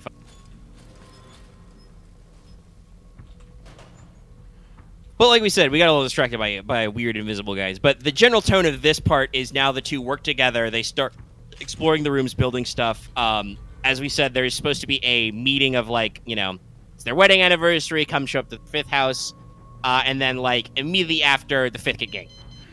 Yep, basically, Harrow, Hunk, and Gideon are on the way back from the facility, and the mangled and crumpled bodies of Abigail and Marcus Pent are at the bottom, dead. There's a long staircase down to the actual facility. That's a ladder. Or a ladder, yeah, it's a ladder. They're found at the bottom of the ladder. And that is when we switch from our exploration mystery to our murder mystery. Alright, I'm gonna wait for this door to fucking open, 'cause that's when this fucking dude's gonna be there. Somebody killed the 5th house. Who's done it? Nobody knows. And things just get more and more from here. Oh. Whoop! I swear you hit him with that one of those bursts there. Cheaty. Shit, no! Why do I have to stand still to heal? I don't know.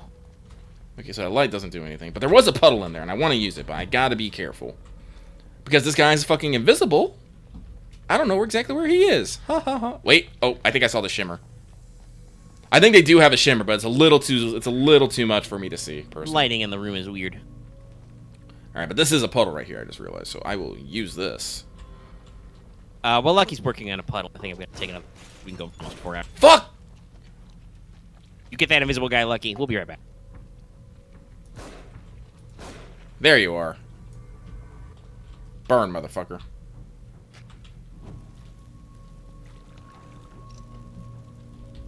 Alright.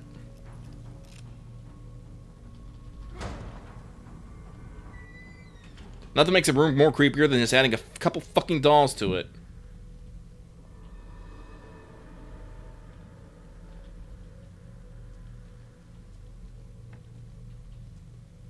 Hey, what's going on in there? Can I even get in there? Survey says no. Maybe if I go around. Ah, here we go.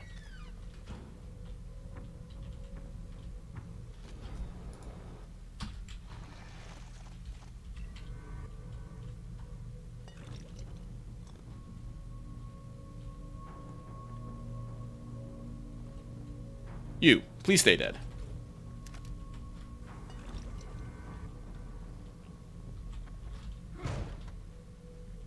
Something's gonna pop out at me when I'm on my way back, because something always pops out on you on the way back.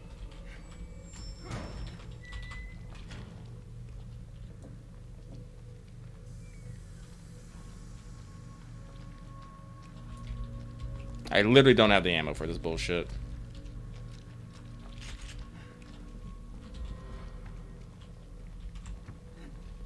Alright. I undeafen and mute myself. I resume the audio. I am back. Many puddles.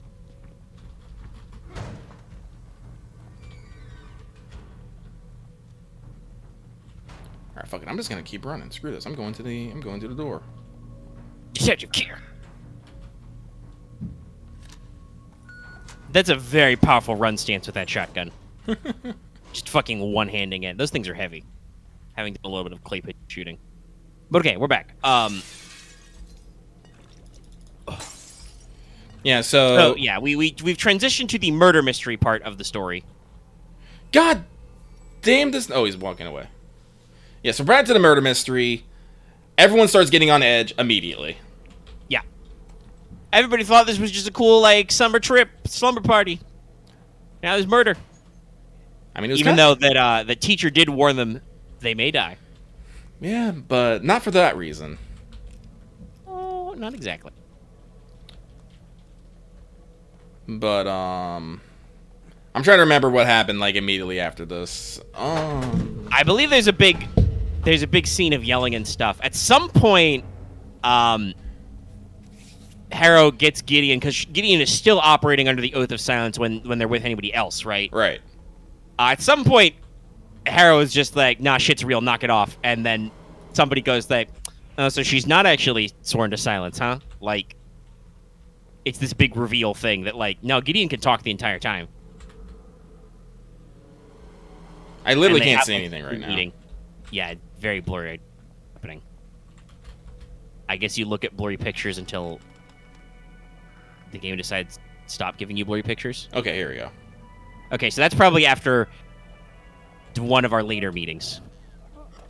There's a team meeting. Everybody says they didn't do it. I feel like Silas says that the Ninth definitely did it, and everybody's like, "Now we the fucking." Come on, look. Yeah, Palomedes and Camilla. No. It's a secret to most people.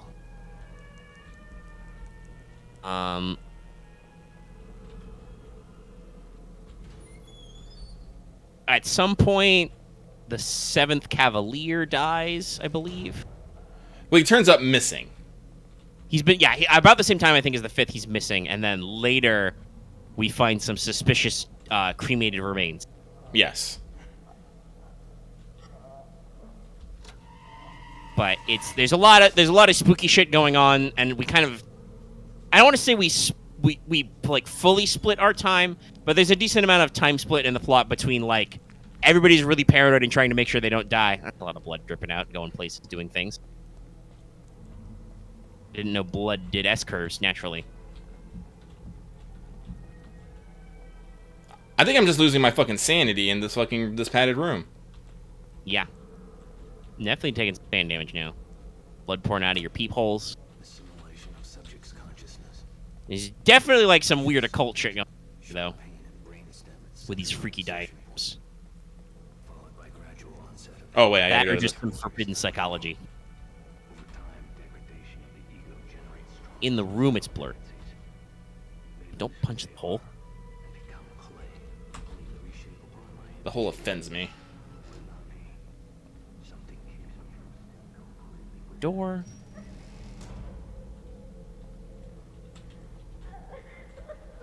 I gotta push the right one, otherwise I'm gonna get spiked.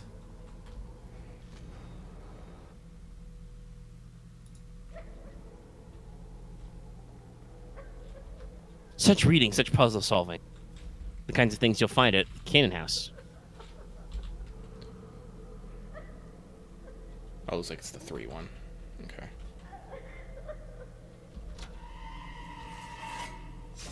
Alright, cool. But, oh wait, can I break these? Break! Break for me, give me shit. Fuck you, buttons. Okay, that's 3 of them. Can we leave yet? Oh, yes. Cool.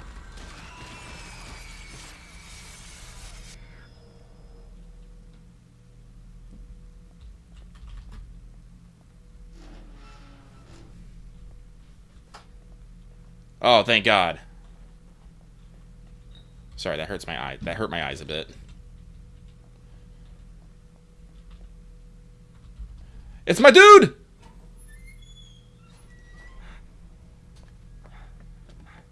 Joseph. Do you have both your kidneys? But I'm trying to remember the hecking the order. A lot of I think I've talked about this before. Like I haven't gone back over it. A lot of this stuff blurs together because it's all very like similar. There are big points, but I don't necessarily remember exactly what all the connective tissue is. Yeah. Pun fully intended. Like there are a lot of elements. You brought me here. That's the correct way to respond to that question, Joseph. So, so there's the murder mystery. People start dying. Bad stuff starts happening. That guy's out. You look like such a nerd grabbing your head with your leather gloves. Harrowhawk and Gideon. I think things are. Gideon's way more cut up about the death than Harrow is, right? Yes. Like, because Harrow didn't know these people. She's busy being a big bone nerd underground in a hole. Teach you about healing partners. Cool. Give me a shot of the stuff. Whereas Gideon is like, no, I met the fifth. They were cool. They were cool. This sucks. Oh, okay. Now I remember. So, now the thing is because Seven's Cavalier went missing, no one was able to help StudiOmega, and she basically got left out in the fucking rain for like a full day, which was not good for her health. So she got super fucking sick, and so they cloistered her up. At which point Silas went and relieved her of her keys. Yep. Which nobody else enjoyed. No. Nobody is happy with this decision. Nope. And basically, the second at this point are also like, we need to get out. We need to call the Emperor. We need to bring in the military and take control of the situation. Everyone's all like, Jesus, calm your tits. As you would expect from, as I pointed out, a 22-year-old captain. Like, absolutely no, this makes sense. Like... And, demands that everyone hands over their keys and whatnot. See, everyone is demanding that everyone else hands over their keys, and no one's giving in to this. Yeah. I think this is where we get one of our next big duels. I don't remember if that's later or not, but at some point, the second demands the keys, and sixth has to step up. Well, that's a little bit later because, okay. Because no, they do start demanding like really early, but they don't like acquiesce. Oh, are you fucking kidding me? You guys are assholes. They slowed up. They slowed their roll. Well, guess what? You guys are still gonna fucking burn. Get on fire, nerd. Because basically there's like, I can't remember at what point. Oh yeah, I think it was after the fucking... No, it wasn't. But no, you're right. Okay, so no, the first time it happened, everyone's all like, oh no, whatever, fine. The second time it happened, the second challenged the sixth to a duel, and the sixth won. But then the third was all like, we challenge you to a duel. And then Gideon was all like... I think I love this moment, where Gideon, just kind of... I can't remember if she looked or not, but fucking Harrow says the fucking ninth was stated, and Gideon was just like, oh my fucking God. Yeah, because basically what happens is the second challenges the sixth to a for real duel. Yes. For the keys. For the keys. And Camilla wins because Camilla is not a normal cavalier. I believe she fights with... She treats it as a real fight, so she fights with 2 knives. Yes.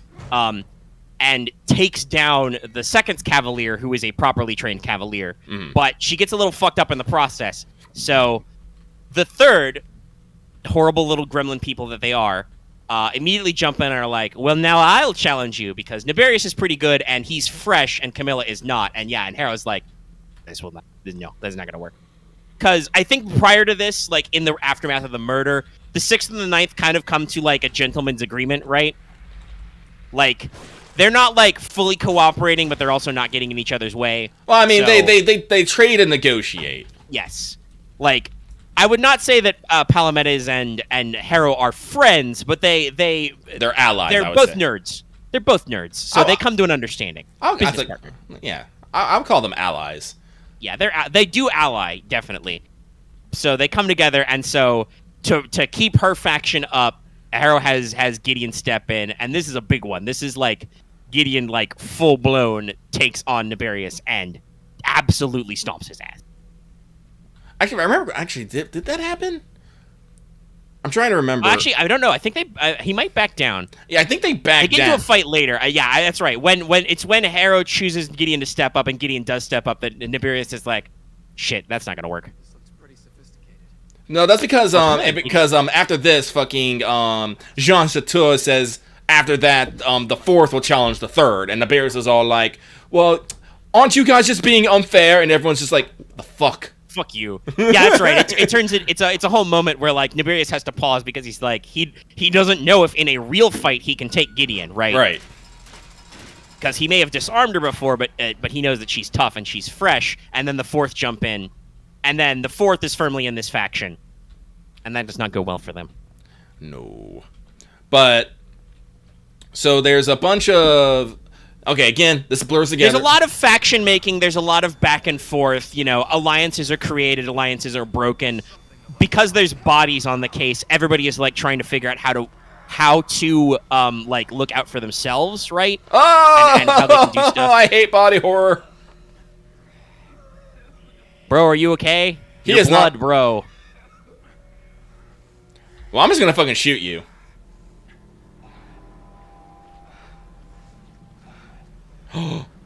He took off his glasses. Oh no. Now it's serious. Joseph, after Connolly, I thought Oh, you got blood in your nose. it came over me. I haven't been feeling well, but You've been infected. But okay, but this is why I have to say it. I say this. So with Provalarius, I can't think of the fucking 7th Cavalier. Dulcinea hasn't been able to take after herself, and so Gideon has been trying to spend a lot of time with her. And Harrow is all like, at one point, it's just like, okay, Gideon, you can no longer spend time with Dulcinea, and they have a big ass row about it. Big ass fight.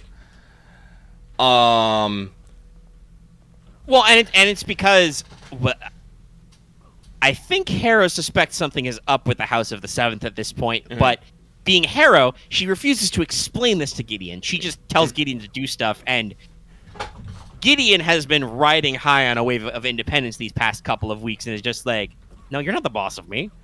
Now everyone gets together, and they're talking about there might be something down in the facility, so everyone needs to split up, gang, and investigate it. So I gotta look up the pronunciation guide for this fucker's name. It's really bad. So Harrow Protesilaus. What the fuck? Protesilaus. Yeah, something like that. Yeah. So Harrow, Carmilla, and I forgot how to say it all of a sudden. Fucking Sectus. Protesilaus. Prote. But No. Lucky, I have the best one. Note. Protesilaus is the first hero to die at Troy. He is also the first man who dies as a result of the Lictor trials. Johnny Quickdeath would have also been a good pick. So we're just going to call him Johnny Quickdeath from now on. Because that's way fucking easier. So, yes, these notes are just written by fucking Gideon. I mean, they're actually like Tempest and Weir's notes about how she picked their names for stuff. But, like, yes, they read very much in Gideon's tone of voice. But yeah, Johnny Quickdeath is missing, so stuff's bad. We need to go in the facility to check stuff out because whatever happened to the 5th happened right at the entrance, right? Right. And during this whole time, it'll be noted, the teens, they're very cut up about this. They loved Abigail and Marcus very, very much. Yes. They were good people. Yes. And so they've been, super on edge. But because, and they're also the ones that found the incinerated body. and they're, and they wanted to warn, people that, the Fifth liked. Yeah. They're freaking the fuck out. They're freaking the fuck out. So they go down. They start investigating. They're looking shit. Oh, hey, sweet mirror. I'm gonna go get some upgrades. They start looking into stuff, and they meet a giant bone tentacle monster. I'm gonna cut it short. Isaac dies. Gets impaled. Jean Chateau freaks the fuck out. Gideon, through sheer force of will and badassery, is able to get them out. They run the fuck away back to one of the Lictor labs, because that's one of the things they find out. Keys open up labs, and they have sweet ass necromancy formulas to make you super cool. Runs there, decides to fucking hide, convinces Jean Chateau to sleep. Is on guard. Fucking Gideon closes her eyes for a second, wakes up. Sometimes later, Jean Chateau has also been murdered with a ominous message: "Sweet dreams." This doubles down on the fucking grief for Gideon. This is really when Gideon goes from just like, I'm just trying to live, to I will find this motherfucker and I will stab them. Like, she liked the Fifth, but after that whole experience with the Fourth and this whole like in the room thing, she's just like, oh, this is just, nothing about this is okay. I am not happy here. I am displeased. Oh, I'm getting to Shit's that, fucked, psych. Mr. President. Yeah. Now, it's around this time that the Eighth, honestly, I think it's just easier sometimes just to call them by their fucking house. The Eighth is like, finds Gideon's all like, I know things, Gideon Nav. And Gideon is just like, wait the fuck, you call me Nav. You shouldn't fucking know that. And he's like, I know many things. Join me for tea, bitch. And he's just like, fuck. And she's just like, fuck you. Goes off. But then this is when we get to the part where Harrow and Gideon have another row about Dulcinea. And this is where they split up at this point. Yeah. I want to say. They have a fight. Harrow, again, doing that thing of not telling Gideon what she needs to actually fucking know. Yeah. We'll explain that later. And just insisting that, Gideon needs just to stay away from Dulcinea. Gideon being, like, people are dying. We can't just be leaving people fucking like this. Hero's like, but I want to become Lictor. Gideon's just like, why the fuck do you want to become Lictor so bad when everyone's fucking dying? Big arguments. Yeah. So they split up, and in her catatonic, well, it's not really a catatonic view, but in her very low brain, I don't even know anymore, she actually goes to fucking Silas to see out what the fuck up. She goes to see the Eighth because she's fucking mad. She's fucking mad. She's like, it's time for betrayal. So she chooses betrayal, goes to the Eighth, talks with the Cavalier for a little bit. He's, again, seems like a swell dude. Yeah. He says that Gideon can't take in her weapons because, that's just not right, but, he swears on his fucking honor that she can leave. That she'll be able to leave. No harm will come to her. This is important. So they go in, they talk. The Eighth reveals that fucking the shuttle that Gideon was going to use to escape blew the fuck up en route to the Eighth, and that Ortis's mother, his sister Glorica, I believe it was.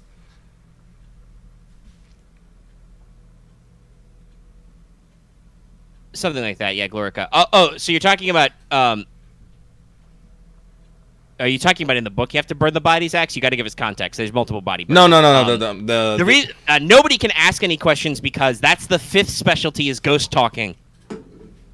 They were the ghost talkers, so when they get out of the way, nobody can question nothing about nobody. They tried to, but Dulcinea had a fucking fit because the Eighth does something called soul siphoning, in which they draw power from their Cavalier to fuel their necromancy. And it's very dangerous because sometimes they don't come back the same. Or at all. Yeah, sometimes other ghosts get in. The Fifth were the really big like exorcists and like ethereal shit, right? Yes. Like, we talked about how I think the third is probably actually maybe the seventh was flesh. Actually, several of them are probably that's probably the sixth things too, right? Because Paladin is a doctor. Well, he didn't study medical for the house. He studied that for other reasons. That's true. He's very well read. But, like, we talked about earlier, like, None of the Gessimus is a genius at bone magic. She can make a skeleton from a finger bone. and like she can do some. She eventually learns to do some very advanced constructs by seeing them in the Canaan house, but the body was burned so that I believe it was so that any necromantic material could be destroyed, so that nobody could figure out what was up with that body. Whereas Fifth House is very clearly they were the first ones killed because they can actually reasonably speak to the dead and figure out some of these things, whereas the other houses are not as good at that.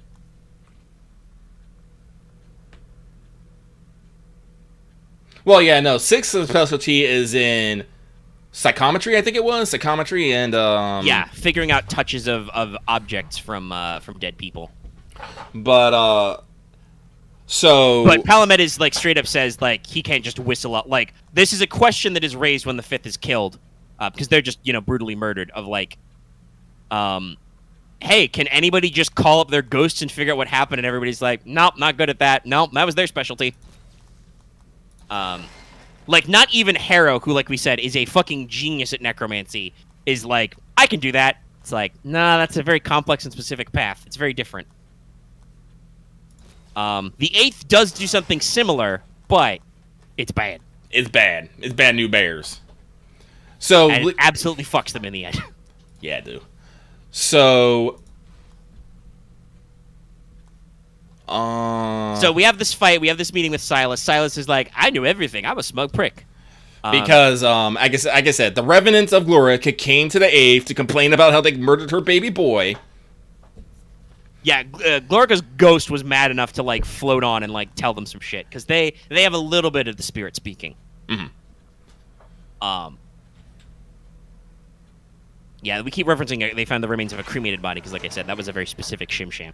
That was a very specific shim-sham. Now, and Silas is going on about how the Ninth, they're fucking evil, they're villains, and they should not exist. And so, therefore, Gideon, give me your fucking keys or else. And this is where, like I said, Callum's okay because he's like, well, boss, you can't do that. I gave her my word, and he's like, you were doesn't mean anything to this crazy lady. She's not even a real cavalier. And he's like, no, but I gave her my word, boss.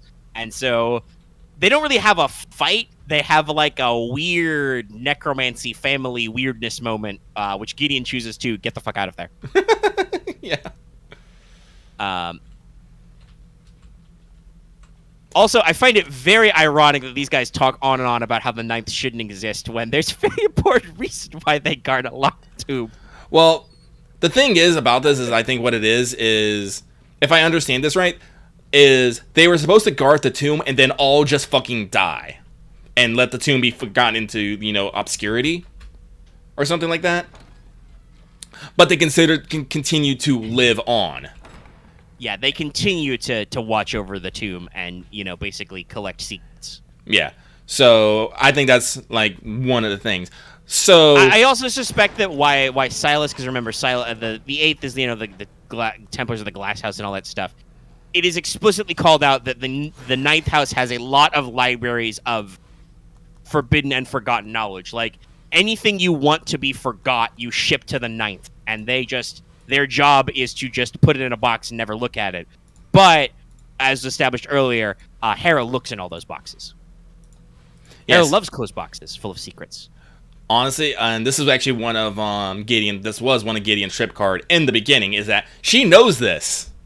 Yeah. And so if she fucking because they actually have this whole political thing about forged signatures and if you rat, I rat, and all that stuff. We kind of glossed over it, but yeah, we talked a little bit about how the Lord and Lady are actually dead, and like Hera did keep them alive. But in case that wasn't clear, that's kind of a big deal, and at some point, this is where Come to Jesus Meeting 2 occurs. Yeah. Well, actually, maybe Sagi. No, it's not that way because the locked tomb was put there by decree of the Emperor, and no matter what kind of people these guys are, every single one of them is fanatically loyal to the Emperor. Yeah. Every single one of them. So the Emperor, and we see why. Mm-hmm. You get a little bit of vibes of him at the end of the book. But he's kind of a big fucking deal. So the locked tomb is supposed to exist. It's supposed to contain the enemy of the Emperor, may never be open and stuff and whatnot, big deal. Yeah, but basically it's interpreted by the scripture that if the rock is ever rolled away, if the tomb is ever unsealed, that's the apocalypse condition. Honestly, I'm starting to read like Harrow the Ninth. I'm starting to wonder about some shit. Well, no, Harrow says some things during our Come to Jesus meeting we're getting to. Yeah, but we're not at the Come to Jesus meeting right the fuck yet. We're building up to it. Harrow thought she would Gideon thought she would betray Harrow to the 8th. Turns out the 8th just a scumbag too, and shit's fucked, and they know, and she got to skedaddle. So I'm trying to remember where she skedaddles to. She just. I can't remember. I think this is like the first time Gideon actually takes a bath. I think this is the first bath scene. She fills up the fucking tub of water, and she's all like, "What the fuck is this? Whatever." And then she decides, she gets out and decides mischief. Because she goes to go ruffle through Harrowhawk's things and finds a box. She looks at that box. She opens the box. It's the fucking head of the fucking 7th Cavalier. And she's just like, what the fuck? And she's like, okay, Nona Gessimus, we need to have a fucking talk. Nope. Because then, in her freak out, she goes to Palamides. And explains everything to him. And Palamides, actually he's a little brusque, but he has a decent bedside manner and talks her through this shit. It's all like, and this is where you find out what happened to the Reverend Mother and Father and why Gideon might be carrying a bit of a guilt trip on her shoulder. Because it turns out that Harrow, when she was like 10, fucking opened the motherfucking goddamn locked tomb. Yes. And Gideon, thinking this would be the one chance for her to get some goddamn respect for anything. Oh shit, that reminds me. For anything, went and tattled on her to her parents. Yeah. And her parents killed themselves and the Cavalier and had told Harrow to kill herself as well. Harrow did not. What they thought was they had failed in their duty. This is the end times. We must kill ourselves to atone. Yes. Easy peasy. And Harrow was like, nah. For reasons we will get to later. Yes. Now, I do want to mention, I did forget something about the Silas thing. Silas talks about the incidents of the Kretsch flu, in which 200 children died. And asked, is that really what fucking happened? And does not let this go. Gideon is just like... Now, Gideon doesn't fucking know. She's just like, whatever. Yeah, it was the flu. So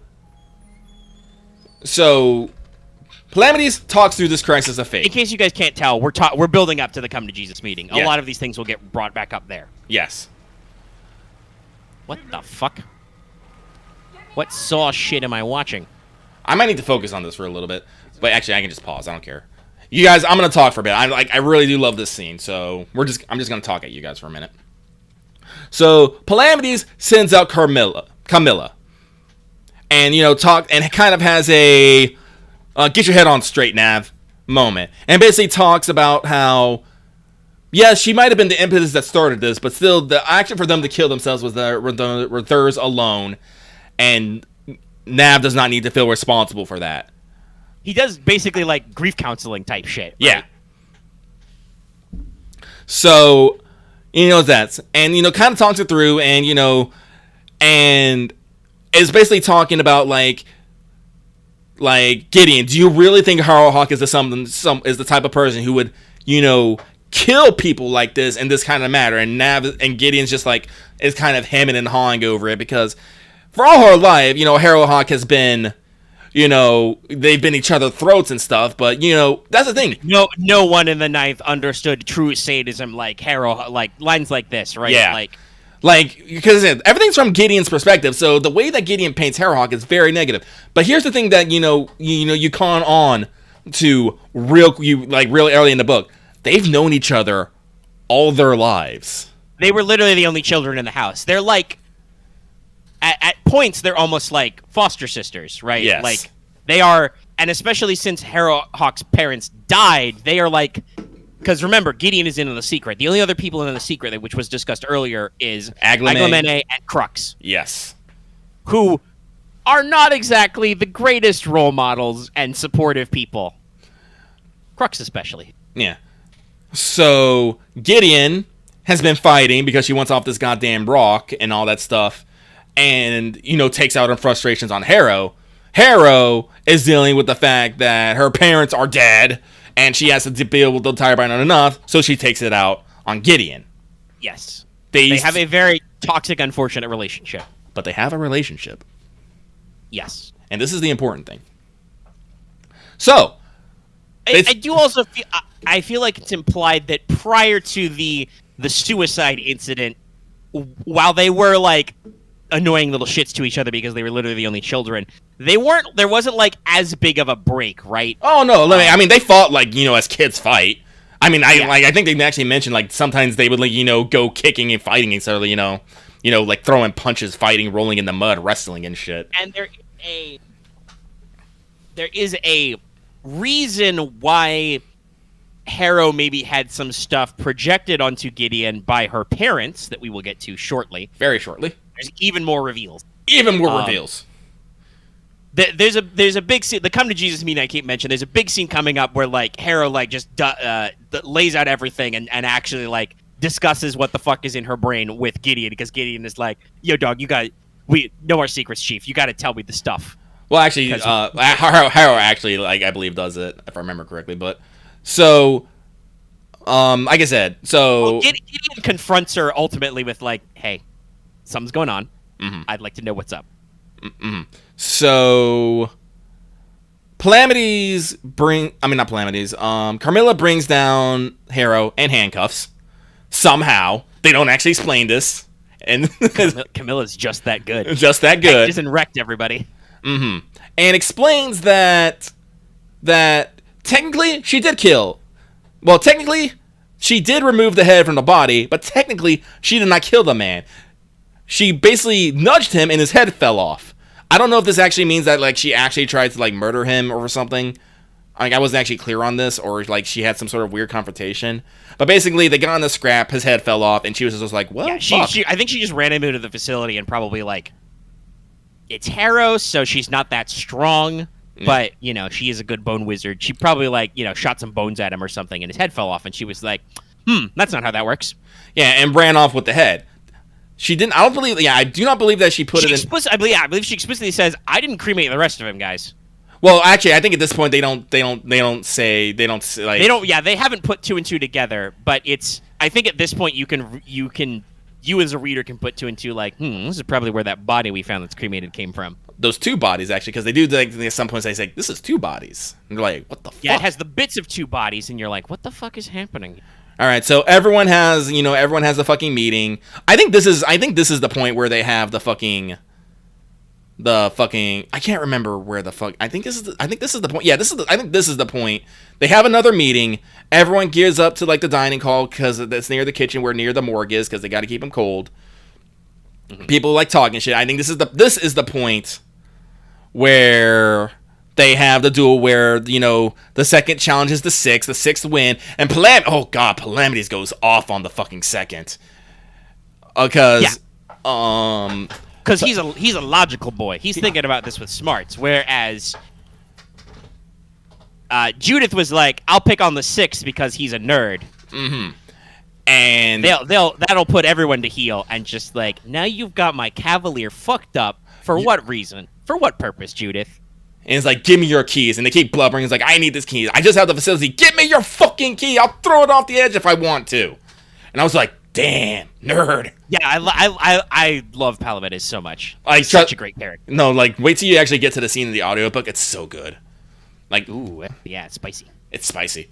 But at this point, everyone's, even more strained. Like, there's like 5 people dead because they have been dead because they figure out that the corpse was something called the Beguiling Corpse, which just is a corpse that looks really, really pretty but has nothing going on upstairs. Yeah.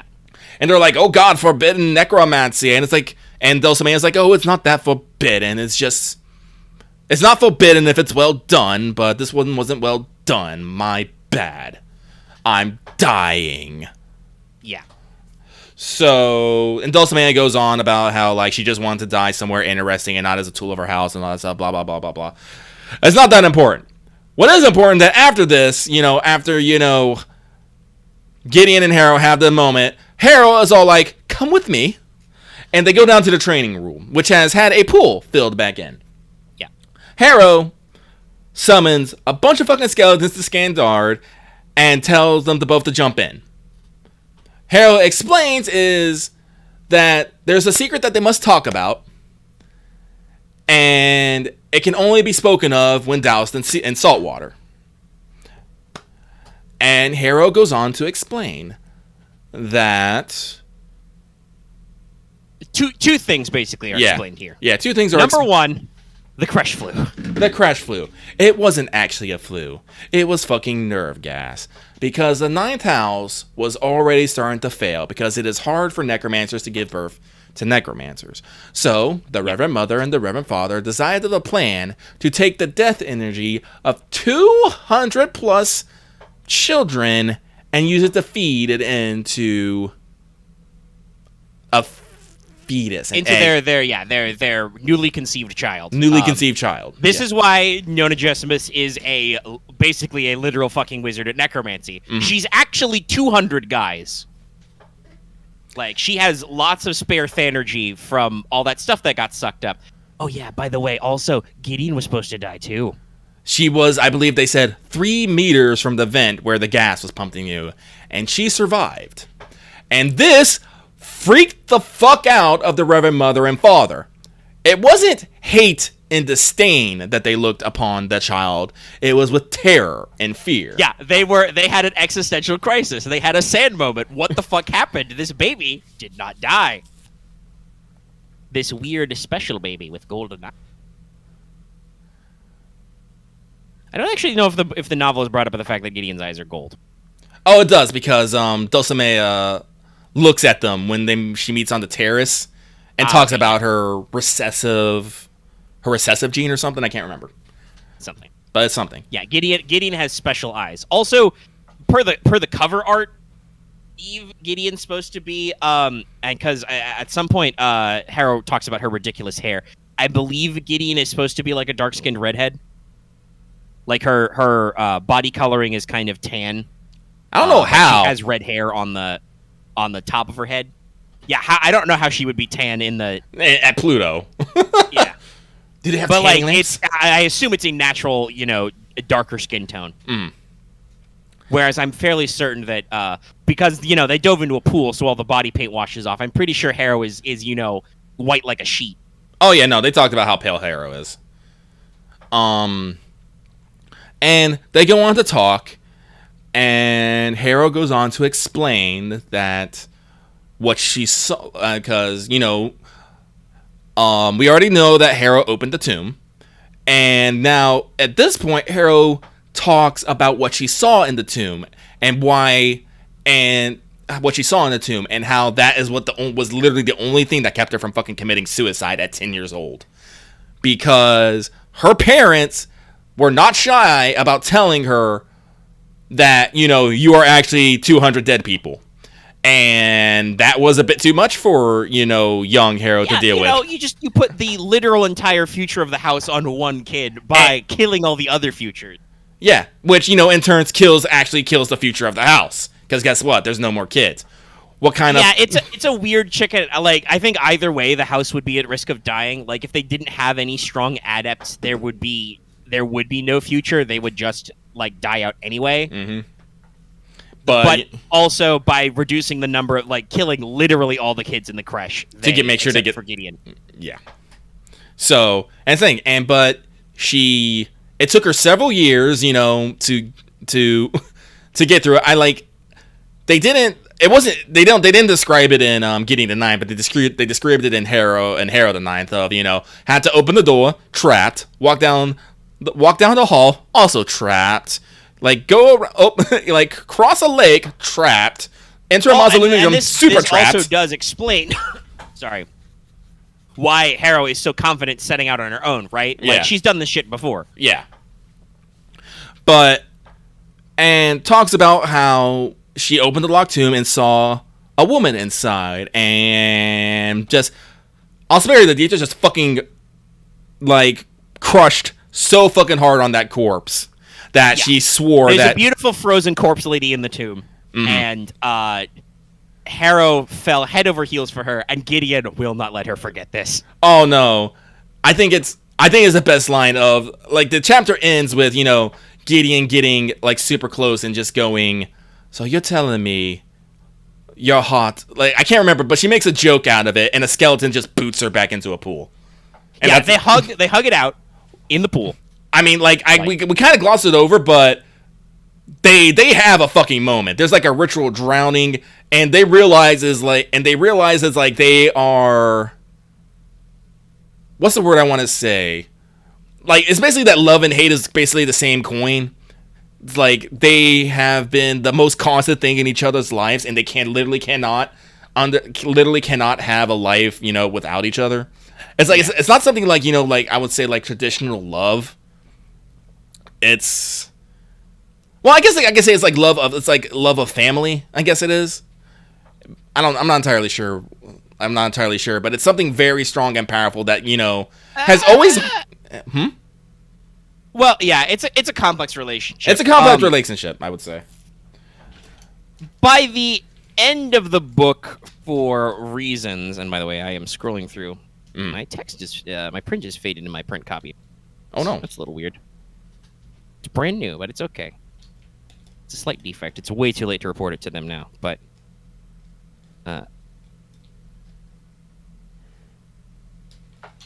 There's a lot of big moments. There's even more, the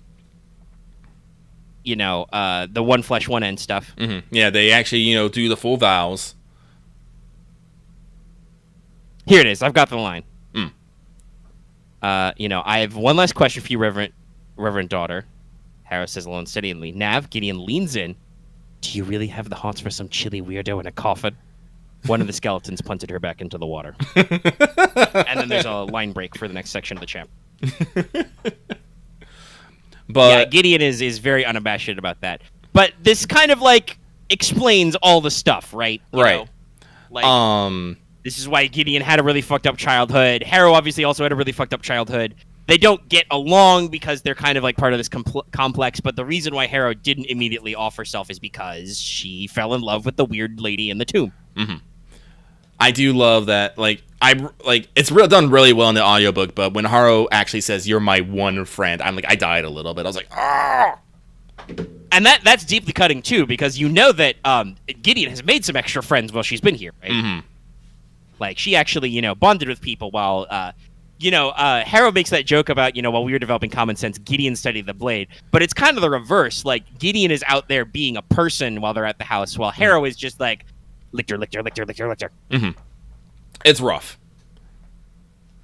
But, they have a moment. They repeat the oath. There's a lot of, like we said, like complex stuff of them, like figuring out, people like who should apologize to whom, what should we say? And then just like I said, Gideon just ends it with too many fucking words. It's simple. One flesh, one end, bitch. Mm-hmm. Say it. I think she says, I just scrolled by that page. I think she says, say it, loser. She does. Well, like I said, because Harrow has a bit of a freak out because after Harrow, explains everything, like she was supposed to die, she fell in love. Like Gideon just goes like, "Damn!" Like I can't remember it off the top of my head, but he goes, "Damn, I'm sorry," and Harrow just loses it. Yeah, I just read that page. You are apologizing to me? And I think that's the moment that really breaks down Harrow and makes her just I think after that fucking tirade is when she says like you're my one friend. Yeah, it's a catharsis moment where like, and Gideon thought it was like a control freak thing. She talks about like how she talks in the early chapters what lengths she knows Harrow would go to prevent her from getting away and has gone to. Uh-huh. And you think it's just like a weird control freak thing, but if you think about it, it's because like. The only person Harrow possibly has left in her life who could ever understand what the fuck has happened with her is Gideon. They don't really talk about it until now, but like they're the only ones who are close. Mm-hmm. And it's just, and like this moment is a catharsis. Like they both kind of like realize their past was fucked up and they let it go, and then they're like, "All right, cool, we're together." Mm-hmm. Squad goals. And then shit gets even more fuckled. Yeah. Because somewhere in here, we actually figure out what the fuck this lictorhood test is for. Now, so I do believe it's not that long after that, but I don't think there's anything of like Neteria point. Like yeah, everything ramps up very rapidly from this moment. Okay, so basically, I remember. So Everything's cool, between everything's double cool between Gideon and Haro, and they go with the sixth house to go to this one last lab that they couldn't get into before, but they did with some cool shit, and they get in. Then the fire alarm goes off. All the skeletons are down. We don't know what the fuck is going on. We run to the priest area. We find that the second has killed teacher. And, the second lieutenant, the cavalier is dead. Judith is dying. And it was all like, I needed to get the fucking word out. I did what all of you guys wouldn't. Calamities, once again, goes off on her. No, Gideon goes off on her, I believe this time. Well, someone goes off on her.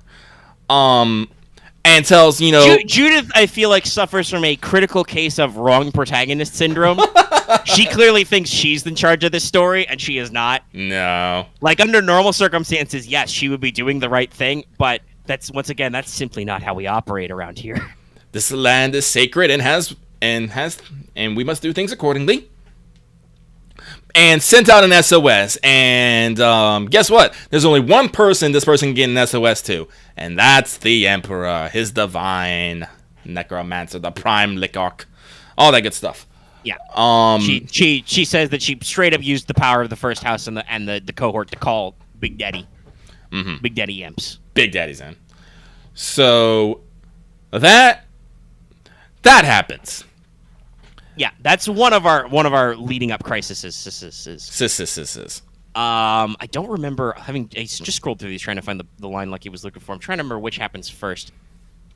Like, I think we get I think it is, the order is, the first thing I think that happens is that, we realize that the third were a lot craftier than we thought they were.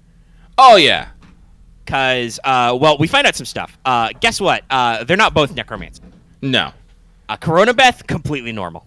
Perfectly normal person. Not a spout of necromancy. You know who the necromancer is? Ianthe. And the twin you didn't think was cool. And she's not cool. She's kind of fucked up. She is, she has a complex about this thing, about the fact that her fucking prettier, well, not even really prettier, they're identical twins, but they're like, her more social, outgoing sister, like, gets all the credit, despite the fact that she is basically useless as head of the household. Which is weird, because if I remember correctly, they set it up that way. Yeah, I assume it's just because they, like, it's probably because they set it up when they were born, and then the two sisters had no control over this, and Ianthe just, like, chafes under being second best, even though she's like, but I'm the real necromancer here. I don't know. I feel like Ianthe really does care for her sister. It's one of those things like, I can insult my sister, but if you insult my sister, I'll fucking kill you. Which I think she does do, because we discover how lictorhood works. The way you become a lictor is you eat your cavalier. You eat their soul, you anchor it in place, you draw upon it, and you hook everything back up together. Yeah, it's one flesh, one end, one body, two souls. This creates a perpetual motion machine of necrotic energy. Mm. Additionally, it also lets you. It's revealed later that it lets you. You use necromancy while your cavalier's soul does all the physical shit. Mm-hmm. By the way, this is why cavaliers use rapiers, because necromancers are nerds who skip arm day. Actually, I mean, that should have been, like, thinking about the third, that should have been the first skill. Like, fucking Ianthe actually looks like a necromancy, and Coronabeth looks like, the sun. Yeah, healthy and vivacious, bright hair. But yeah, so Ianthe, like, explains all of this and eats Naberius. Just fucking eats him. Well, he ate him. Basically, went down to the train. I think it was like the training room or something. Yeah, and they went down to somewhere. Ianthe sets up the ritual. She eats Naberius. Everybody rolls up, and Naberius' like dead body is there. She slurps life out of him. And they're like, "What the fuck happened?" And Ianthe gives her like villain rant, like, "Well, it was me all along. I was the actual necromancer. I figured it out first. I am a new lictor. I am the best. I win." Okay, why did you kill those guys? Oh, I didn't do that. Everyone's like, what? But yeah, so she becomes she's the brand new lictor. She solved it. She drops the bomb on everybody, which upsets the remaining people who are still here. Well, I think a lot of people were putting it together because, like, one of the things that Hera and Gideon had to do a couple times is soul siphoning, in which Harrow had to basically draw a fucking necromantic pattern from Gideon's soul. And yeah, that was actually I remember that was the test that Palamedes taught her about because he didn't want to do it. Yeah, because they made a temporary alliance with Dulcinea because Dulcinea couldn't do it. So Gideon and Harrow had to do it. Yeah, and then they got access to the lab. There is also another time we talked about the bone construct, like as a high level. The way they solve that problem is basically the necromancer learns to like control the soul and use its senses and whatnot. Yeah, to like control the body so that Gideon could see the parts where she was supposed, or Gideon could be guided to strike the parts she needs to strike. But Harrow couldn't do that with her own body. Well, yeah, because she needed to hold the door or something system. She had to keep her hand on a panel or something. Yeah. But anyway, so all these tests, all these labs were all to teach necromancers how to become lictors, and Ianthe figured it out. The thing that kills me is Ianthe figured it out without having to do all the fucking tests. She like literally just reverse engineered it. It was like, that was scary. She figured it out through the process, and I think everything that was public knowledge, and then just was like, well, fuck it. We'll skip straight to the end. I know what this is for. And she probably shouldn't have because... No, because we get a couple of things back to back. First, Silas and Cullum show up and are trying to like, it is unholy. This is definitely not how you become a lictor. Fuck you. I'll kill you. Heresy! Oh, shit. I broke it. Yeah. I summoned a demon ghost. Fuck. Guess what? There's demon ghosts afoot because guess what, guys? The priests of the skeletons, they're all one giant necromancy construct. It was all teacher. Yeah, and Judith stabbed teacher, so now there's just angry ghosts wandering around. Good job, Judith. Maybe old ghosts. They anger. So that causes a problem with Silas and Callum. Well, actually, well, it causes like a slight problem that distracts everybody for a little bit. Yeah. But there's a lot. I feel like, if I remember rightly, this scene like goes around several times where like everybody is like revealing their true motivations and blah blah blah, but nobody is cottoning on to being the murderer. Right. And we just keep going in circles until we finally realize there's only one person left. It could be. No, actually, no. They still haven't figured it out because I think everyone still thinks it's on the Alante try. Fucking Gideon is where Palamedes had disappeared. Camilla's like, where the fuck is where it is? Because it's turned out that. Because there's a discrepancy that has been discovered. Right. That's right. Yes. Yeah, Palamedes slips away during all this shenaniganery. That was our big reveal, and we're still trying to solve the problem. And then Camilla's like, "Hey, where did my necromancer go?" Because there's been a discrepancy. I want to share this. So, the 6th and the 7th house normally don't have a lot of contact, and throughout this, Dulcinea has basically acted like she knew nobody here, which is really fucking weird. Because apparently, Palamedes has been in love with her since he was like 10 and had been writing her regularly Yeah, and they were pen pals. They were pen pals. Everything. I think it's described as like he first learned about her medical condition through the 6th house stuff and like started writing her, and then they just kind of everything he's done in his life has been for her. You know, the most powerful love. Yeah. But medicine, he decided he would come to the 1st house and try to become a lictor, and he hasn't been hanging out with him a lot. Like, completely blown him off. And he kind of assumed that this was just because Palamedes did ask her to marry, and she had to turn him down, but it wasn't because she did not care for him, it's just that's not how these things worked. Yeah. And so, she thought she was just sparing his feelings. But it was weird. So Palamedes sneaks off, and Gideon's all like, oh god, he probably went to go check on Dulcinea. Yeah. By the way, this reveal gives Gideon the huge agita. She's like, shit. I am an ass. I am an ass. I have been fucking macking on Palamedes' girl the entire time. Oh my god. And Palamedes has been such a bro about it. He's been a little awkward, but he's been a bro. Yeah. And so Gideon runs off, yells at Harrow to get my sword. It's like, what sword? I hit my two-hander in the bottom of my trunk. And Harrow's just like, oh, God. She didn't. And runs off to Dulcimea's. Gideon runs into Palamedes, and Palamedes is just like, has his stone-cold face, and Palamedes is a pretty strong necromancer in his own right, I should mention. It was able to actually throw up words and stuff to, stop Gideon cold. And does this again. Completely paralyzes Gideon. Puts on the friendly face, goes in, talks to Dulcinea. Dulcinea is a lie. Y'all. One of my favorite reveals when they do this kind of stuff. Big spoilers, but yeah, it was never Dulcinea the entire time. No. Apparently, before the seventh ship landed, someone got on board, murdered the Cavalier, raised them using a beguiling course, talked to Dulcinea, and then offed her and took her place. Yeah, Cytherea. Cytherea. Who is a real boy lictor. Real lictor. Full ass lictor, all the stuff. And she's a little upset, guys. Well, she's a little upset, She's a little mad. But she explained she killed the fifth because they're really good at talking to ghosts and they're really good at figuring out, history and secrets, and she did not want them figuring out that she was here. Yeah. And the reason why she's been killing people in general is, you see, she's a little nettled, guys. There's a reason why the seventh house, who are allegedly descended from her, have this history of blood disease. It's because she's got it. Same disease. Mm-hmm. Only she's immortal. She's powered by the soul of her cavalier, so she has been stuck with her horrific blood disease for 10,000 years, and it sucks. It sucks a lot. And so she's upset about this.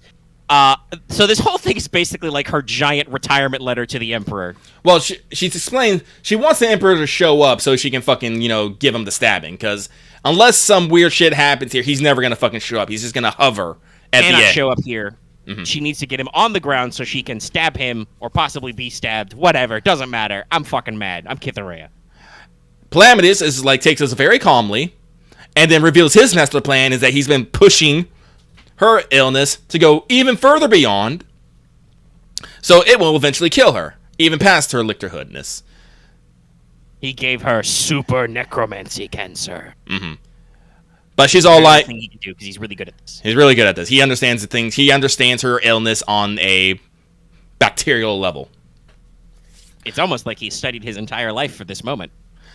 It's not quite enough though. So fucking Palamedes. Well, remember how we talked about how the Emperor made these guys immortal? Lictors are pretty tough. They're pretty much. So Palamedes decides to be like, well, you know what? She's dead. Fuck you. I'm gonna go nuclear, and literally turns himself basically into a miniature sun for a moment. Yeah, he turns all of his life energy into death energy and becomes the nuke. He reverses the polarity and fucking explodes. R.I.P. Best boy, Palamedes. Yeah. I do like he yells at Gideon, tell Carmilla. Oh, never mind. Never mind. She knows what to do. Yeah. like Gideon thinks oh, is he gonna tell me to tell Carmilla he loves? He's like, nope, she'll figure it out. Bye. And here we have the most anime fucking fight I have ever fucking seen. Yeah, this whole thing turns into an extended fight/chase scene. Gideon fights the lictor. Carmilla tries to fight the lictor. Carmilla does try to fight as well, but she's not up to snuff either. Harrow shows up. Tries to fight, but she can't. No, she's not good enough. She's not practiced enough. She's too new. Nibirius is fighting her. Yeah. Also, because she's too new, and at one point, Cytherea just grabs her and soul siphons her to heal wounds and shit, and it's just like, oh no. Yeah, sucks some of her extra soul energy, takes off one of her arms. No, this is a losing battle. Yeah. She summons her bones construct, because that was hers apparently. Yeah. And that's fighting everybody. It's bad. It's bad. Fucking Ianthe's pinned down. Carmilla's injured. Gideon's injured. Harrow is about to pass the fuck out. Yeah, Harrow is, getting the blood sweat. She's running high on necromancy juice, and it's like, what do we do? So they're hiding behind a bone shield. Yeah. And the bone dome. And they keep. Oh man, I love how they kept mentioning the fucking fence. I was like, God damn it. Oh god, in hindsight, I was like, oh no, so much telegraphing. But Gideon is just like, we're boned. What are we gonna do? And resolves herself. We have another moment. Cause we have another moment between Harrow and Gideon, which Camilla politely turns away, busy checking out something else, even though they're fucking outside a fucking bone dome. It's great. And Gideon, you know, well, God, what was she saying? What did she say it? He's like, in her mind she was not scared, but her body was scared. Fucking this. Well, I feel like she brings up the point, Harrow, you gotta lictorize me. Yeah, and Harrow's just like, no, I'm not going to. I'm not gonna fucking eat you. That's gross. You're my friend. And Gideon's like, nope, we're all gonna die if you don't do it. And she still kind of refuses, but Gideon literally takes the choice away from her as she impales herself on a fucking iron fence. Yeah. She jumps on the fence, she's gonna die, and now and basically Harrow has to do the thing. And she does the thing, and I love this scene. I really do love this scene the best, of Gideon inside Harrow's body fucking telling her what to do. Like, as like, is as if like you know, One Flesh One In, that's like literally talking about like literally holding up her arm and guiding her sword to, you know, fight. But it's so good. Like, I honestly can't put it into words just how lovely this scene was of them literally fighting as one. You know, like not like how Ayante is, where literally she's like literally going through spasms and whatnot. Her eyes are like freaking out and everything. Yeah. Oh, by the way, this is another important point. When you lictorize somebody, you swap eyes. You swap eye color. Yeah. You get their eye color. And you know, so Harrowhawk, tiny little Harrowhawk, wielding fucking Gideon's fucking 6-foot sword, wielding the supreme powers of necromancy and 200 babies, fights Killer Radia. It's not quite the same thing, because basically all Harrow does is just push further what Palamedes does, and, you know, takes her fucking illness even further. Yeah. An officer, but it's still that thing. And actually, I can't actually remember what exactly happens after that, but they kill Kithareya. They get her. Yeah. They finish her. And that's the end of the book. We move swiftly on into the epilogue from there, where the Emperor has arrived. And he's a nice old man. Very soft-spoken. He seems like a perfectly normal, cool guy. Yeah. He's probably not a perfectly normal, cool guy and probably can murk a motherfucker. But for the intents and purposes right now, he seems all right. Well, and he's very happy. He has 2 whole new lictors, guys. Out of the 16 people who showed up, 16 people showed up, got 2 lictors out. That's a great success rate. It's not really, but, you know, he'll take what he can get. I will say this. He is obviously not necessarily, especially from how he's characterized as an ongoing character in Harrow the Ninth, he's not the best guy, but you definitely get the impression, man, is he fucking old. Like, he's like 10,000 years old. He has had to deal with a lot of shit. Like, that's the thing I want to say. It's like, I don't think he's a bad dude. He's just also not a good dude. He's probably had to do some horrible things, but he's just trying to live his fucking best life with what he got. That's the impression I have right now. And you also get the idea that, like, he understands that there's a lot of fucking responsibility on his end for all these people, right? Also, like, I do want to say he did. I don't remember if he says this in the epilogue or in Harrow the Ninth. He did not intend people to forcefully fucking turn into lictors. He wanted everyone to go into this choice knowingly and willingly. Yeah. But I have allegedly, that's how the original 16 worked. Well, from what I understand, yeah, like Kithareya talked about how her Cavalier did it because they were hoping that it would, like, you know, cure the disease and let her live. You know, that's why they did it. So I believe that. Yeah. The whole it's interesting, right? Especially because the book ends with allegedly, Gideon is dead. Harrow has lictorized her. But some stuff happens. Hey, where'd Gideon's body go? Yeah, everyone's like, where did a lot of bodies go? Yeah, there's a lot of, it's basically one of those, like, wake up in the hospital scenes, right? Harrow wakes up, the Emperor is there, and he's like, hey, you're doing great, kid. We got some questions. Did you happen to do anything with Harrow's body? And also, what happened to Camilla Hecht and Coronabeth Tradentarius and other stuff? Oh, you don't know? Don't worry about it. It's fine. Everything's fine. Everything's fine. We got 2 whole new lictors. It's fine. Everything's great. I'm the Emperor. So yeah, there's mysteries and mysteries. I will say this is not a spoiler, but there is a long ongoing theme about, like, a lot of this has to do with just immortals being around so long and building up so much just, like, baggage, basically. Like, this becomes a recurring plot or character element of just, like, dealing with all this shit. Mm. But, yeah, no, so that's the long and short of it, I want to say. Yep, that's the book. Let me double check my print version, see if there's anything interesting other than, like, there's data files and stuff, more pronunciation. Yeah, it's just got the prologue to whatchamacallit, to Harrow. Oh, it has the prologue? Oh, neat. Yeah, it's got the prologue in the back. I love the phrasing on the prologue. Prologue, the night before the Emperor's murder. Yeah, no, they really sell you on that one.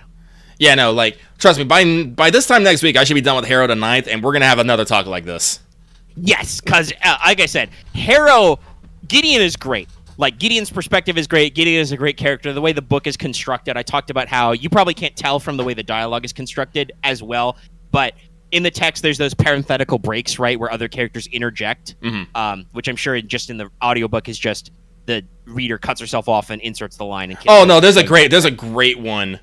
There's a great one in when. But it's so natural and conversational, right? The dialogue is really great. There are so many memes.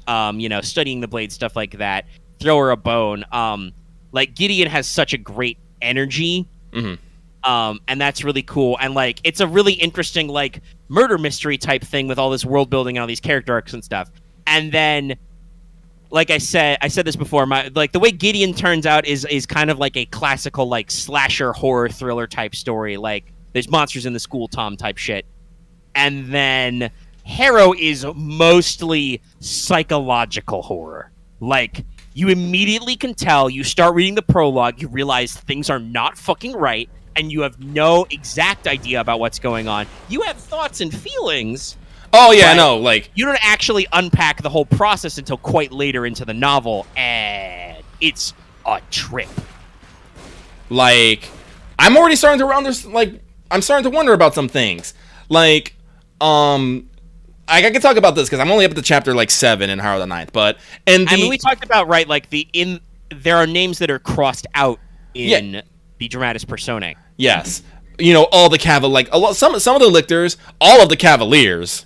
Huh. Yeah. But when you get to Harrow, who is the 9th saint to serve under the Divine Emperor, yeah, they have no cavalier. Just none. There's no one there. It's weird. Yeah. And because it lists all the Imperial Saints, and obviously their cavaliers are dead, and then it doesn't acknowledge Gideon. It's weird. And there's other things in there that doesn't acknowledge Gideon. And there's change in perspectives, alternate histories, fucking time skips. Yeah, there's time skips, time tricks. Like, the prologue is the night before the Emperor's murder, and this sets up all this stuff, and then we flash back to, several months ahead of time. No, then we go back to, 14 months before the Emperor's murder, months, okay. And it goes back to Harrowhawk still in Drearbur talking to Ortis, which might not be a thing, because it changes from... Because here's the weird thing. Here's the really fucking weird thing about Harrow the Ninth. I think I'm calling the quote-unquote main story, I could be wrong, I really don't fucking know, but it's told in second person. It's super fucking weird. I love it. You'll get why. I know. I feel like I know why. I think. You'll see. You because can tell me next week if your theory is confirmed. Because, like I said, what you're gonna say is that the alternate history bits that we're talking about, whatever is going on there, which again, it's its own whole thing. That's in third person. Yeah, and it's really trippy because Gideon was in first person. And I am very interested in how Nona and Electo will work. I said this before. I talked about this. Tamsin Weir's writing style for Gideon especially reminds me of some of my own irreverent writing style. Oh man, it's super irreverent.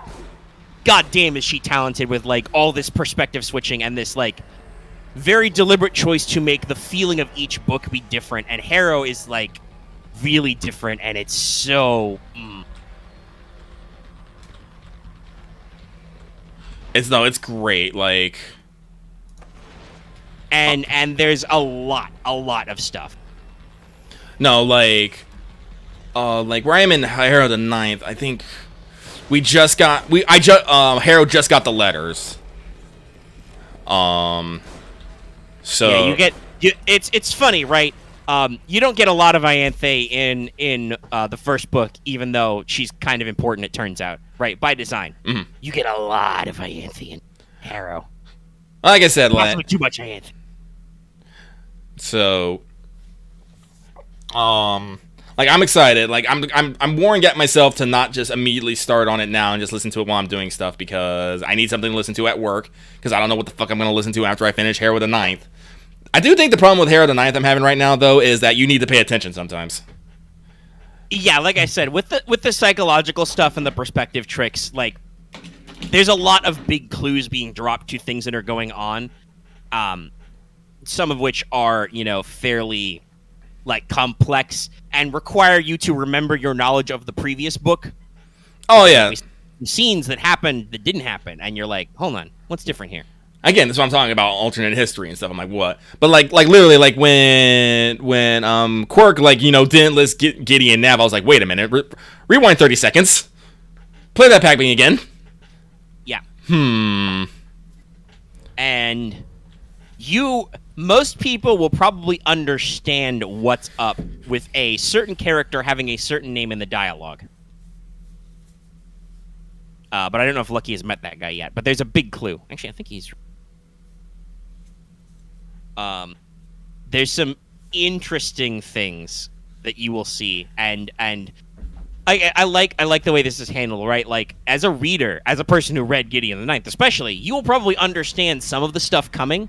You won't know why it's that way, but you can be like, hold on a second. I see what's happening here. Mm-hmm. Could this be because of this? And then you see this whole thing unfold, and yeah, it's got a much like the first book. It's got a great climax where like all the fucking stuff just comes together and ramps up really rapidly. Like he's getting bullied by zombos. Yeah, I think I'm done with this game anyway. I think we're almost done. It's almost 9 o'clock here, which means it's almost midnight for you. Yeah, we've been going for almost 5 hours. I have a couple of other light things to talk about, but I will scratch book club off the list. We've been doing that for like 2 hours. It's a great book. Obviously, people have been kind of spoiled on some of the big things now. If you didn't catch that already, but you should really. Yeah, even if it's a little spoiled, you should do it. You should read it. It is not only an ending, right? It's also a journey. Like the whole book is a delight to read, and then there's like actually these plot twists and stuff. And honestly, it's one of those stories I'm gonna see it going through, but I feel like so far, my enjoyment is not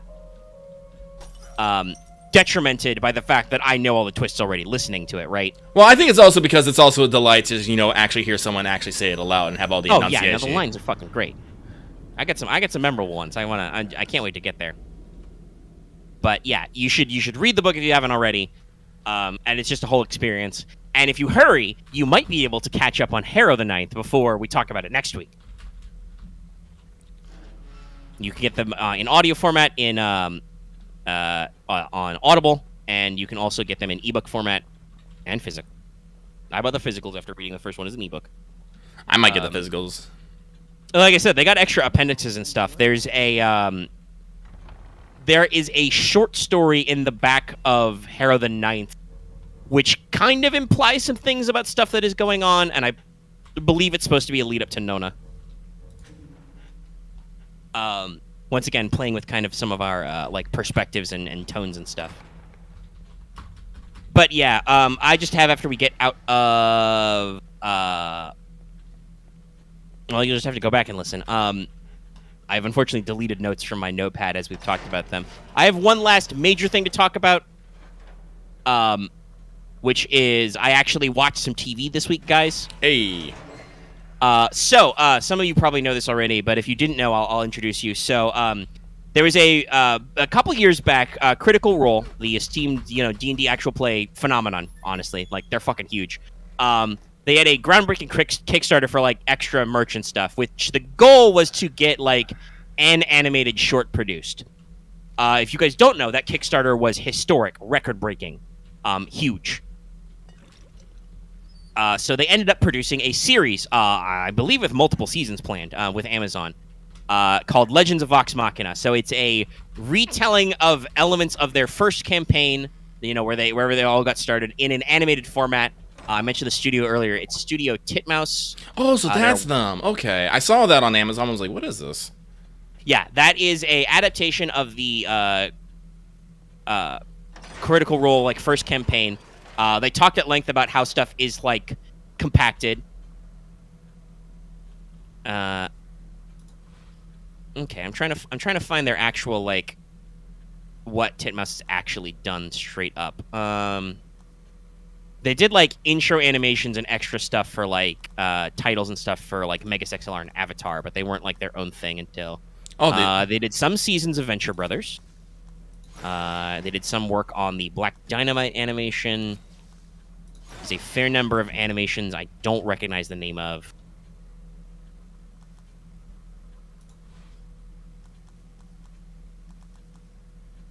No, they did all the animation on Big Mouth. It's an adult cartoon I watch on Netflix. Well, the animation on Captain Underpants animation. Oh, they work on Star Trek Lower Decks as well. That's interesting.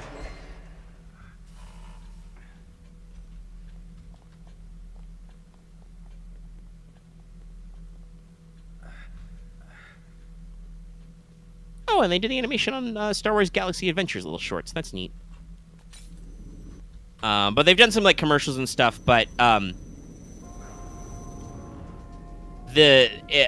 will tell you all now, right? If you're gonna watch this show, I would recommend it. I'm not super familiar with the first campaign because like watching other people play D&D can be very time consuming, and Critical Role does things like the classic D&D way, like especially now that it is arguably some of their job to do it. They have a whole production studio and everything wrapped up in it. They sit down for 4 to 5 hours once a week in a big studio and do all this effort, so it's long. So as like a compacted adaptation, I think they're doing a very good job of like getting very critical character arcs and stuff. Obviously, the fact that all the cast is like in acting and voice acting, really helps there. They do, of course, do the funny thing where Matt Mercer is, he is like one of the major villains, but also he is a lot of incidental voices. They also made him Trinket, the Ranger's animal companion bear, because of course they did. Lots of funny little jokes. But it's on Amazon Prime. It's rolling out, I think, 3 episodes every week until it wraps up on the 18th. And 6 episodes are out already. I'm not super pleased about that because they're only like 30-minute episodes. I feel like we could go a little faster, but whatever works for production. Like I said, I will warn everybody, I think the show is good. Maybe don't watch it in public. Maybe watch it with your grandma. I think they talked about this with some of the production stuff. They really went to lengths to like pitch it as a cartoon for their, an animation for their adult audience. Mm-hmm. So it opens very strongly with a lot of swearing, a lot of gore, and there is a lot of gore in the show. Like there's a real fucked up shit happens. There are even tits in it. Yeah. And there's a lot of, they have one of the major characters is a bard, and so naturally there's a lot of references to stuff. But like, I like it a lot. The animation is very good. The studio's, busting out all the great stuff. You can recognize some of the stylistic elements. I think of a lot of Western animation you've seen that's a little anime-esque. The actors are all, doing their best to relive these roles. The writing actually seems to have compacted a lot of stuff down very well. What? Sorry, I'm just thinking. So they got. Sorry, it just blows my mind to think about. So to think about the fact that Matt Mercer and his VA buddies played a campaign of D&D, made a record-breaking Kickstarter so they could make an animation about their game of D&D where they play their characters again. Yes, I'm just. No, it's wild, and they all think it's wild too, which I love. Like they're very humble about this. Like it's funny and weird. The best thing is that apparently because they started pre-production before COVID hit. The first couple episodes they were doing table reads as well, which is even more funny somehow because what is D&D but basically a giant improv table read? Yeah. But if you like D&D type stories, but you don't necessarily have like 160 hours to watch them play the first campaign, this seems like a good adaptation. It's compact. The animation is very good. There's a couple of times when they do some CG models for some monsters and stuff where the rendering is a little jarring. Oh shit, that's right. The stream's tonight, Omega. Fuck. Oh yeah, it's in a couple hours. We need to wrap up sometime. We're wrapping up soon. I'm just going to talk about this. Yeah. But the animation's very fluid. I actually quite... We talked about earlier how we liked in this game in Evil Within where people just are like, what the fuck? Like, again, these are adults playing D&D, so they said that on stream. So yeah, they'll actually go like, what the actual fuck?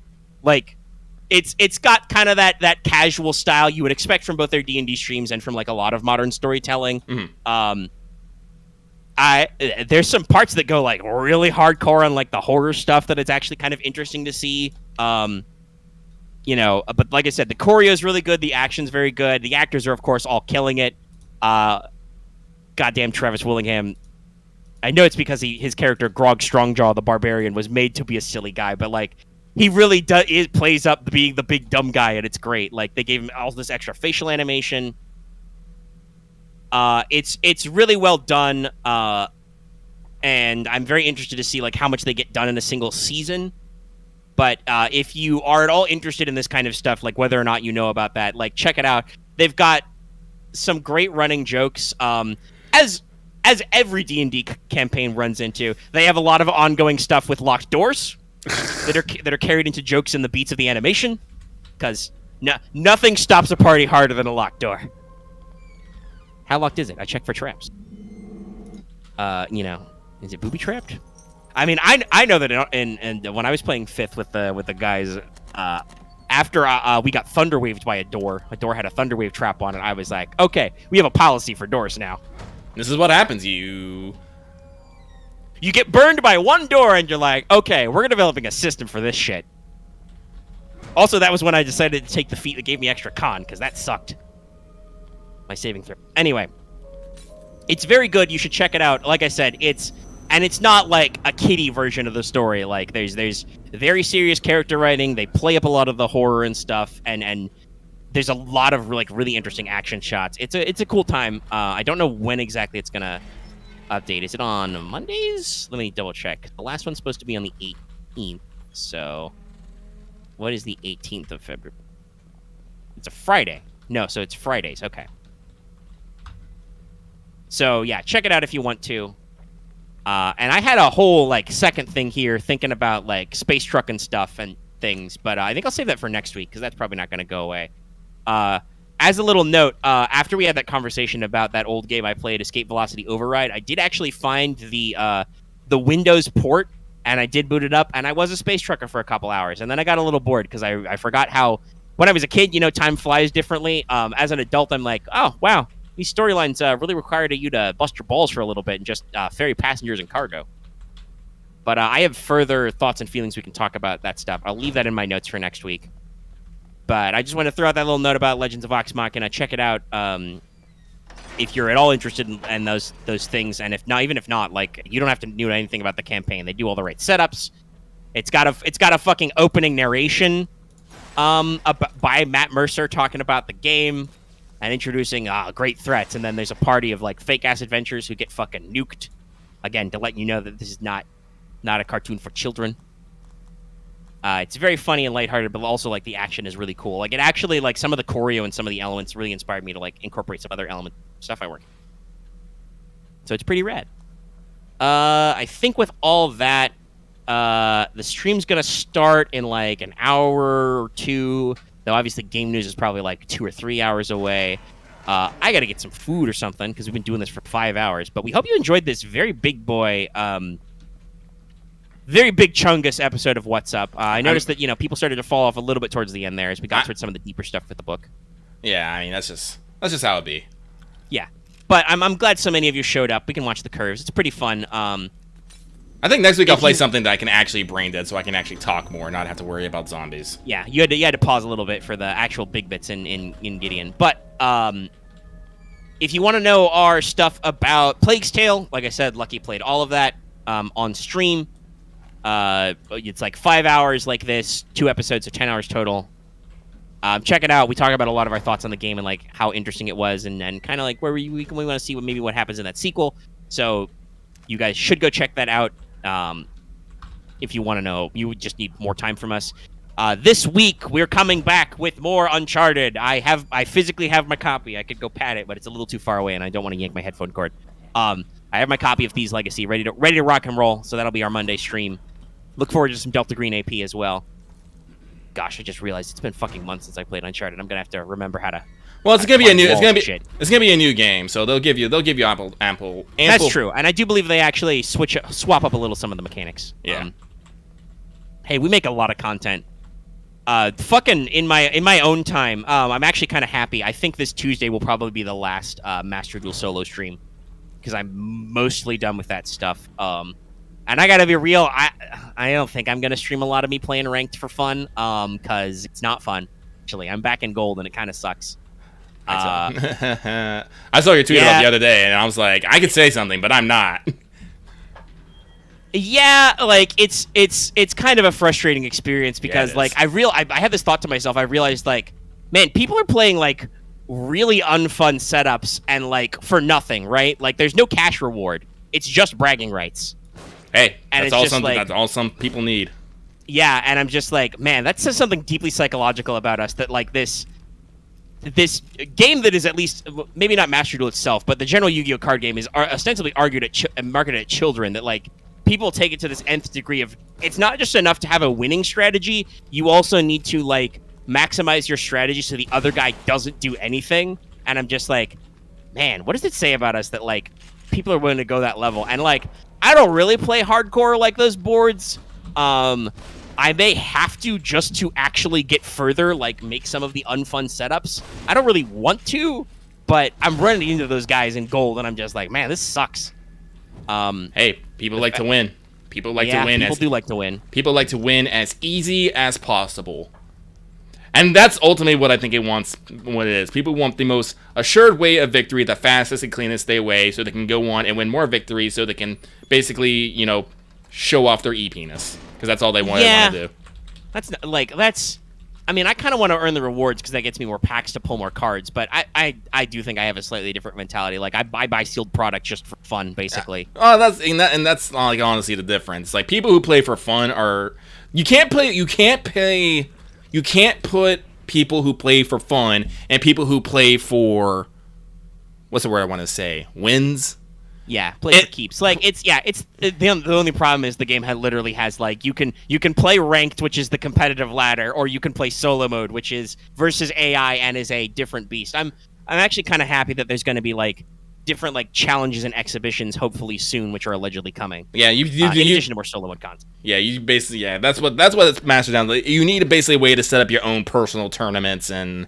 Like that's something that allegedly, according to the data miners, is in there. Is there's like features for like setting up your own tournament rooms up to 50 people, possibly with custom rules. And that sounds interesting. Custom ban lists. I don't mind like seeing a variety of decks, but once you get to those higher levels, it's a lot of the meta decks, and a lot of the meta is currently very unfun focused because there's no side decking, and apparently there will not be any side decking. They're going to keep best of one format. So my personal hope is Konami has said that they will have their own standalone. It will have its own unique Forbidden and Limited list, so they will like adjust ratios of cards, including banning them to suit like the game itself.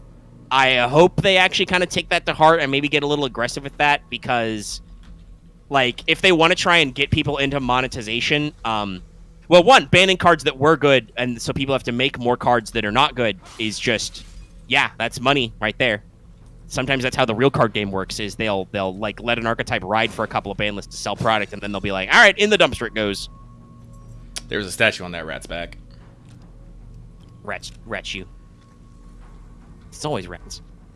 But yeah, so like I really like the game. The production value is good. My enjoyment of the available modes has plateaued a little bit. So I'm probably gonna have like one more stream out of there, but we're making a lot of content. So remember to like, comment, and subscribe if you want that sweet content from us. And ring that bell maybe so you can see when we do streams.